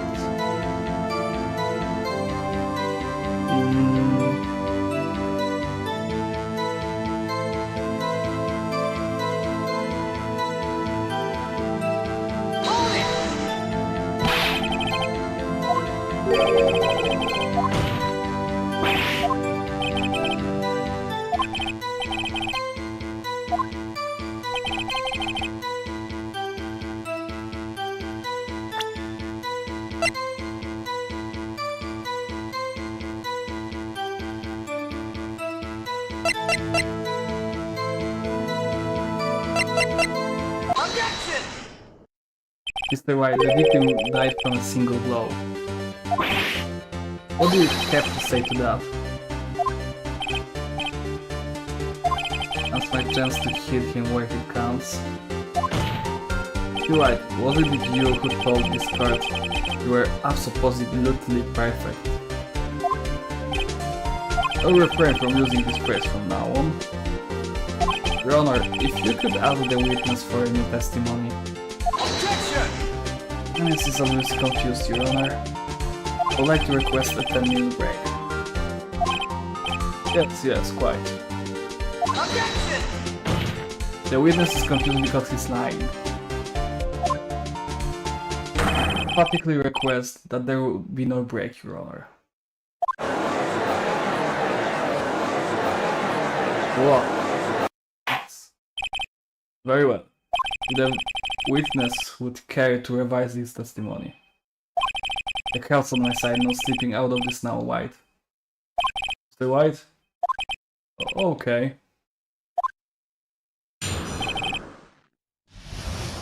Let's go.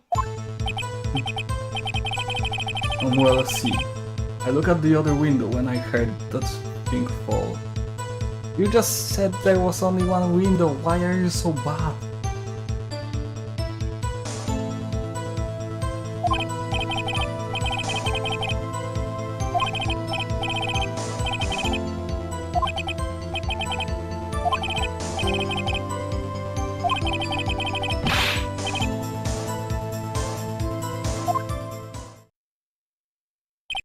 Wow, indeed.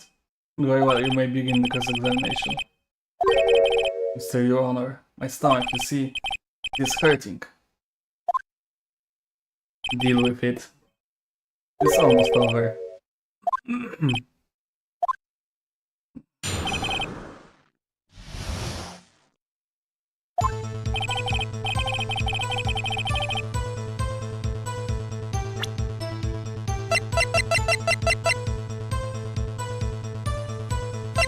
Why I don't have this? You literally said.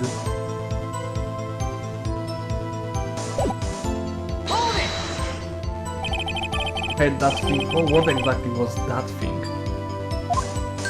Oh, that's glass light stand. Right, the one that had fallen over that scene. Nix. That's exactly what that strike us off. Yeah, very well. I'll press further. Mr. White. What? You think you saw the glass light stand? Yes?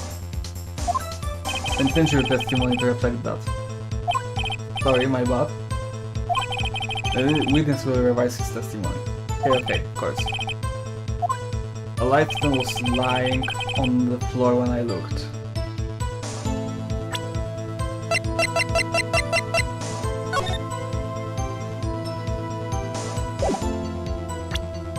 Objection!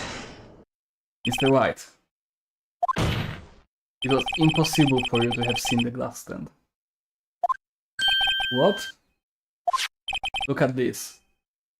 These are the floor plans to the scene of the murder, yes? Correct, Your Honor. Now look. If you were to look through the window at that office, this is the area you would be able to see. Here. Well, not that the stand is not within the visible area. Well, Mr. White, what do you have to say to that?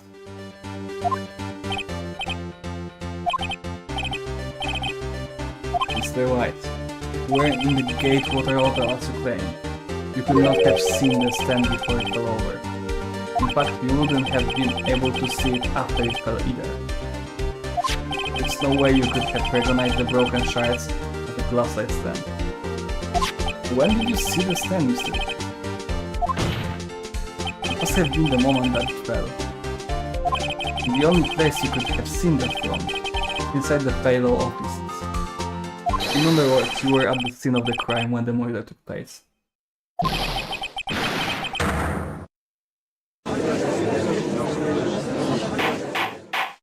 Order. Mr. White? Mr. White? You did it, didn't you? Mr. Your Honor, it's Mia. No.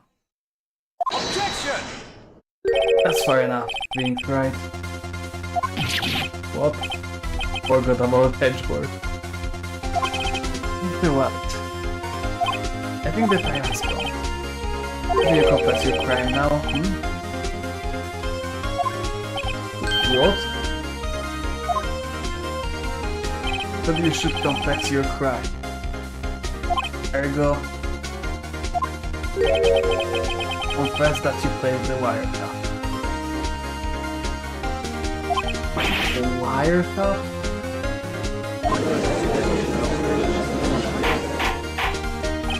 Order.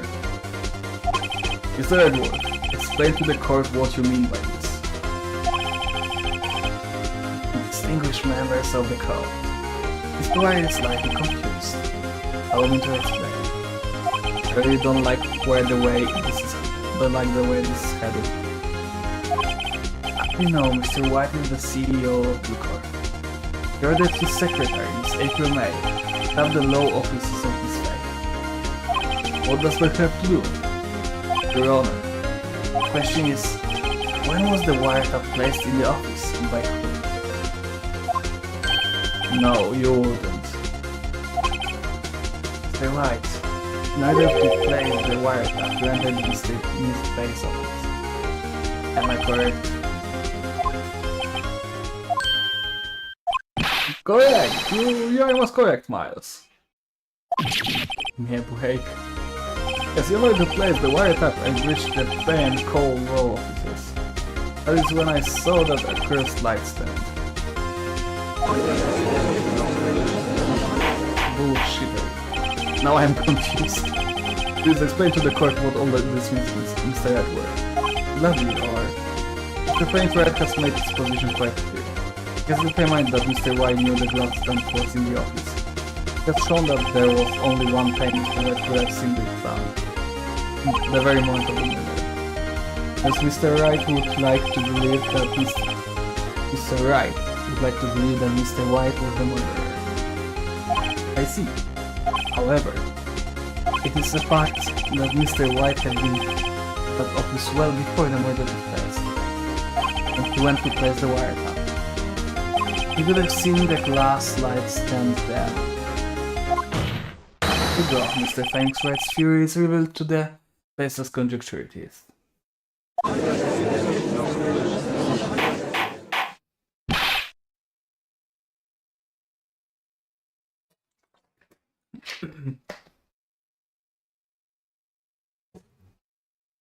Mr. White, you will testify to the court about this wiretapping. Leave it to me. To paint.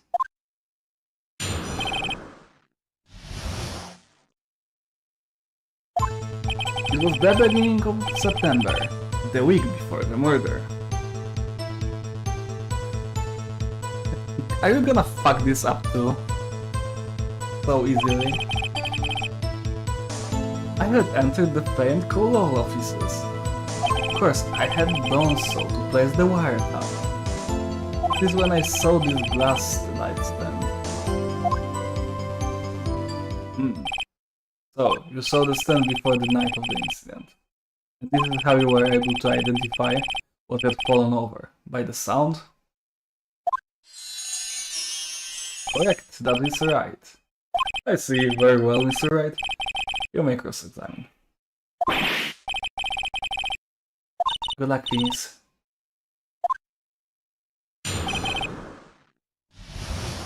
Okay, let's get that douchebag. Beginning of the September, the week before the murder.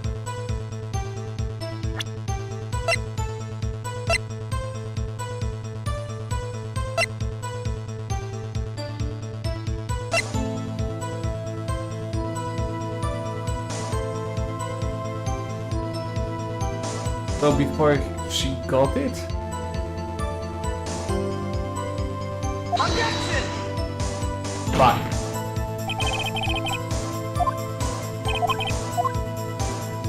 You don't understand, that's actually good.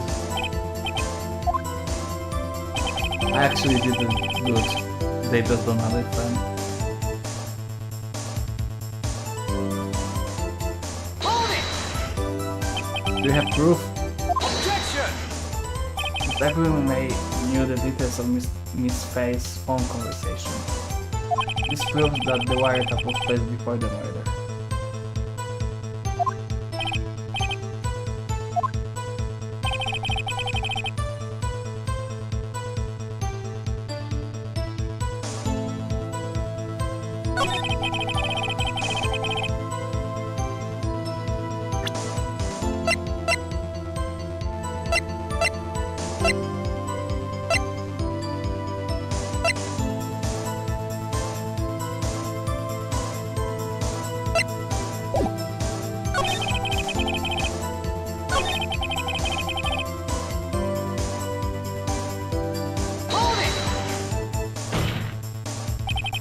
Why did you tap me as phone? Objection!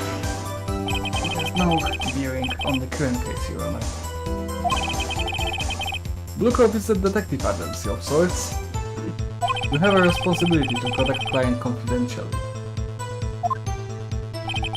But that is when I saw this glass light stand.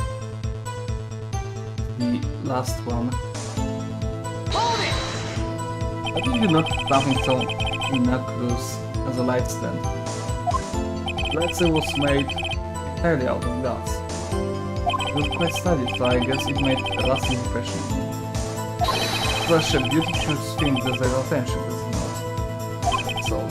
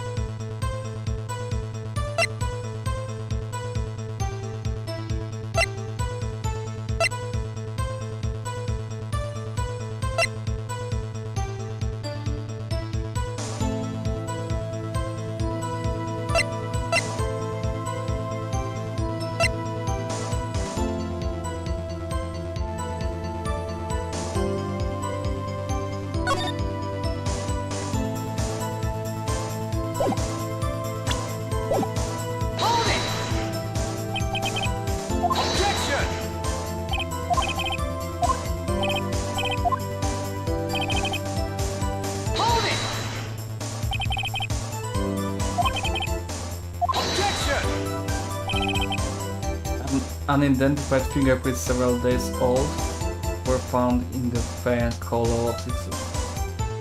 Those are obviously Mr. White's. If I know Edward, he's already run a check on those prints. Now Mr. White, tell us why you went to the Pay and Colo offices.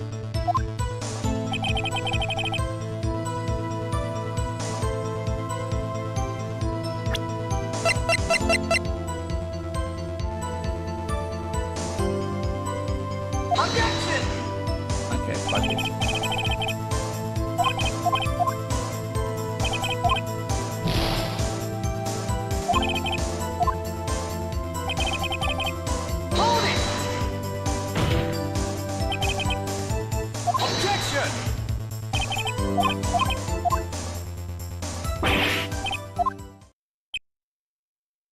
What?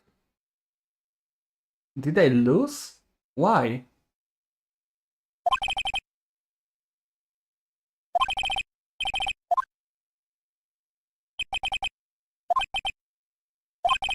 Right, are you giving up? Yes? Things over here.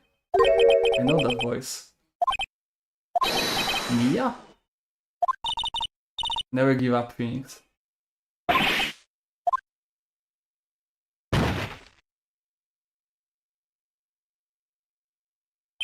Where am I? The waiting lobby. What happened? Oh, we're doing it again.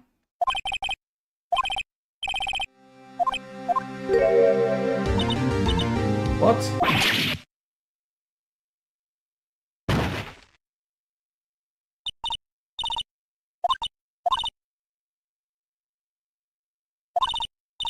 Thinks I want to look at me.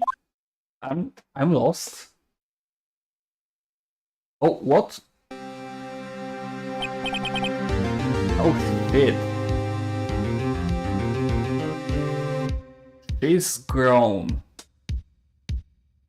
In some parts, even more so. Holy fuck. Hey Maya. Didn't you know that Pay Woman has some psychic powers? And you accepted your defeating card. At least that was enough of a shock to awaken Maya's two powers. So Maya is channeling you? Yeah. That's right, I am Maya, but I'm also Mia. What the fuck? I want you to listen to me things. Maya never gave up. You can't either. That's what I came here to tell you. We don't have much time, please. Now listen. You already won. You have that receipt in the card records, right? I have it, but I was thinking it might be a receipt from other day that would contradict the date. But yeah, the one you wrote my own. Not her. Phoenix White wrote that, not me. Of course he did. So what do I do with it? Look at the front of the receipt, finally. Regular receipt. Looks like it's from a famous department store. $1,000. Expended item. Last nightstand. When was it bought? September 4th. I bought that stand the day before I was killed. Now what did Mr. White say instead? Yeah. I knew it was this one, but actually I tried to catch him with the statue. Because it was like the same time we were supposed to go to the dinner afterwards and stuff like that. It was the next day. So it didn't follow with the statue clock. Well, she didn't have that yet, but okay, whatever. Oh wait, he was... Oh yeah, that didn't make sense because he wasn't thinking about going to kill her. Okay, I'm exhausted. I didn't think it through. Okay. There we go. I think the card is about to come recommence. What do you think? You know you're not then. Now you just have to prove it.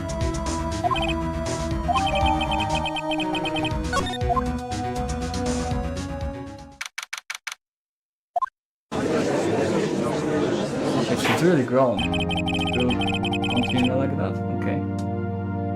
Earth will now recover. God, Mr. King's right. The defendant, rather, the right is the right. Yes, sorry, Your Honor.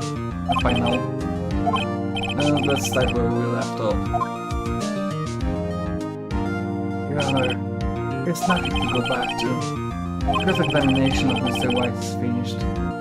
All that is required now is for you to pass judgment on the defendant. Thanks, right. Your Honor, please give me one more chance. I promise you this is the last time I'll ask you. But as Mr. Edward has noted, the trial is more or less finished. Mr. Edward, do you have an opinion on this matter? I'd say, let us give Mr. Phoenix Wright his last chance. Oh, you fucked up. Very well. May I begin your cross-examination?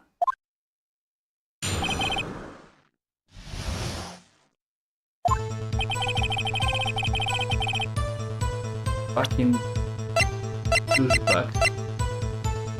Objection! Look closely at this. The word Maya written in blood? You're grasping. I think not. Look at the other side of the receipt. The others. Your Honor, would you tell the court what is written on the other side of the receipt? Well, last light stand. The date of purchase? Why, that's the day before the murder. You see? Mr. White, when you allegedly entered Pay and Call office at the beginning of September, that could not have been there.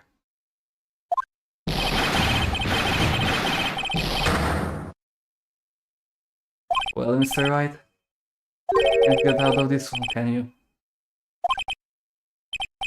No, it both sides of something. Losing it. Well, Your Honor, I understand there must be quite a bit of pressure on you. But I think you'll agree you can't judge me guilty under these circumstances. Very well. Then, that is all for the trial of... Objection! Not so fast, Phoenix, right? What? No way he can worm his way out of this one. I forgot exactly. But the worm... There is a seeming thread of logic to the defendant's claims. However, there is no concrete proof that Phoenix Wright is innocent. There you go. I'd like to request one more day before Phoenix Wright is granted freedom. I have time to make one more inquiry into this matter. Another inquiry? This isn't going to be another one of those dead autopsy reports. They just make up evidence as he pleads to. This is bad.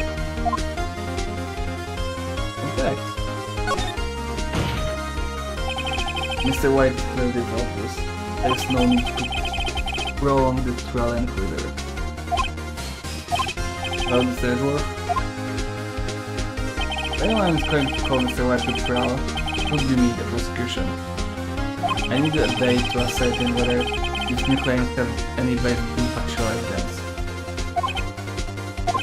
Objection denied.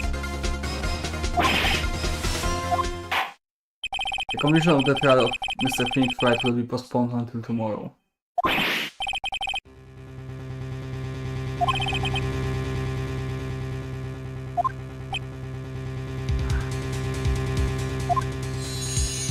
For fuck's sake. Can you go home? Of course. Thank you for your time. The witness will stay. Whoa. Yeah? Phoenix, read this note out loud. What's this? Mia's memo. A list of people's names in Mia's handwriting. Your Honor, if I may. You're quite persistent today, Mr. Wright. At I am, my life is riding on the line, fucker. Here's something I would like to read to the court. I guess this. Take that! Got that? Then take that. The memo Mia had given me was a list of names. Many of them sounded strangely familiar. People in finance, famous celebrities. That's when it happened. Stop, desist, halt. Please stop, make me stop. Why? Why are you... You just had to be silent. How did you get that list? Mr. White, admit your guilt right here, right now. Or else this list will be released to the press.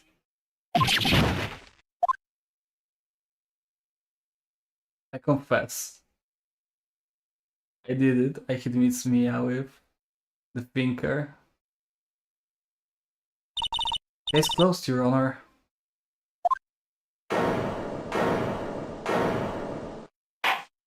Well, I see no reason to continue this trial. Mr. Wright? Yes, Your Honor. You've done it again, those prices. Your defense. Yes, Your Honor. Guess you could say that if only you knew how spirited it was. Well, this court finds the defense. Rather, the defendant, Mr. Attorney Trilogy, not guilty. Yay! Let's go to the party. That is all. This court is adjourned.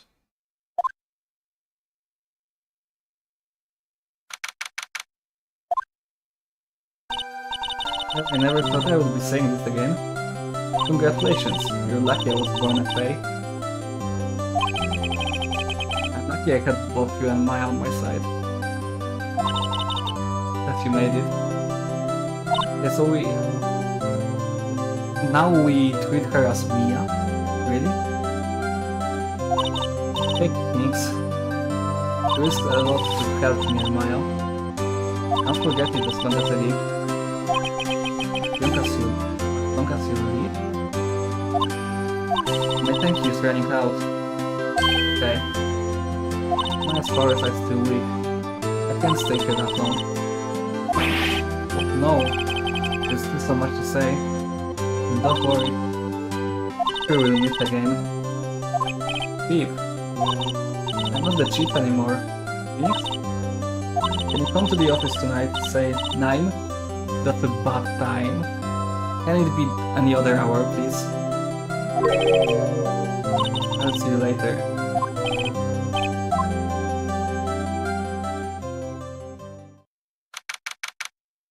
(9:02) we're... Oh my god. We're late by 2 minutes and we'll find the body.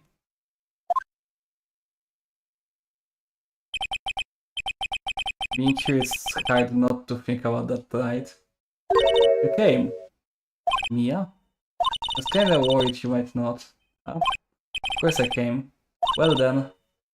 I'm pretty hungry. How about a burger? Mia? No, it's Maya. You should see your face. What are you talking about? It's me, Maya. But did I look like my sister? Look like you hurt her. I might be able to use that. Oh, when you go to the store and buy me lunch, would you? Maya, why are you here? Because of this. Seeing me wrote me a letter. Take care of Phoenix for me. Take care of... Ah? In the office. This office. Someone has to help with the new rights and co-law offices, right?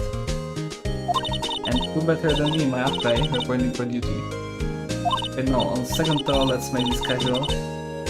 Yo, Nick, Maya here, ready to get down to business. You don't mind me calling you Nick, do you? It's a great name. Mia said that's what your friend Larry calls you. You know what this means, we're partners.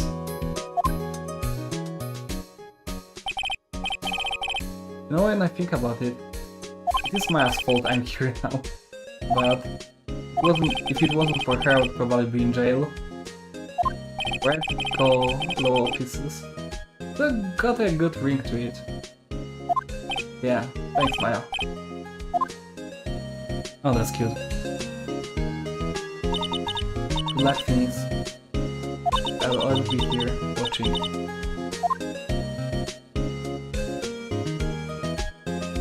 Right, okay Nick, let's do this. And what? Burgers, dummy, burgers! There's a great burger joint just down the street. Come on, time's wasting. Okay, wait up. The end. The end of the chapter, right? The end of the game. Yep. A new episode has been added. Turnabout. Save, please. This was Turnabout Sisters, and now Turnabout Samurai? What about these turnabouts? Anyhow, this will be the end for today. Rah, you have disgraced me for the last time, still Samurai. Okay, it's going more. I will not continue this. Thank you for today and